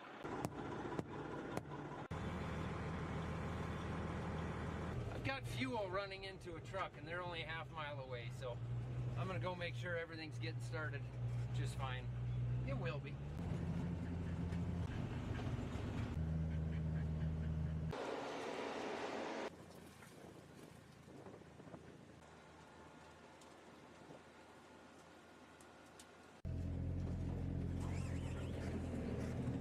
We definitely have some tougher looking corn in spots.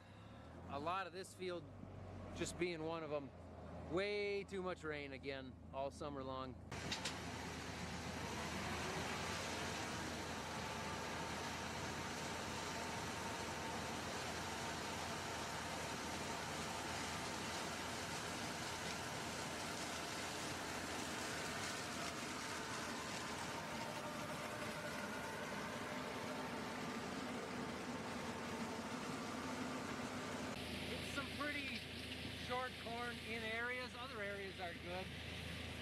were breaking off on a few certain hybrids.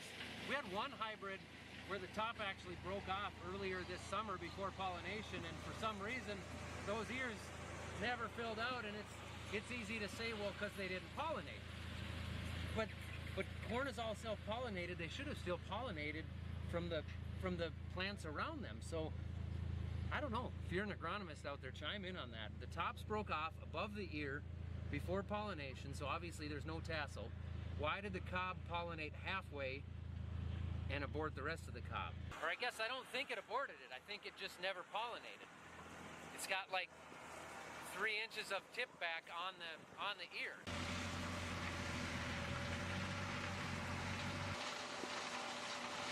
I'm going to inspect what kind of a job we're doing here. Looks pretty good to me. We'll go with that.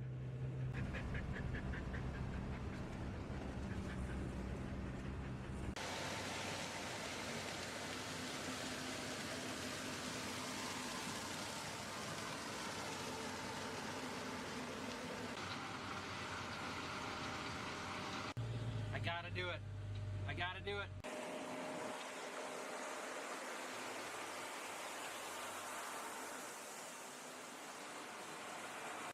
Woo!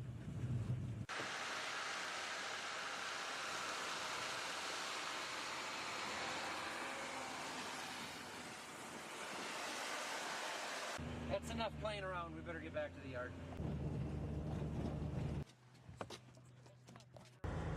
Okay, time to go get our first truckload of corn for the day.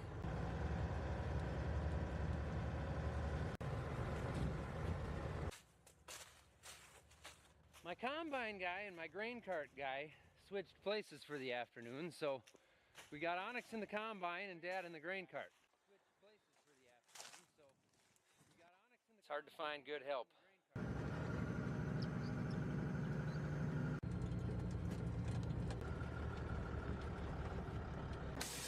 We'll get this dumped, and then it will be time to start up the grain dryer and get everything going for the day.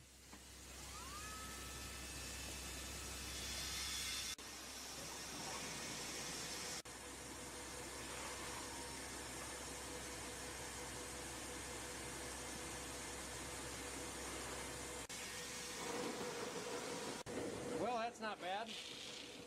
Still got dry corn, that's good.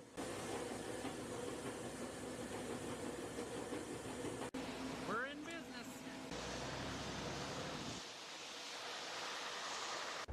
And I'm back. In a bit here, when I catch up to him, I'm going to get Rhiannon going in a tillage tractor, so then everything will be moving.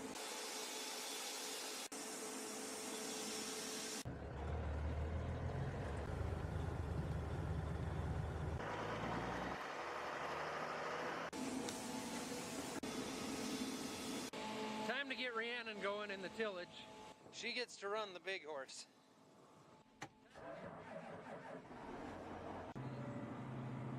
It's so close to home, it's actually quicker just to go across this untilled field we've got here to get to it.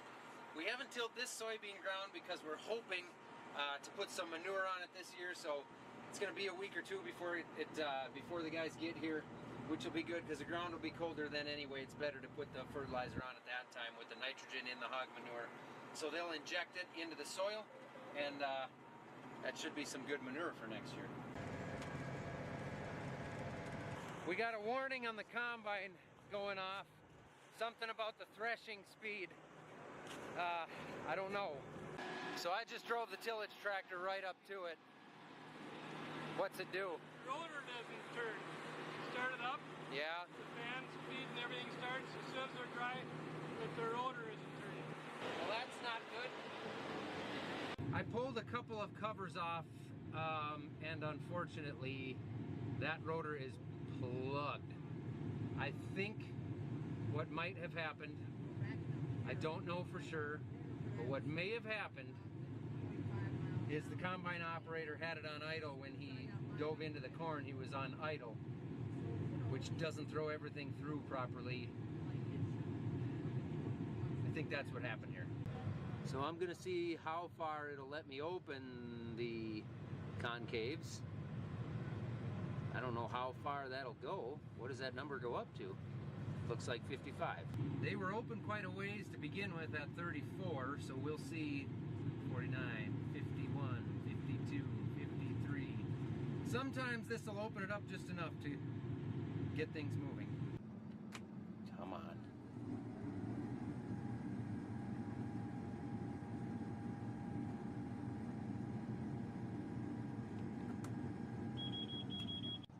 Let's try once more. Oh, wrong one. That threshing speed never picked up in there, so I don't know what that means. Probably means it's plugged so tight that nothing is moving in there. This could be a situation. I can smell it. I can now too. I can smell it cooking. I'm guessing that's a clutch or a belt. And it's probably that one right there. Eric, I got a question that I wish I didn't have to ask. If we got a rotor that's plugged solid full of corn cobs to the point where everything fires up, but you can smell either the belt or the clutch burning, what's the option? Pull all the grates off and dump the rotor? All right, so what I have learned is we got to bring it home. We're going to bring it home because we're a half mile from home. We're going to drop the head, see if we can reverse the feeder house with the rotor in neutral, then take some stuff off, see if we can get to the feed accelerator, make sure that's open, and if it's not, we got to get it open.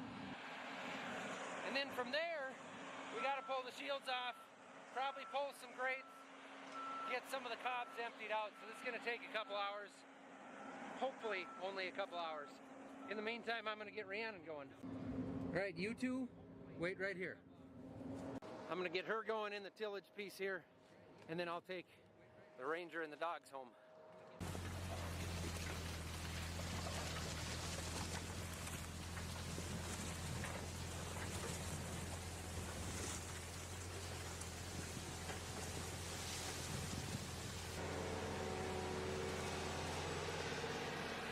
She's off, and now I'm off to go get real itchy.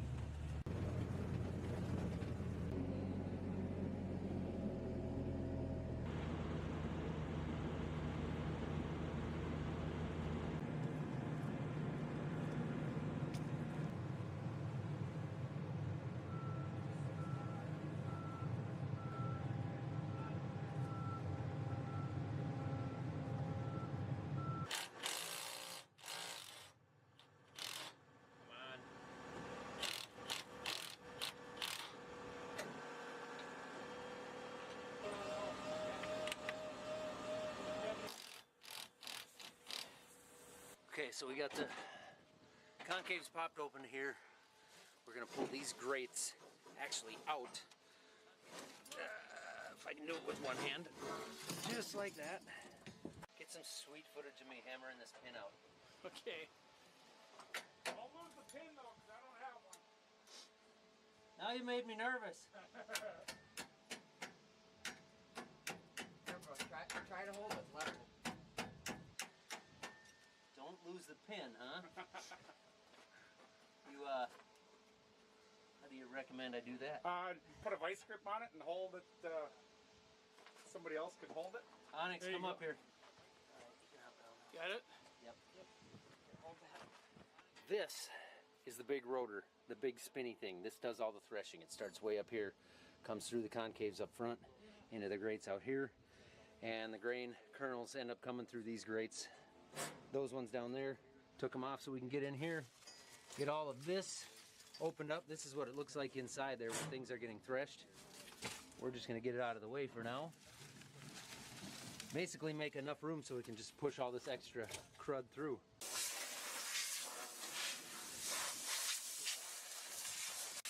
Everything up front is plugged as well, because when it can't pass through the back, everything coming in from the front stacks up and comes this way until everything is plugged tight. He's gonna go in and bump it just a bit. It's gonna get dusty.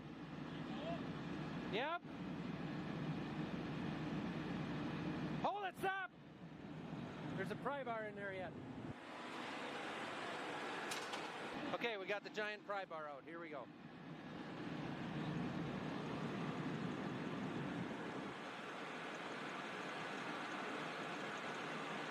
time. Did he fall asleep in there? He might be taking a nap. Had to open the hoppers. Here we go.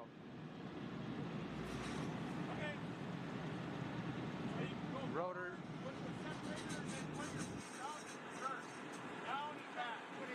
We got stuff. No, he's not going to move the combine.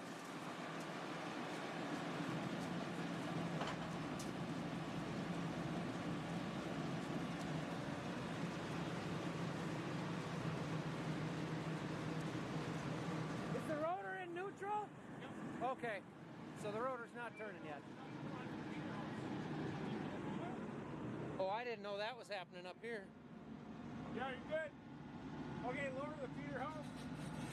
So that's what was stuck in the feeder house.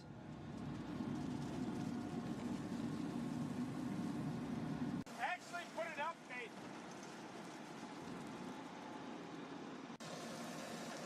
Get all that out of there first.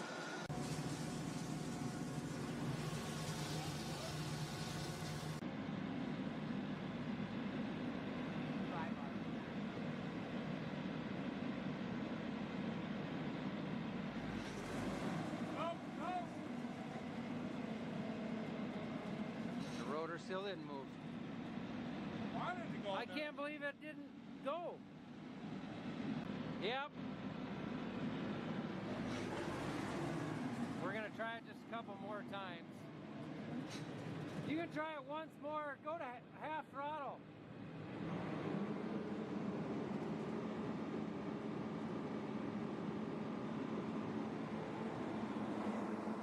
It's not putting a lot of effort into moving this rotor, so Eric's gonna climb up there and try to tighten up the belt.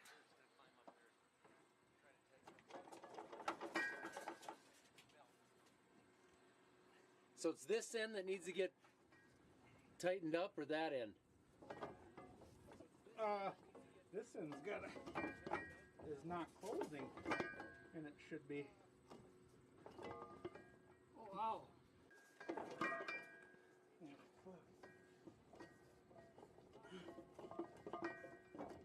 The Deer Tech thinks that it's possible that there's a spring inside that clutch, I guess I'm going to call it, there at the end of the rotor that runs the belt. So the shivs, they go like this to adjust the speed for the belt, and it's stuck wide open, and that's definitely why it's not kicking the rotor in right now. So he climbed in there to try to force a little pressure into it to tighten the belt up, and everything is really loose, which is, we're trying to figure out now if that broke because it started to plug, or if it plugged because something there broke. In other words, we're not sure which came first, the chicken or the egg type of thing. In the meantime, the dryer is completely caught up. We have no more wet corn left. So I'll reset this so everything can fire up once we're back and running. Eric did a little bit of digging on his end, and it sounds like it was probably plugging and something happened in those shivs to open them up like that, and they're probably fine, nothing's broke, they're stuck open. It sounds like it is something that has happened. So I've got a porta power we're gonna stick in there and try to get it to move. Yeah, if we tried to increase the speed with it running, I suppose it's gonna be spinning with no tension on that belt. Yeah. But then if we try to increase the speed, that one, It should suck this together. and tighten the belt some, halfway. The belt's going to just be slipping though until we get that, but it's going to be fairly loose. Yeah. That's not gonna work because the rotor speed when you start it up right now, because the belt is so loose, is 0. And if the machine is telling itself that the rotor speed is 0, we aren't going to be able to increase the rotor speed, so that's a no-go.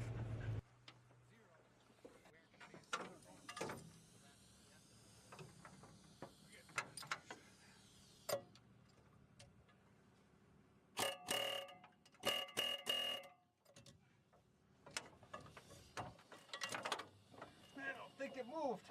You don't think it did? No. You don't think it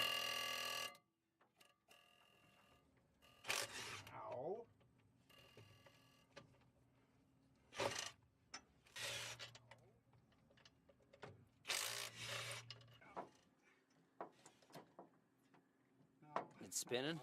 Yeah, it's spinning.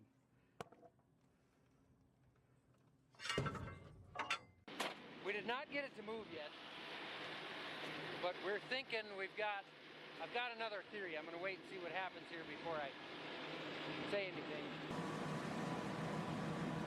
It still didn't try. Eric just took a shield off inside there and we did another hour of cleaning here. There is still an issue with the belt, but we're hoping if we got things clear enough, it will fire up.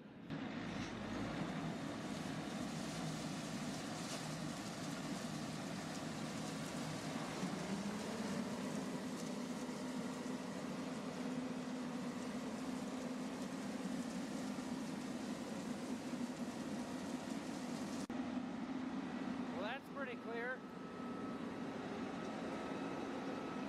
He's going to adjust with the rotor speed now in the cab and hope that that shiv on that clutch will move.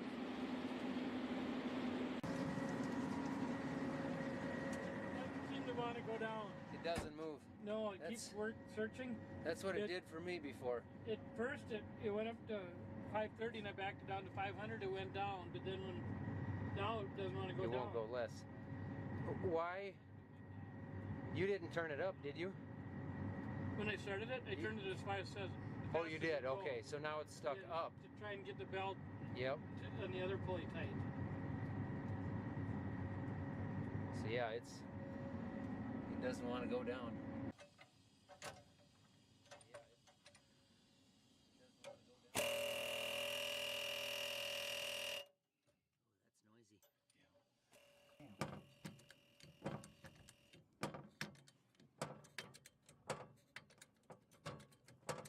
We cannot get it unstuck.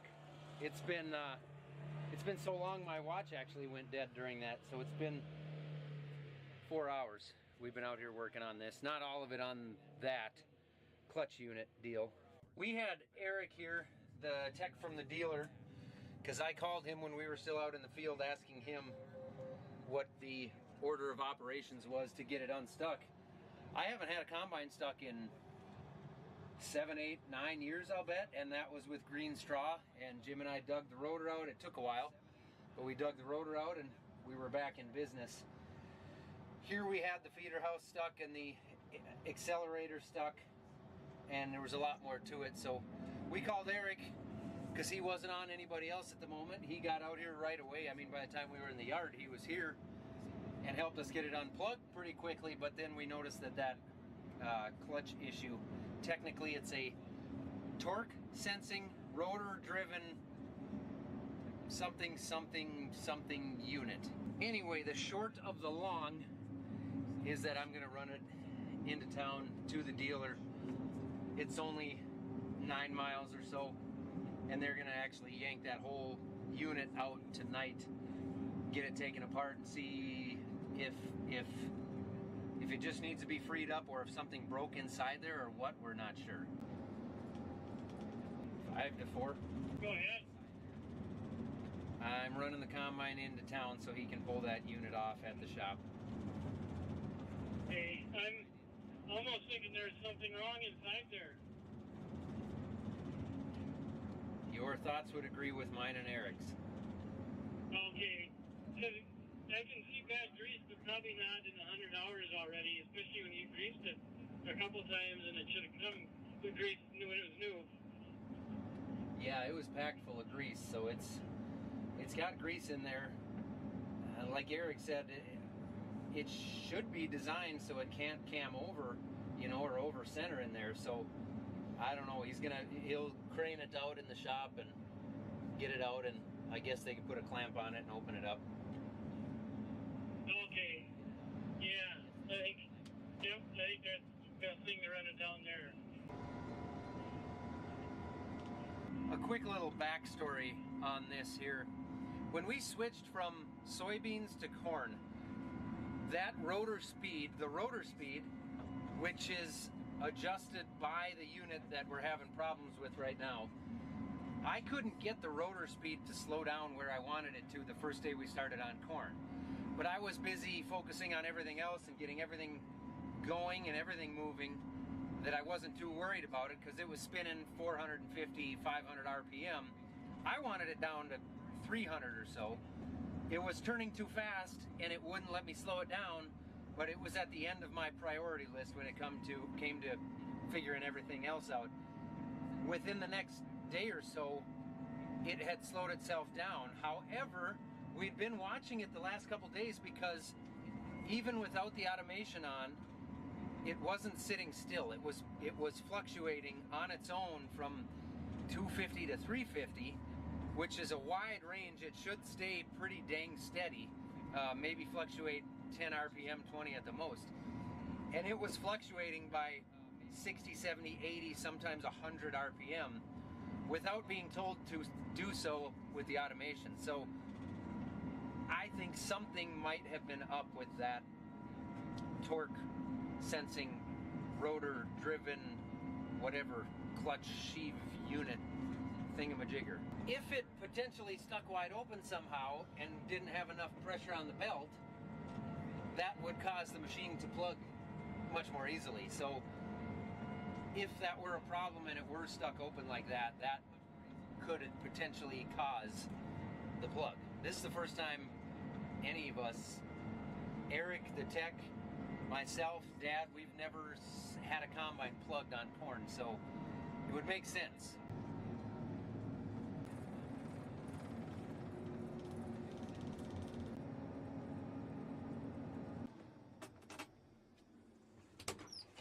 Well, that's a bummer. Didn't exactly get a whole lot done today. But it's a beautiful evening. We'll run some tillage.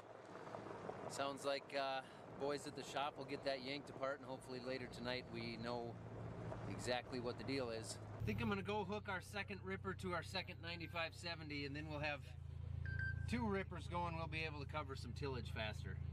I'm not doing anything else right now. I may as well hook that up. Pretty sure this just needs some grease and check the tires. But I'm gonna just go ahead and do that myself because it's getting later and darker and I want to hurry up and get that done.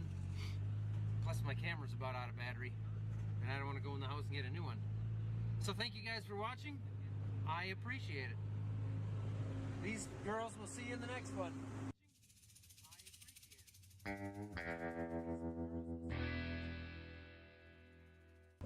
Well, thanks for watching.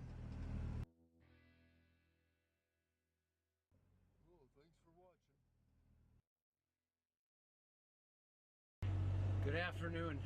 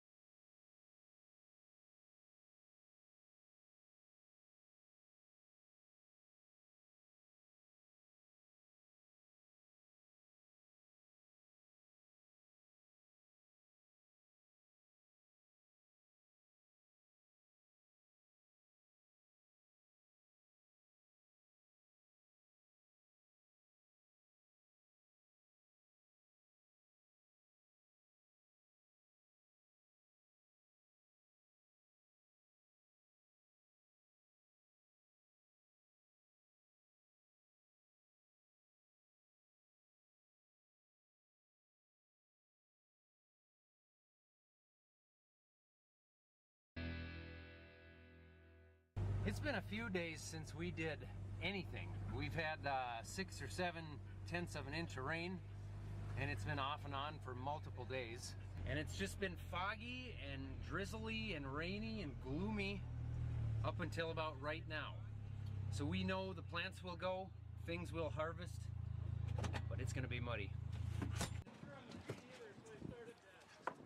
We've got the combine back. If you watched in the last video, we had a little bit of an issue. Onyx was running it and slugged it full of corn, which is pretty tough to do. So he dove in with the machine at idle and realized it and hit the full throttle button, sped it up, and it slugged full of corn. I'm gonna get a squeegee for that front window, clean that off. Now that's pretty tough to do. We've never slugged a machine full of corn before. Dad's never seen it. The guy that came out from the dealer had never seen it, our local tech. I think there was something going on with the rear, the sheaves, the clutch, the pulley, whatever you want to call it, on the back of the rotor. Something was a little weird there. We were seeing some inconsistent rotor speeds before that. It was working, but I kind of think the belt didn't have the tension that it needed. Ultimately, I don't think the machine would have plugged if there wasn't that problem, and I kind of don't think it would have ever plugged if he hadn't started out with it on idle for a bit. Either way, it's fixed now. Everything is good. Wasn't a huge deal. Time to go harvesting. As a bonus, our local dealer washed it up for us. They concentrated extra hard up in the engine bay where that oil leak was. Made sure they got the coolers clean. So this thing is all ready to go. Like I've said before, our local dealer, Midwest Machinery, has been awesome for us. They offered us another combine when this thing went down the other day. It just wasn't worth it because there was only a couple hours of that day left, and there was rain coming, and we knew it. And it takes time to switch combines. You don't just swap the header and go. I've seen a lot of comments where people have said that they think I'm getting special treatment from our dealer because I'm on YouTube. I don't believe that. I really don't. We've been with Midwest Machinery for long before I was ever considering starting a YouTube channel. And there's a reason for that. It's because their sales and service, or their service and support has been awesome for us. That's why we've stuck with them for so long, and they have nothing to do with me saying this right now. I'm under no obligation to say this, but they're my friends, they're people we do business with, and I just feel like I have to defend them on their behalf.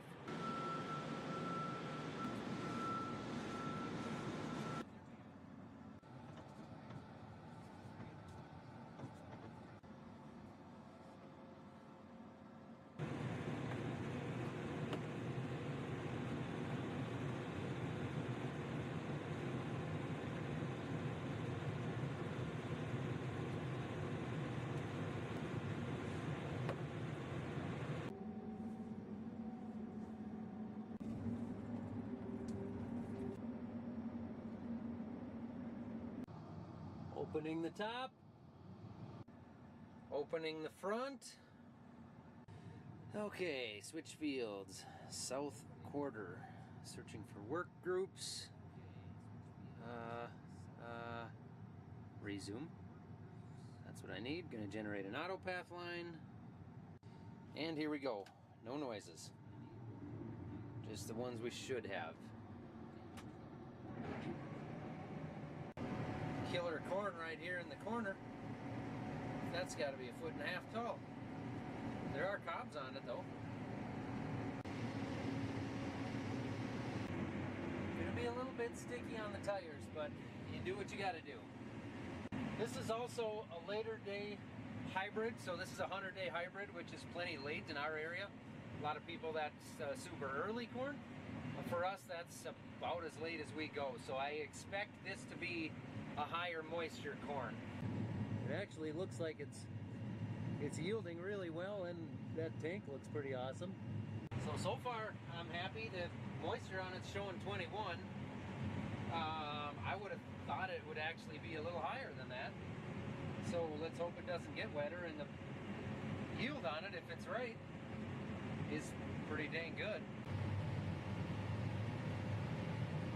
At this point, we're about a third done with corn, so obviously 2/3 yet to go, so we definitely got some ground to cover yet, but between the 1/3 of corn we got off and getting the soybeans off, the weather's been awesome up until this point, so no complaints there. It's been nice to get off what we have to this point, and the next week looks pretty good, so hopefully that forecast for the next week holds. There's no way we'd finish in the next week, but I mean, we get another good week of going, and every little bit helps. Looks like maybe rain in another 9 or 10 days here. We'll get what we get. We'll work with it when we get there. That is a beautiful sample of corn right there. Awesome.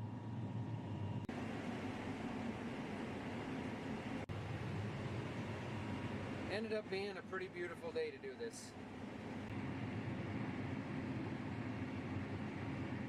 This is just an FYI to both of you. If you're ever running this thing in the ditches, this cart, it'll hit the top of the Peterbilt. It got close the first time, so you kind of have to push the spout out, and then once you get over the semi, you can pull it back. That's a good thing to know. It is one of those deals now where the fields are wet enough right now. We're not bringing the trucks into the field because I think the semis would have a very high chance of getting stuck in here. You can see I'm not really picking up mud on the tires, but the tires aren't dry either. So we are currently loading the trucks on the road. That's one of the reasons we're in this field, is because the ditch is so level. We can run the grain cart right up next to the truck, leave the truck on the road, leave the grain cart in the field and in the ditch. That way we're not bringing any mud onto the township roads out here.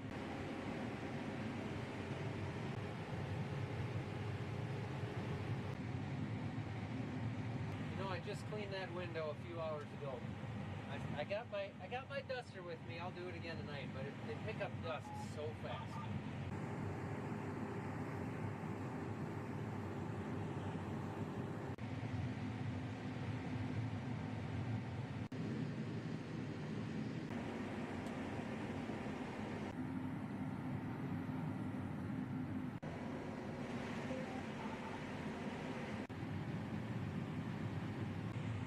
That eagle is so cool. You know, at first I thought a whole bald eagle on the side seems a bit dramatic. I don't know that that's necessary, but it is. It was necessary for sure. Well, that's going to do it for tonight. We're going to shut her down now and head back home. Short day. I got to shut my auger off. Like I was saying, a little bit of a short day, but that's all right. We still knocked, I think, about 50 acres out. I can look here. Yeah, almost exactly 50 acres. And we're not working real late. We know we've got a long week coming up. Weather looks pretty good for at least the next week, so we're gonna shut it down while things are going good.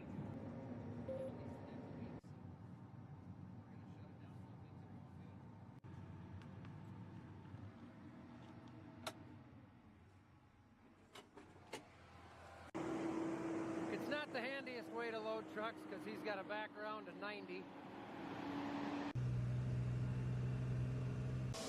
Hey, numbskulls. How you doing? Well, everything looks good here. Dryer's going good. I'm just going to monitor it from the idiot box here. Probably come out, turn everything off in a few hours. And then Midge and I will see you guys tomorrow. Thanks for watching. As you can tell from this dark, gloomy, dreary, cold Minnesota weather, the holidays are upon us, and the holidays are about giving, but that doesn't mean you can't get a little bit of something back as well. Between all the road trips and the visits to go see family and hosting dinners and the grocery and the gas runs, it's nice to get a little bit something back. That's where the Upside app comes in. Upside is a completely free app that helps you get cash back on things that you're going to spend money on anyway, like filling up at the pump, running to grab groceries, grabbing dinner on the go. With Upside, you're keeping more in your pocket during the season that you spend the most, and this is cash back. Upside has given back over $1 billion to its users. There are, in fact, over 100,000 different gas stations, restaurants, and grocery stores on this app, and it's super easy to use. There's no like confusing points or anything like that. It's just pure cash back. And then you claim the offer. As I mentioned before, Upside has given back over $1 billion to its users so far. If you want to find out how much cash back you can get, all you got to do is download the free Upside app for yourself and use the code FARMER. When you use that code, it's going to give you an extra free Upside app for yourself and use the code FARMER. When you use that code, it's going to give you an extra... Anybody busy dropping butt nuggets this morning? No? Nothing overnight. You know, someone recently brought up to me that I've been missing all of the chicken crossing the road jokes. I am extremely disappointed in myself. It's too obvious. Every day. We all make mistakes. Not exactly a bright, sunny morning. It's extremely humid, so I hope the plants didn't pick up too much moisture. If they did, the silks on the cobs, that'll be the thing that stops us. There's too much moisture coming in with the plant, and the silks on the cobs will start to plug the sieves in the back of the machine. Oil is good. And the tires are good. And as a bonus, it even started. Truck number 2 needs a little bit of diesel. I'll get that running in here, and then if Dad's not here yet, or if he is, I guess, I'm still gonna grab the Ranger and run down to the field, get the combine and grain cart ready.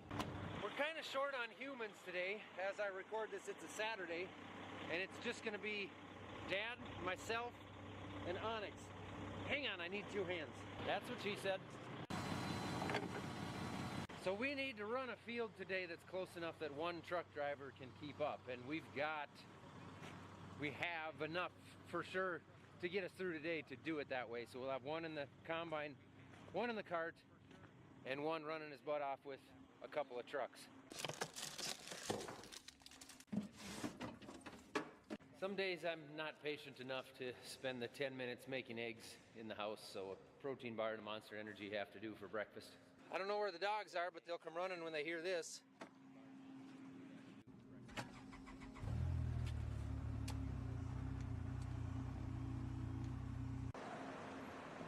Morning. Morning. We got a light on the trailer. I'm sure all the tractor lights were shut off last night. Dad didn't realize that truck was already running. Couldn't hear it with the bin fans going. I got one dog, because the other dog is already locked up. And I'm sorry, Ditch, but this Ranger's going to be in the field for a while, so I got to lock you up too. Oh, crud. You're free. Not anymore. I got you. I'm sorry. It's not so bad. Someone will let you out in 10 minutes. Morning, Kiwi. Morning, Buzzer.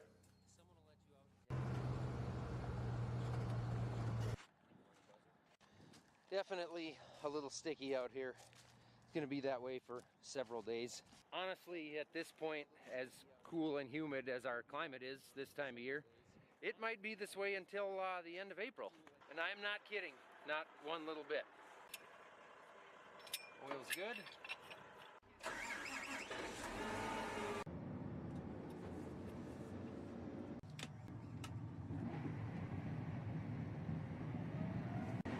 Dad and I are going to work on some end rows here, take a couple of loads out before Onyx gets here. Onyx was out deer hunting this morning, so he'll be here any minute, which means no deer.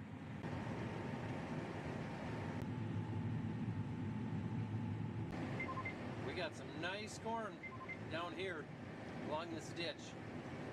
This has been a much better hybrid than the others we've been harvesting so far this year. 5 to 4, I don't know if you followed me or not, but I'm thinking I might need you. This is some pretty good corn along this ditch.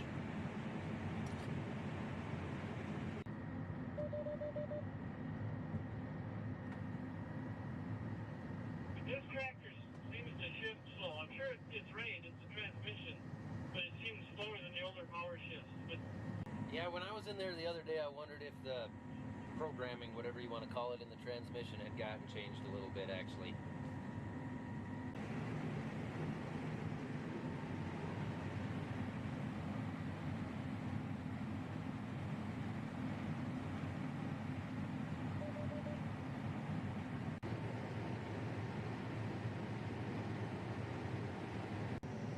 There goes an eagle carrying something. Ka! That's the end of this field. I'm going to take this half a hopper back and finish filling up a truck and then we are going to run up the Do you road. want to dump what you have onto me? No, I'll just take it straight to the truck. We're going to run up the road about 2 miles, so we'll still be close to home. Up to Lynn's with the combine jack, and Onyx can bring the Ranger, and I'll come up here with the truck, and then Onyx can pick us both up. That works.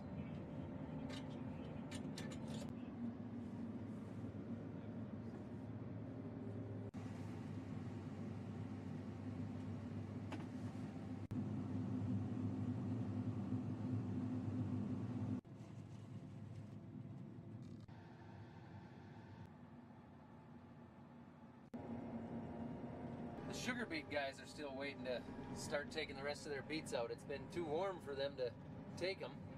I thought they would rot in the ground, but I was told the other day that they'll actually stay good for a long time. So essentially they're just waiting for the temperatures to get cold enough so they can start piling them.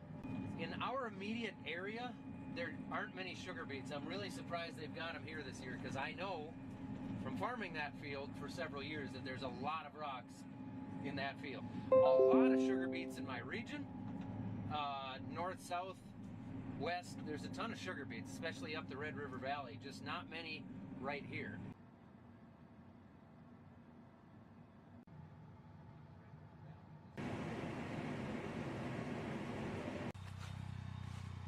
Only got 3 of us, so we're gonna have to make a couple of loops here.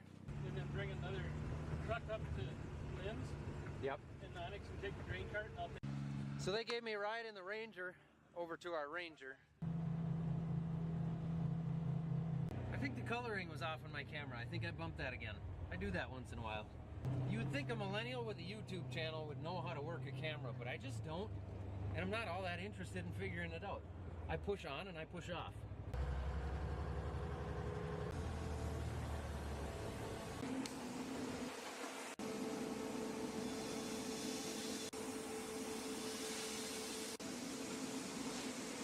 Dad and I are going to switch places, so he's going to run combine, I'm going to watch the dryer for now. Make sure everything is running good. Hey, why are those chickens crossing that road? I'm so funny.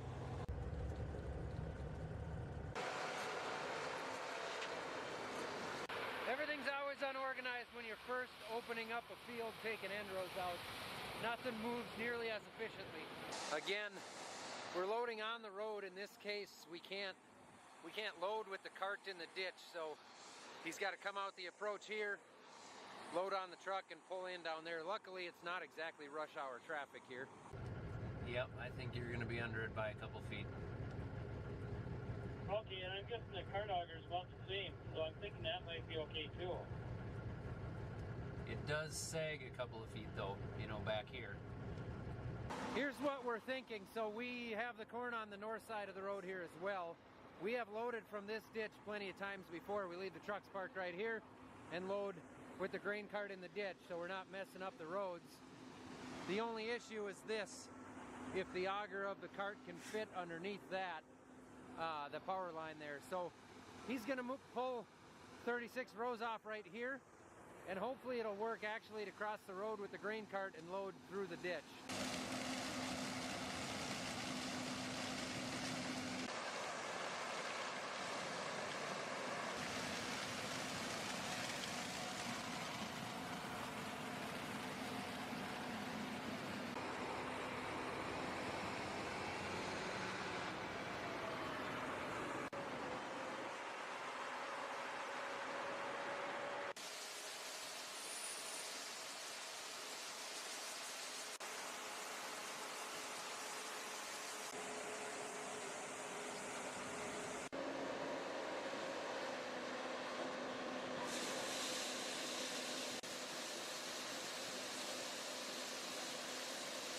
Over there, Onyx, I got just a little bit in the hopper all unloaded.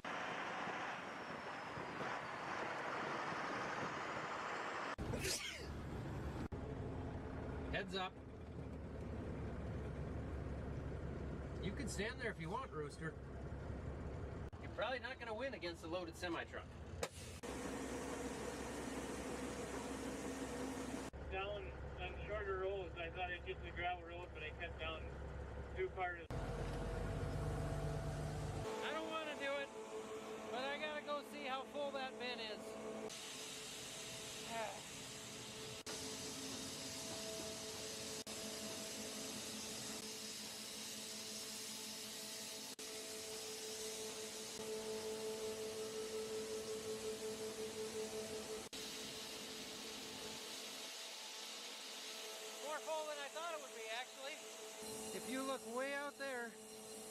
you'll see the other trucks sitting there. I don't see the combine right now, but they're over there. Oh, there they are. It's not a bad view up here. I kind of like it. I don't care for the climb that much, but it's nice once you're here.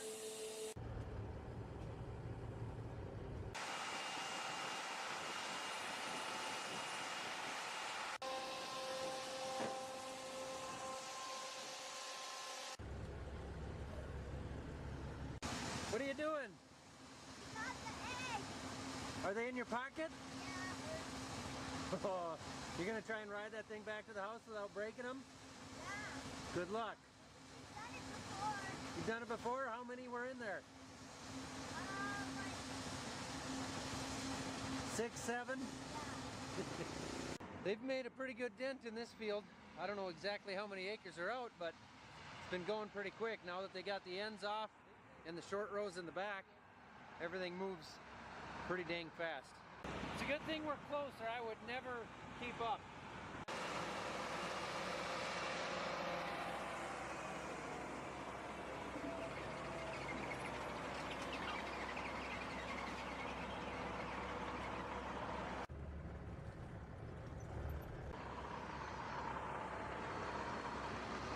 Sure beats a desk job.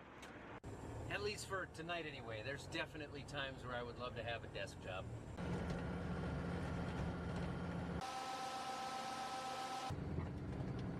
John's also wondering. That's gonna do it. Dad's bringing the last truck back now. Another kind of boring day. A good thing. That's it. We're out of here. Thank you guys for watching. Appreciate it. Don't forget to go check out our apparel. If you like this Farm Around and Find Out hoodie right here. We got more of them. Oh, that truck needs the lights turned off. It's a good thing I make YouTube videos or that truck might have been dead tomorrow. We got more of them. Oh, that truck needs the lights turned off. It's a good thing I make YouTube. That would have been crazy to have a dead machine. People have been asking how we get the chickens wrangled up and put them back in at night. They just go. Chickens just go when it starts getting dark. They just want to go home because they can't see in the dark. So they just go in there and they roost in the coop. We just have to close the door at night. That's it. Chickens kind of take care of themselves. I mean, ranching is tough. It's been a ton of work, but it's going to save the farm. Thanks for watching. I'm going to go make myself an omelet. J. Mike, you want an omelet? All right.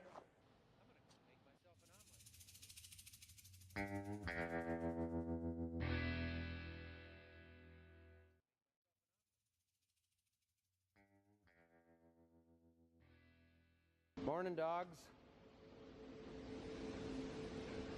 I found some corn.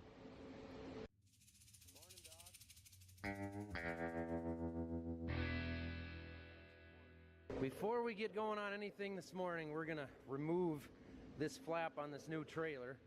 They've all got them, but they're too long. I'm sure they're awesome in the winter when you're going down a salty highway, but for going down gravel roads, they're kicking big rocks up because they're dragging on the crown of the road. Then we end up with rocks built up here in the hopper bottoms, and it's scratching the crap out of the stuff underneath. So we're gonna pull it off and make that thing 3 inches shorter some other time. The backside had a... It's going out okay. We can put a pillow in the drill. Yeah. Pull the nuts out first. Okay, you do the second one? I guess I'm not gonna be able to use it here at all. Okay. Okay.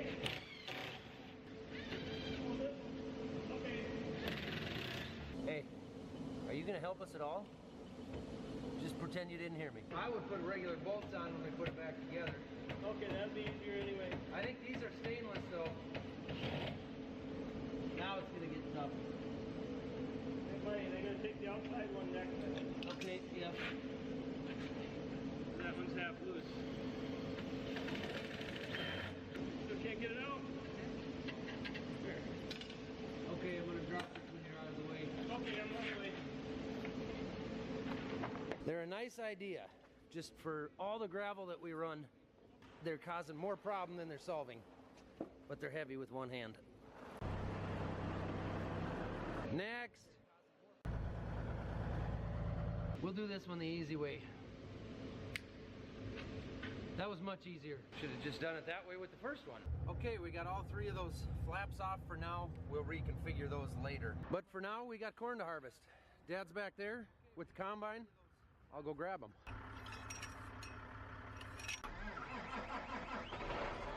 Just kidding, he made it back here.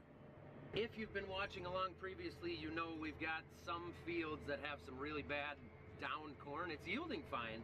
It's just down, it's really difficult to pick up. So like on this end of the field, we have to combine heading to the north, or else we just can't get it all in the header.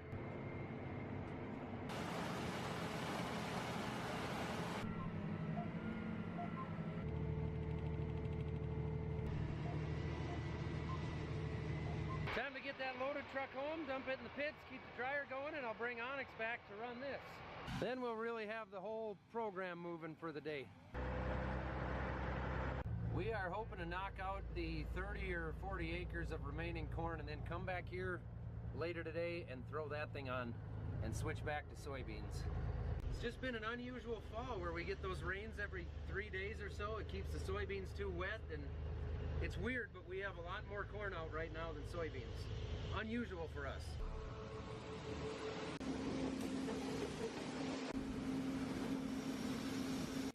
Make sure everything looks good in here.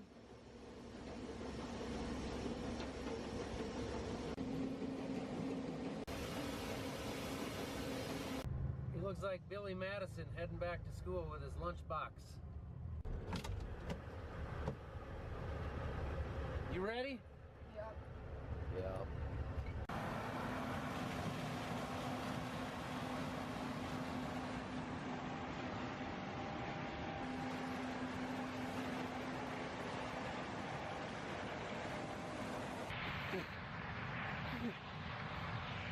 All for the YouTube.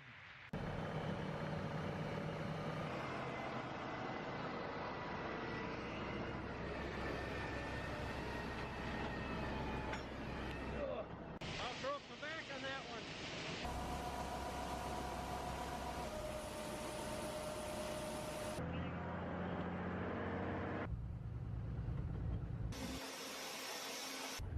I'm just getting back, pulling into the field now. I don't know if you want to, I could just drive the empty truck back there, or you could send Onyx to get me, or run the combine to the north end. Sounds like he's got a sensor going off saying that his clean grain auger is not moving, which is the auger here that takes the grain that gets threshed and separated down to the bottom of the machine. It carries it up to the hopper. Now it's possible it's just a sensor, and I'm very hopeful that it is. Do you think we should open that cover on the bottom? Yeah, I did, and there was some corn in there, but not bad.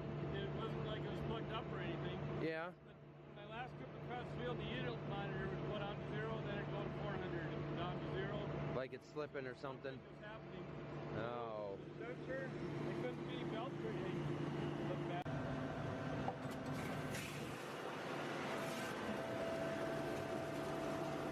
Well, it's not a sensor. It's not a sensor at all. This shaft is supposed to be centered on that auger. And she is broke. That horizontal auger that runs across the bottom, it's completely snapped. The auger snapped? Yeah. Yeah. There's a little bit of a better look at it. That is supposed to be in the center. Hey Daryl, are you guys working today?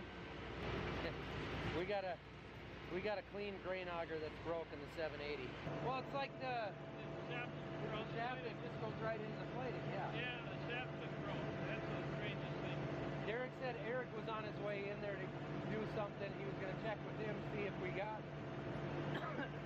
see who's working, if anybody, and then see if we have the part. That's not a common thing. It's got to be wing metal or something. We might be down for 2 days with this machine. Well, hopefully not. Somebody should have parts in one of the dealerships somewhere and be able to run. Here's our temporary plan. We're going to fold that up after these guys get empty, bring those machines home. We were planning and hoping to switch to soybeans anyway, so we're going to get them home, get the header off of that, and get the other machine going on soybeans. Maybe dig into this while we wait for a phone call.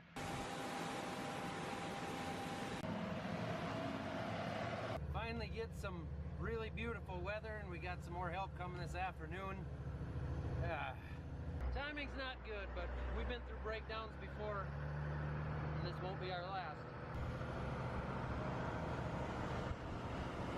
It says you've got one there in Glenwood. Okay, do you want us to run the machine there, or do you want us to start on it at our shop? 5 to 4, Daryl called back and said bring it in the shop, and Ron will head out here when he finishes his lunch. He's gonna grab the parts we need, and we can get started on it if we want. Okay, bring it in our shop, not his. Yep. Well, they have the parts. They're gonna come out here, and the sun is shining, so still a good day.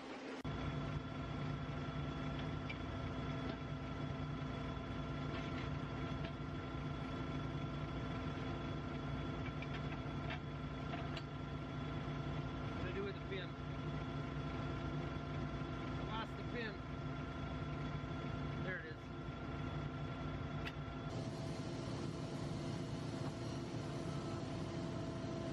Now we wouldn't need the header off for this, but it makes it easier to work around the machine, and it's going to soybeans anyway.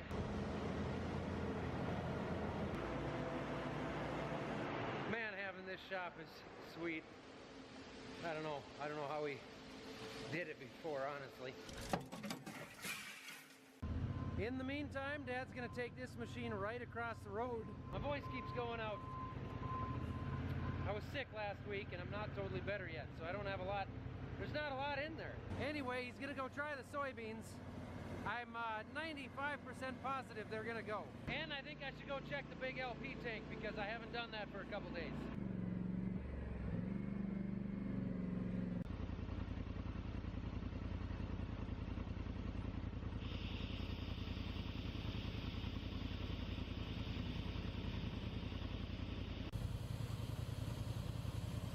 About 20%. That one's full and we're not taking out of that one right now, so we have LP here yet, but we'll need more. Half of what we use these Polaris four-wheelers and Rangers for is zipping rides back and forth. Okay, now, I don't actually know at all what I'm doing here. I've never done this before. And Ron's kind of a genius, but I'm gonna pull a few bolts out anyway. I think he's gonna be here any minute. We're obviously gonna have to get in here, so I'm fairly confident I can't go wrong by pulling these out and dropping this. But that's only fairly confident. I've been fairly confident before, and I've been really wrong about it. But it's just a combine, so if I screw something up, just get another one. Oh, still need another wrench. One bolt.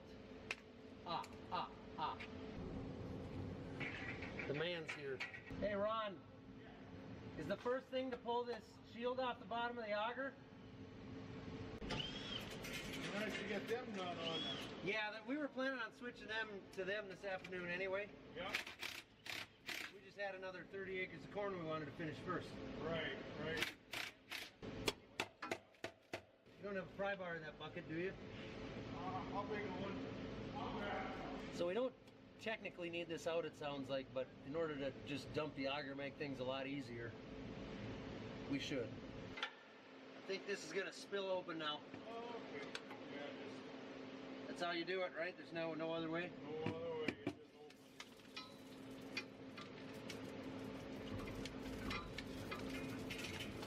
opens. Damn bolt's hanging up by about a thread. Really? Yeah.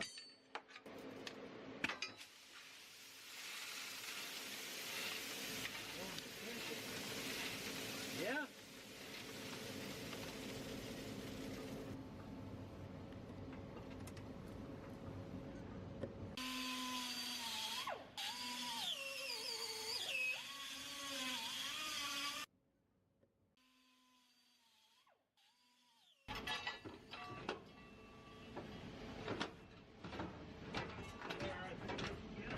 Yep, it's coming.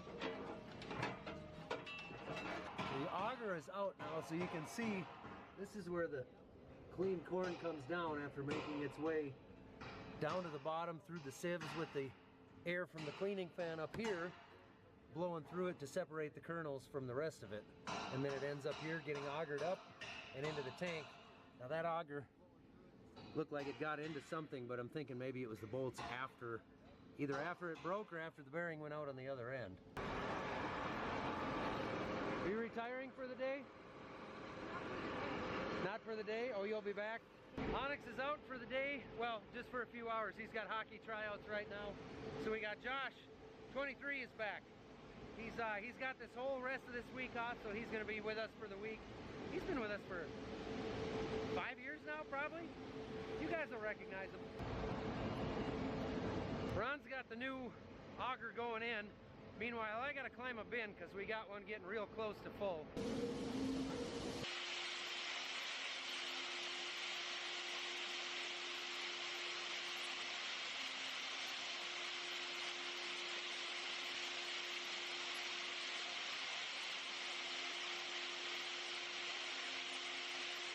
Plenty of room yet. We can go for another 5, probably 6 hours. That seems a little slower than I would have thought.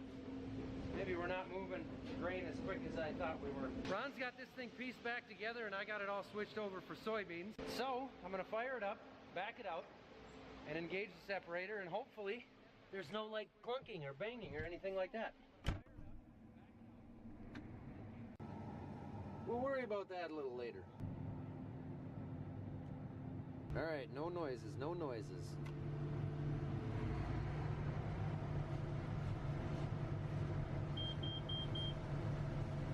Chopper speed.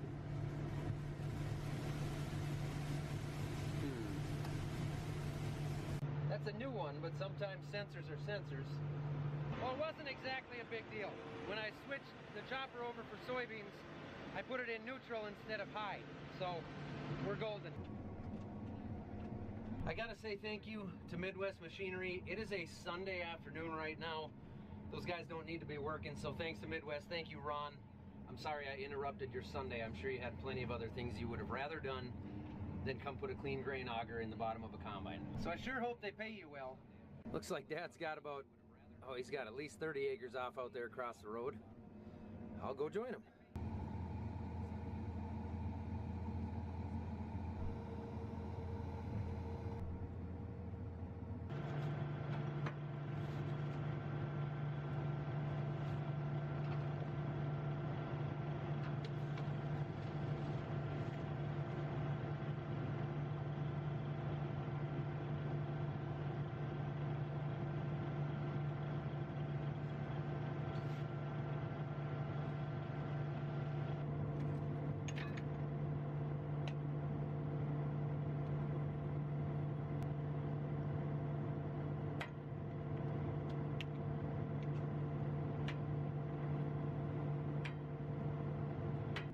Now just make sure all my settings, my field, my crop, everything's good on the computer.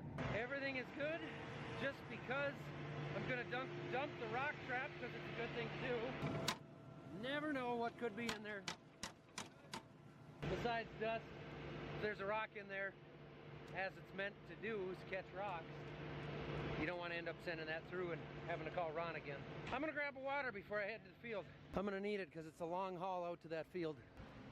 Are you all doing okay over here? You seem to be fine. Everyone's comfortable.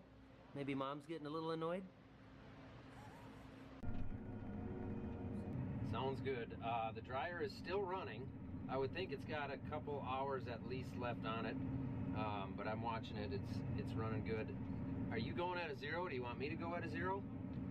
I figured they'd do this 40 that way because we cut through there.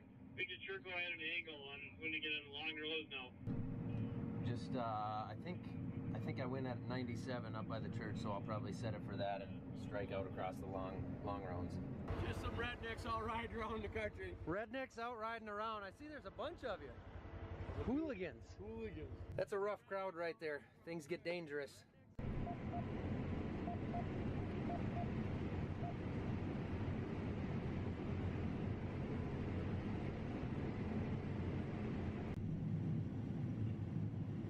This is a highly variable field. We got a lot of hills, dry sand, and we got a lot of good areas like this.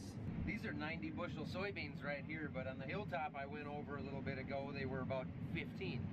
Well, I got back in the combine just in time to listen to the Vikings take on the Kansas City Chiefs. In the middle, Ed Ingram, the right guard, This isn't gonna go and good. Brian O'Neill.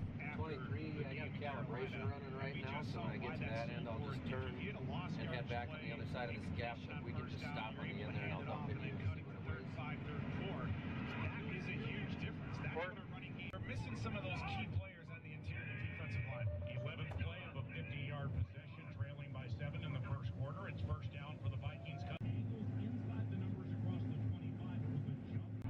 All right, how much weight you got in there now? At the 11-yard line, and it would have been a first down. So now, Joseph into punt. Make that kick. 2 of 2.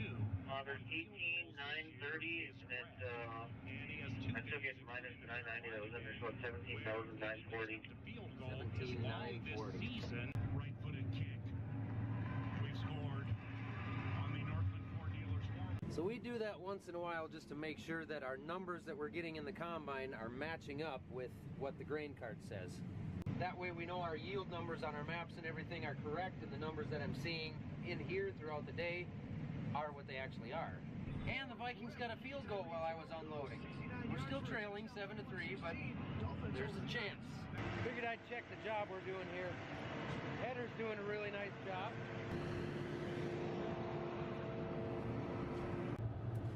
We're looking pretty clean. After a thorough inspection, I'm going to say that we're set pretty dang good here. The combine's doing a good job, and I really love the combination here of the honeybee header. It's got all this flex with this pan up here. It just cuts really low. It rides really level. Does a good job. Then you put this Prairie Wind system on it. Helps push everything in, feed it in evenly. If you get in short beans or down beans or weird spots or draws, whatever, really helps push it in there. Speaking of Prairie, November 30th in Fargo, North Dakota, they're doing the full pod event, they call it. We did it last year. Myself, Chet Larson, Larson Farms, Brian Brown, Brian's Farming Videos, and Tony Fast, Fast Ag Montana. We will all be in Fargo, North Dakota for this event. It's going to be a ton of fun. There's going to be a ton of door prizes. There's a dinner. It's an evening deal with us. Come meet us. I think we're going to have, I think we'll have some merch there. You can even meet me there. I'm not sure exactly why you'd want to do that, but come there and meet Tony, Brian, and Chet. Have some conversations, have some fun. You just got to go to prairie.com/fullpod to get those tickets, and they're going to go quick, so head over there. Becky, put the link down below for them, and then make sure you use my name when they ask how you heard about it. See you there. May as well come grab me now, too.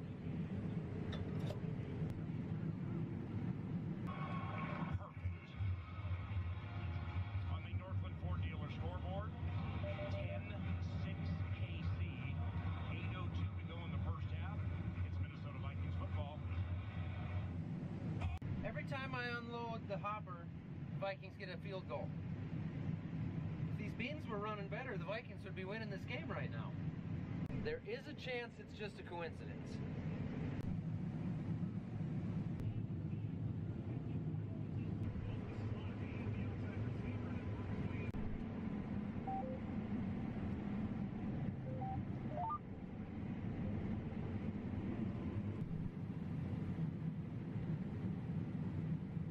Look at this bum running through the dry soybeans in his shorts. I bet that feels nice. What a weirdo. Does that feel nice on your legs? Going through those beans? How was tryouts? Good. Good? That's it? You're out of here? No. Oh. Should I just say happy? Probably not. Oh, that's gonna hurt. You're gonna regret that. Thank you for the Subway sandwich. Isn't that a pretty picture? Oh, would you look at that? His mom's got a sense of humor.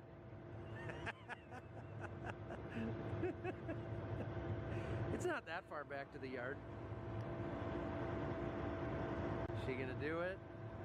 Is she gonna do it? He did. Well played, Mom.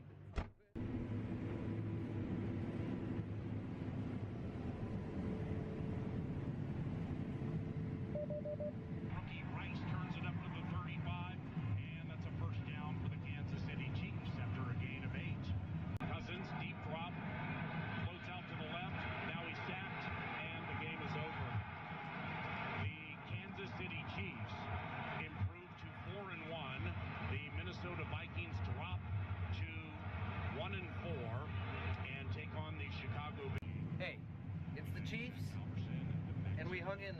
one-score game. What do you do?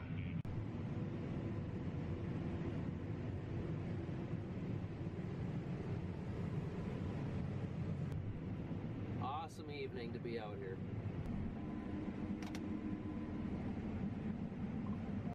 I was unloading in the grain cart, going through a draw here, and I sensed it was too much of a draw. I shouldn't be going through there at that speed. I should have slowed down.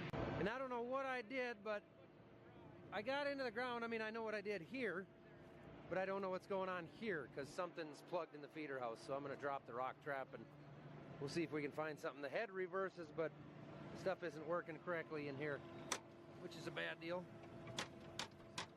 There's nothing in the rock trap, and just looking in the feeder house, it almost looks like just a slug of soybeans in there, which could be.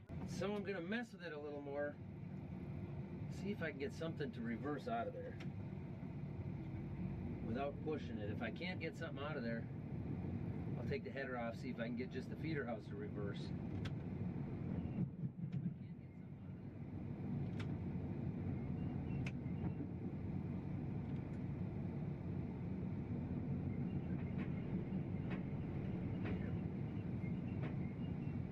Reverse is fine.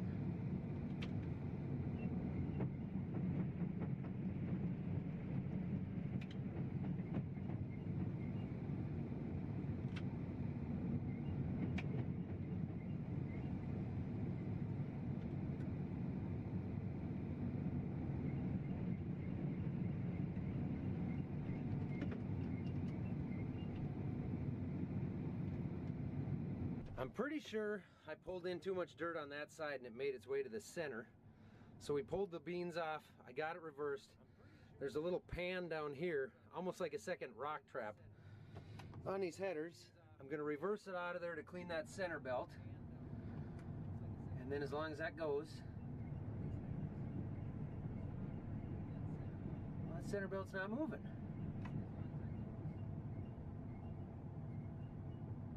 Let's see if it goes this way.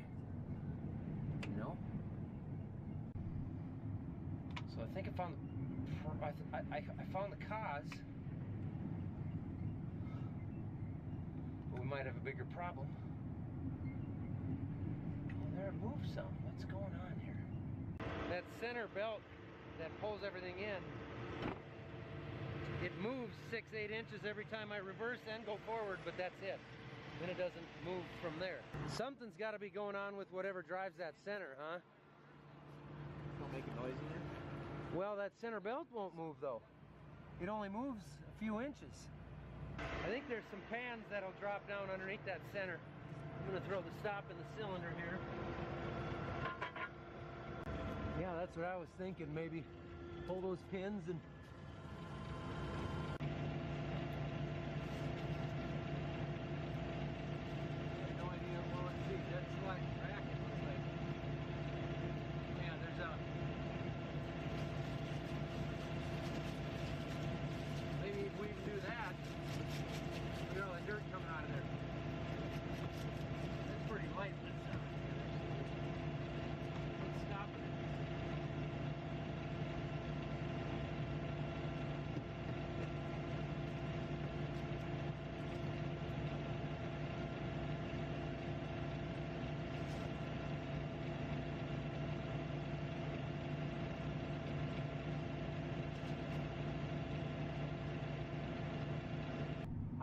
can't find anything, so I'm gonna mess with it a little bit more.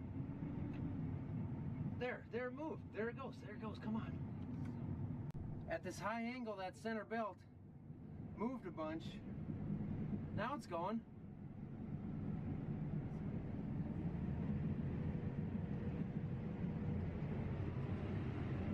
I think I got it. It opened up. Now we'll just go close that rock trap pan. I think it was just plugged, honestly, with dirt and soybean trash. Too much, too big a slug. Something came in there and got built up in that belt. It opened up now, so...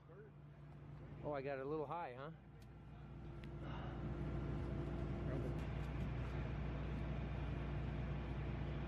I think it's in. It is just dirt. Look at that. That's what it is. You got a slug of dirt in there and it just plugged in with that soybean straw. I'll walk up in there and toss that out. There's a little more of our problem there. It just slugged up inside there. Operator error.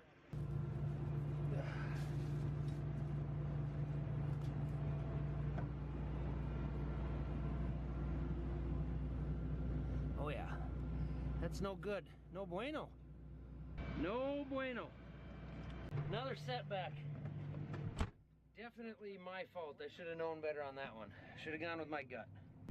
There we go. Back at it.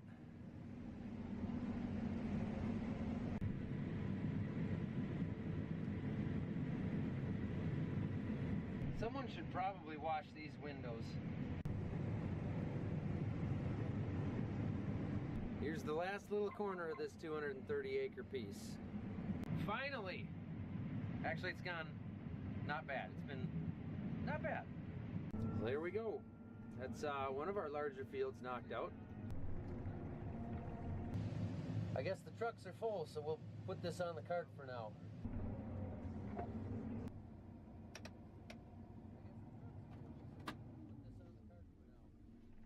Well, we were waiting for Josh to get back with the cart, and he just called and said he cannot get the auger folded down. He's a quarter mile out here, but I need my coat. It's chilly. And as a millennial, I should never have to be chilly. Oh, no. I know we had this issue once before, but I don't remember. it ended up being something real stupid and easy, but I don't remember what it was. With this tractor? With this cart. I remember now, it's the gate on the auger. The gate's open, it's just cracked open a little bit, and it's got a safety mechanism in it that won't let you fold the auger when the gate's open. It's just but it's got beans in it, so Dad's gonna take it to the yard. We'll get a truck, empty the truck, get the cart empty, you know the deal. Luckily we're right at home, so we don't have to worry about trees or power lines or anything. You two having a decent day? A nice evening? Out for a walk? This is how I take them for walks. I think my lens is getting dirty enough inside. Might have to do something about that.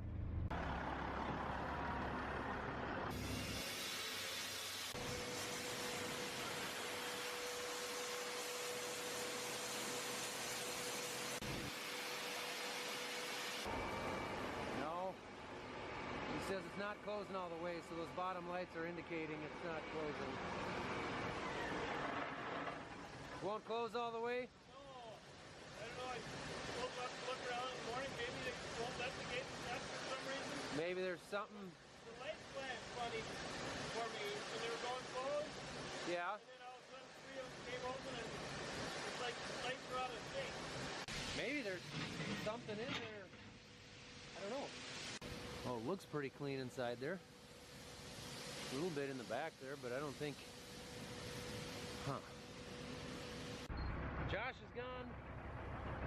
Dad's gone. I'll just get this truck home. And as far as the grain cart goes, we just decided to worry about that in the morning.